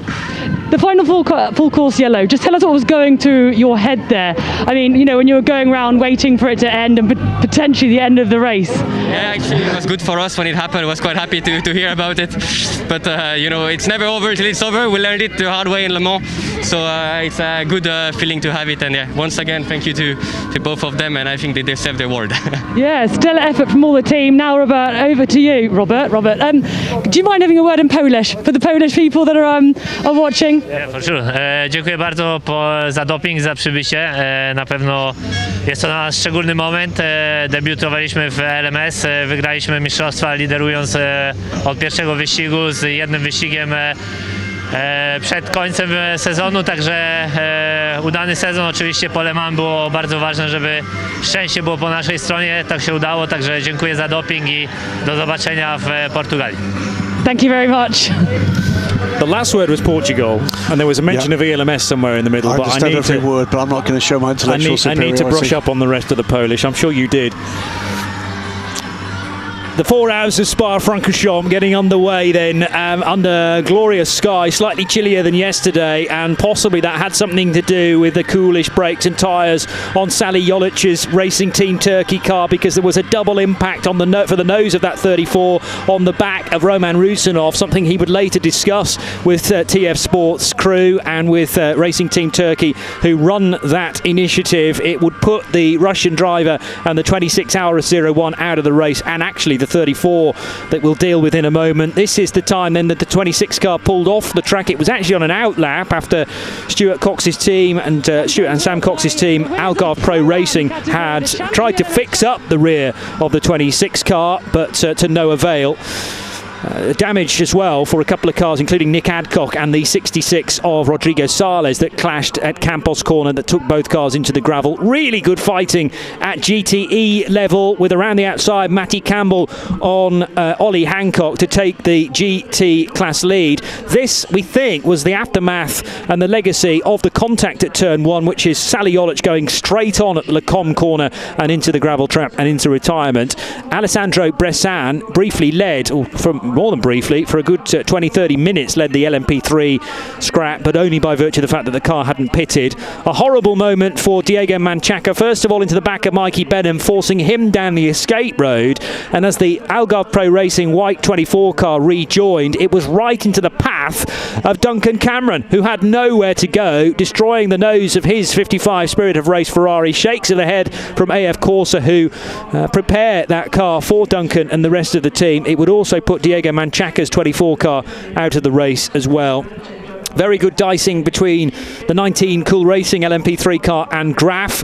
And then up the inside, Yifei Ye with a move on the 32 car of Manuel Maldonado, and had to do it the hard way, round the outside of the left-handed bit of Lecombe into the dirt and the debris, but it didn't hold the pace of the 41 car back. Huge moment for Aidan Reid, who tore off one of his front wheels by leaving the road at Campos Corner. The door was straight away open because the cockpit getting flooded with tyre smoke, it appears, and the Australian thankfully was quickly out of the car and straight to the medical centre, but we hear that Aidan is okay. Much discussion being had down at the Iron Dames after the only mistake of the day for Sarah Bovey. This was huge for Christophe Cresp, spinning through Eau Rouge and smashing into the tyre barrier at the top of the hill at Radion backwards. I dread to think of the G-forces involved there. Christophe Cresp took a while to get out of the car, clearly heavily winded, but did eventually head away, which was the best news we'd had all day. Congratulations to AF Corsa, who win the GTE category, DKR Engineering win LMP3, and on course to a title for 2021. It is a win today for Team WRT. Really strong drivers. Normally the LMP2 battle really did enthrall throughout, and the gap at the line, only 5.3 seconds for Louis Delatraz from Tristan Gomendy, more than a fair bit of fuel saving. And Graham and I think it wouldn't have been enough were it not for that final full course yellow. Judging by the tone of Louis Delatraz in that chat with Haley after that, he looked relieved. I think they knew they got out of jail there. Because because there was some doubt, it took the doubt away from it. 99 laps we made around this 7-kilometre circuit. Classic venue, delivered a classic round of the championship. 5.3 seconds, as I say, back to Duquesne team. That drive finished by Tristan Gomendy. Will Stevens for Panis. Charles Milesi winning Cool Racing a Pro-Am trophy for the race that actually only had 2 finishers in the Pro-Am category, but well done nevertheless to Alexandre Coigny, Nicolas Lapierre and Charles Milesi for that victory. Joop van Houten will complete the top 5 in the 32 United Autosports car along with his teammates. In LMP3 it's a victory for DKR Engineering, who don't quite take the championship lead with that, but it should be down to 6 points now, the gap to Cool Racing and United Autosports, with AF Corsa on top in GTE from Iron Lynx and Iron Lynx 80 car from the 83. So the podium for the LMP2 field, first of all, 65 being Panis Racing and their drivers Julien Canal, Will Stevens and James Allen. Second place for Duquesne team and the best results so far in their ELMS campaign for Tristan Gomendy, René Binder and Memo Rojas. But the win going to Louis Delatraz, Robert Kubica, Yifei, not only winning the 5th round of the championship, they win the championship as well. And suitably here at Spa, we will be hearing the national anthem of Belgium for the winning team.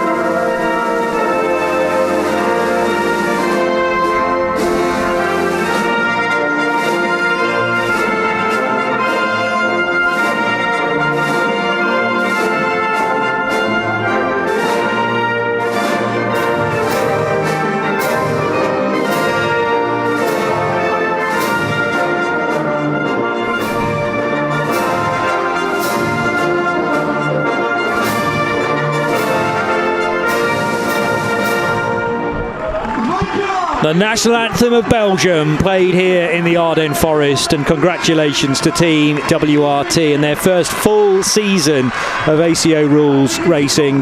They take a major title to back up their victory at the 24 Hours of Le Mans in August. Subject to a little bit of last minute checking as well. Also, I think congratulations are due to Yifei. I think he becomes the first man ever, the first driver ever, to win the Asia Le Mans Series and European Le Mans Series in the same year. And you can actually say in the same calendar year for this time, absolutely, can't you? Because Asia Le Mans traditionally has spanned 2 years, but this year it didn't. So all contained within 2021. The trophy cabinet is fit to bursting back at home for Yifei. Absolutely, and bumped into Yifei in the lift yesterday evening with his manager. Neil Yarney's father manages Yifei, and he's lived with the Yarney family since he came to Europe to start his racing career.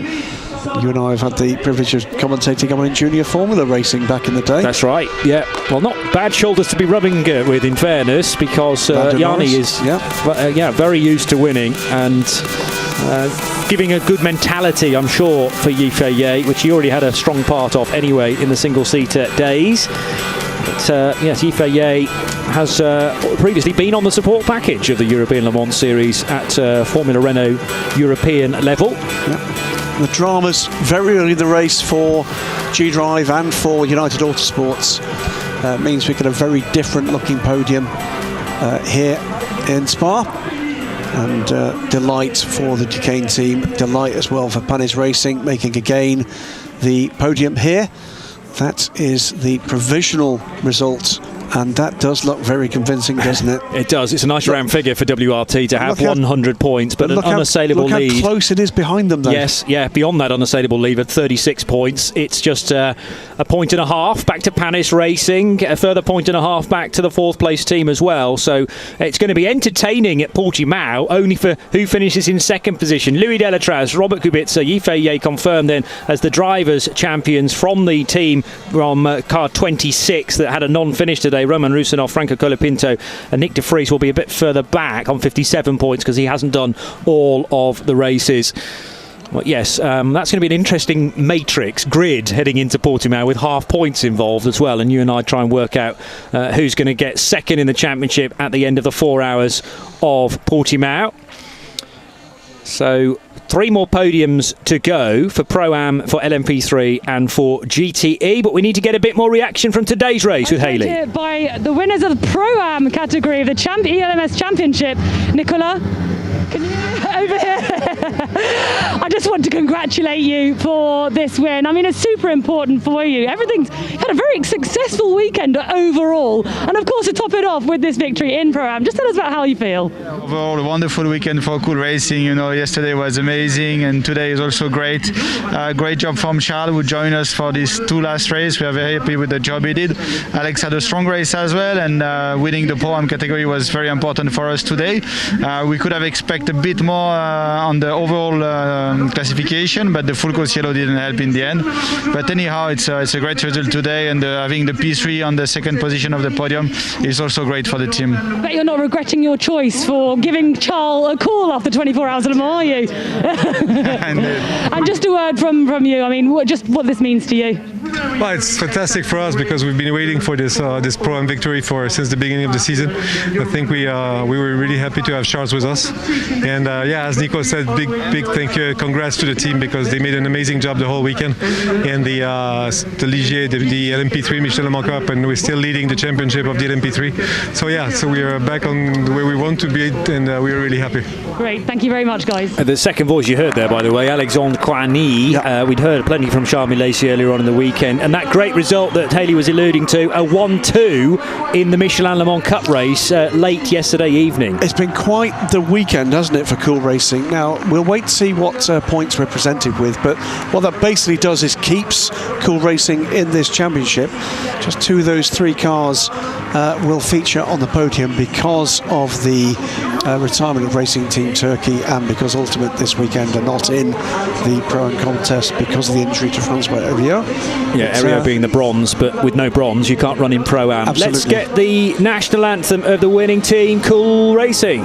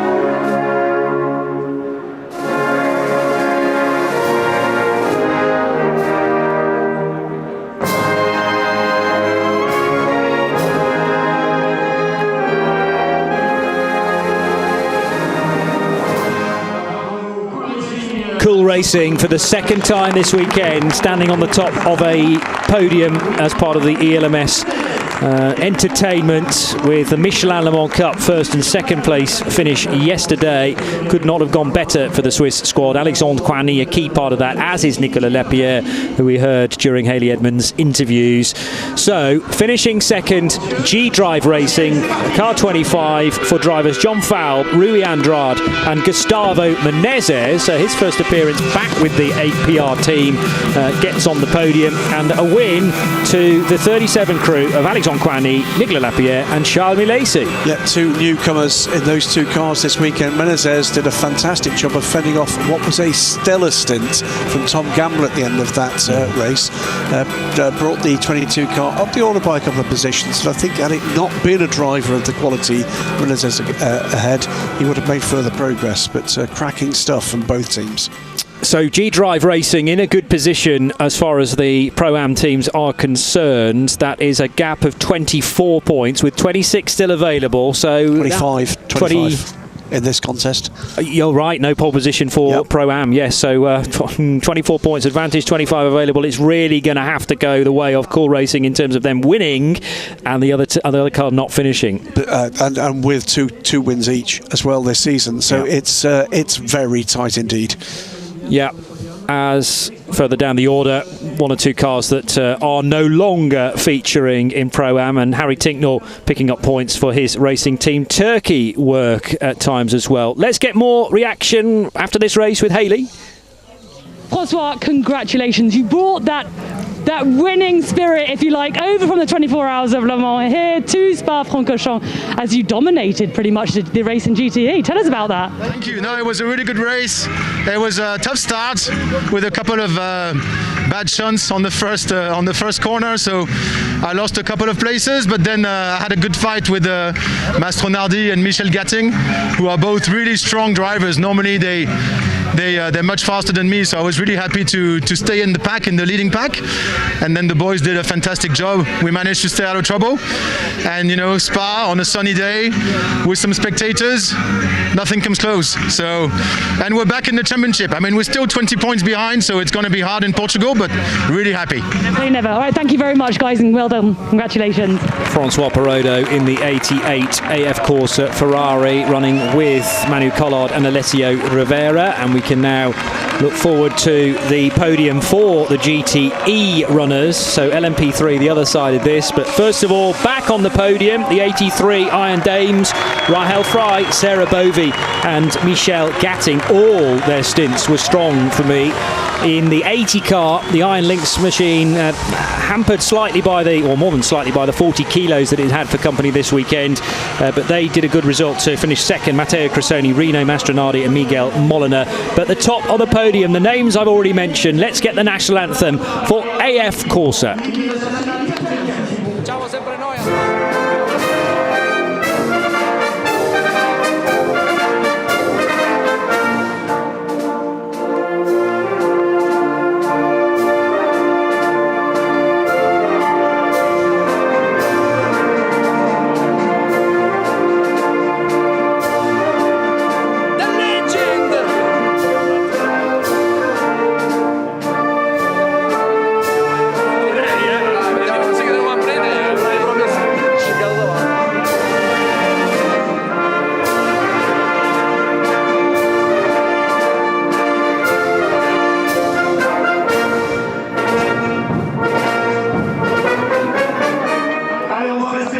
AF Corsa are the winners this afternoon at Spa-Francorchamps, as Francois Perrodo says, as he reliably informs us, 20 points back. We'll see how good those calculations are in a moment or two when we confirm the points, but it is certainly nice and tight heading towards Portimao in a handful of weeks' time, Graham.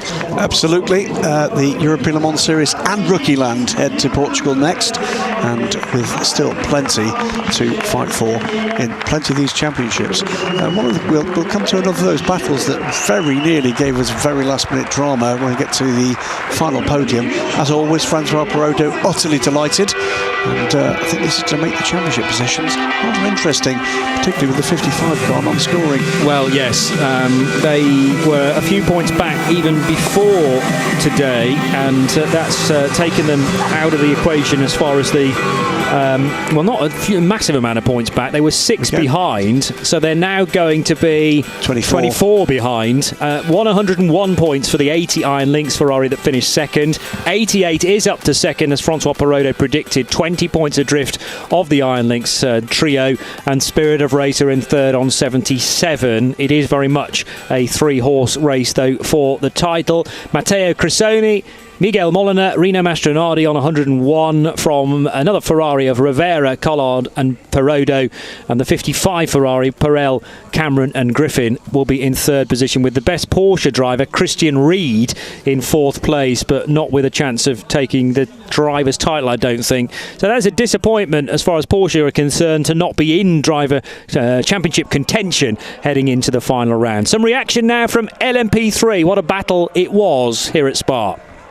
I'm joined here by Laurence Hur, winner in the LMP3 category here at Spa-Francorchamps. Tell me, Laurence, at the beginning of the race, you said this is going to be easy for you, as you was your 4th pole in a row, you know, and you gave me the impression you weren't intimidated by this race or the competition at all. Is that right? Am I right in saying that?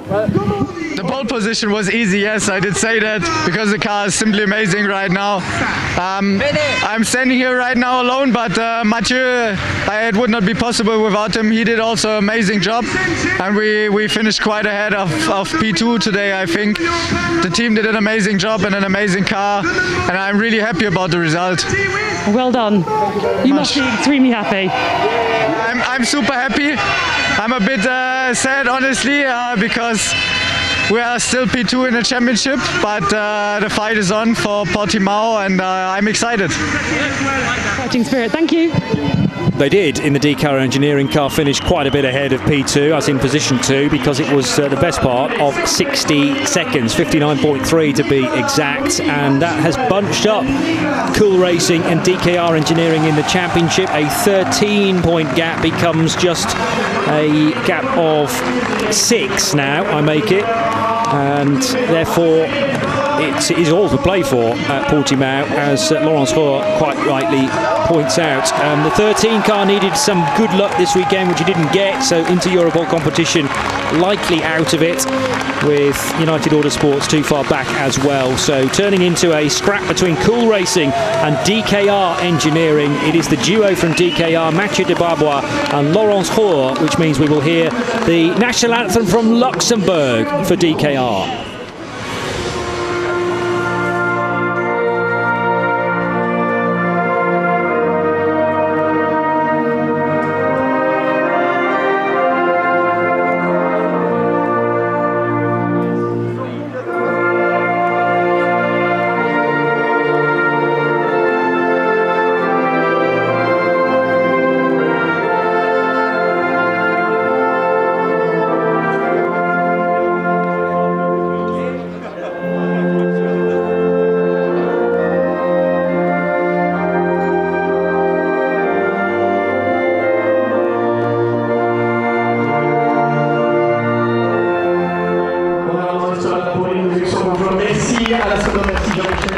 Mathieu de Barbois and Laurence Rohr serve to really make the championship fight interesting, heading to Portimao and the coast of the Atlantic in a few weeks' time. 24th of October is the weekend that you need to note down in your diary. Well done for finishing in second place to the championship leaders, Cool Racing, Matt Bell, Nicola Molini and Nicholas Cruton, and in third place it was the number 2 car for United Autosports, Wayne Boyd, Rob Weldon and Edouard Coepé, and the celebrations are about to start. Oh, a big shoulder barge there on Coepé, which I thought was a bit unfair from his own teammate, making sure that that was Wayne Boyd, I think, making sure he wasn't going to get doused by the 6th gentleman to his right.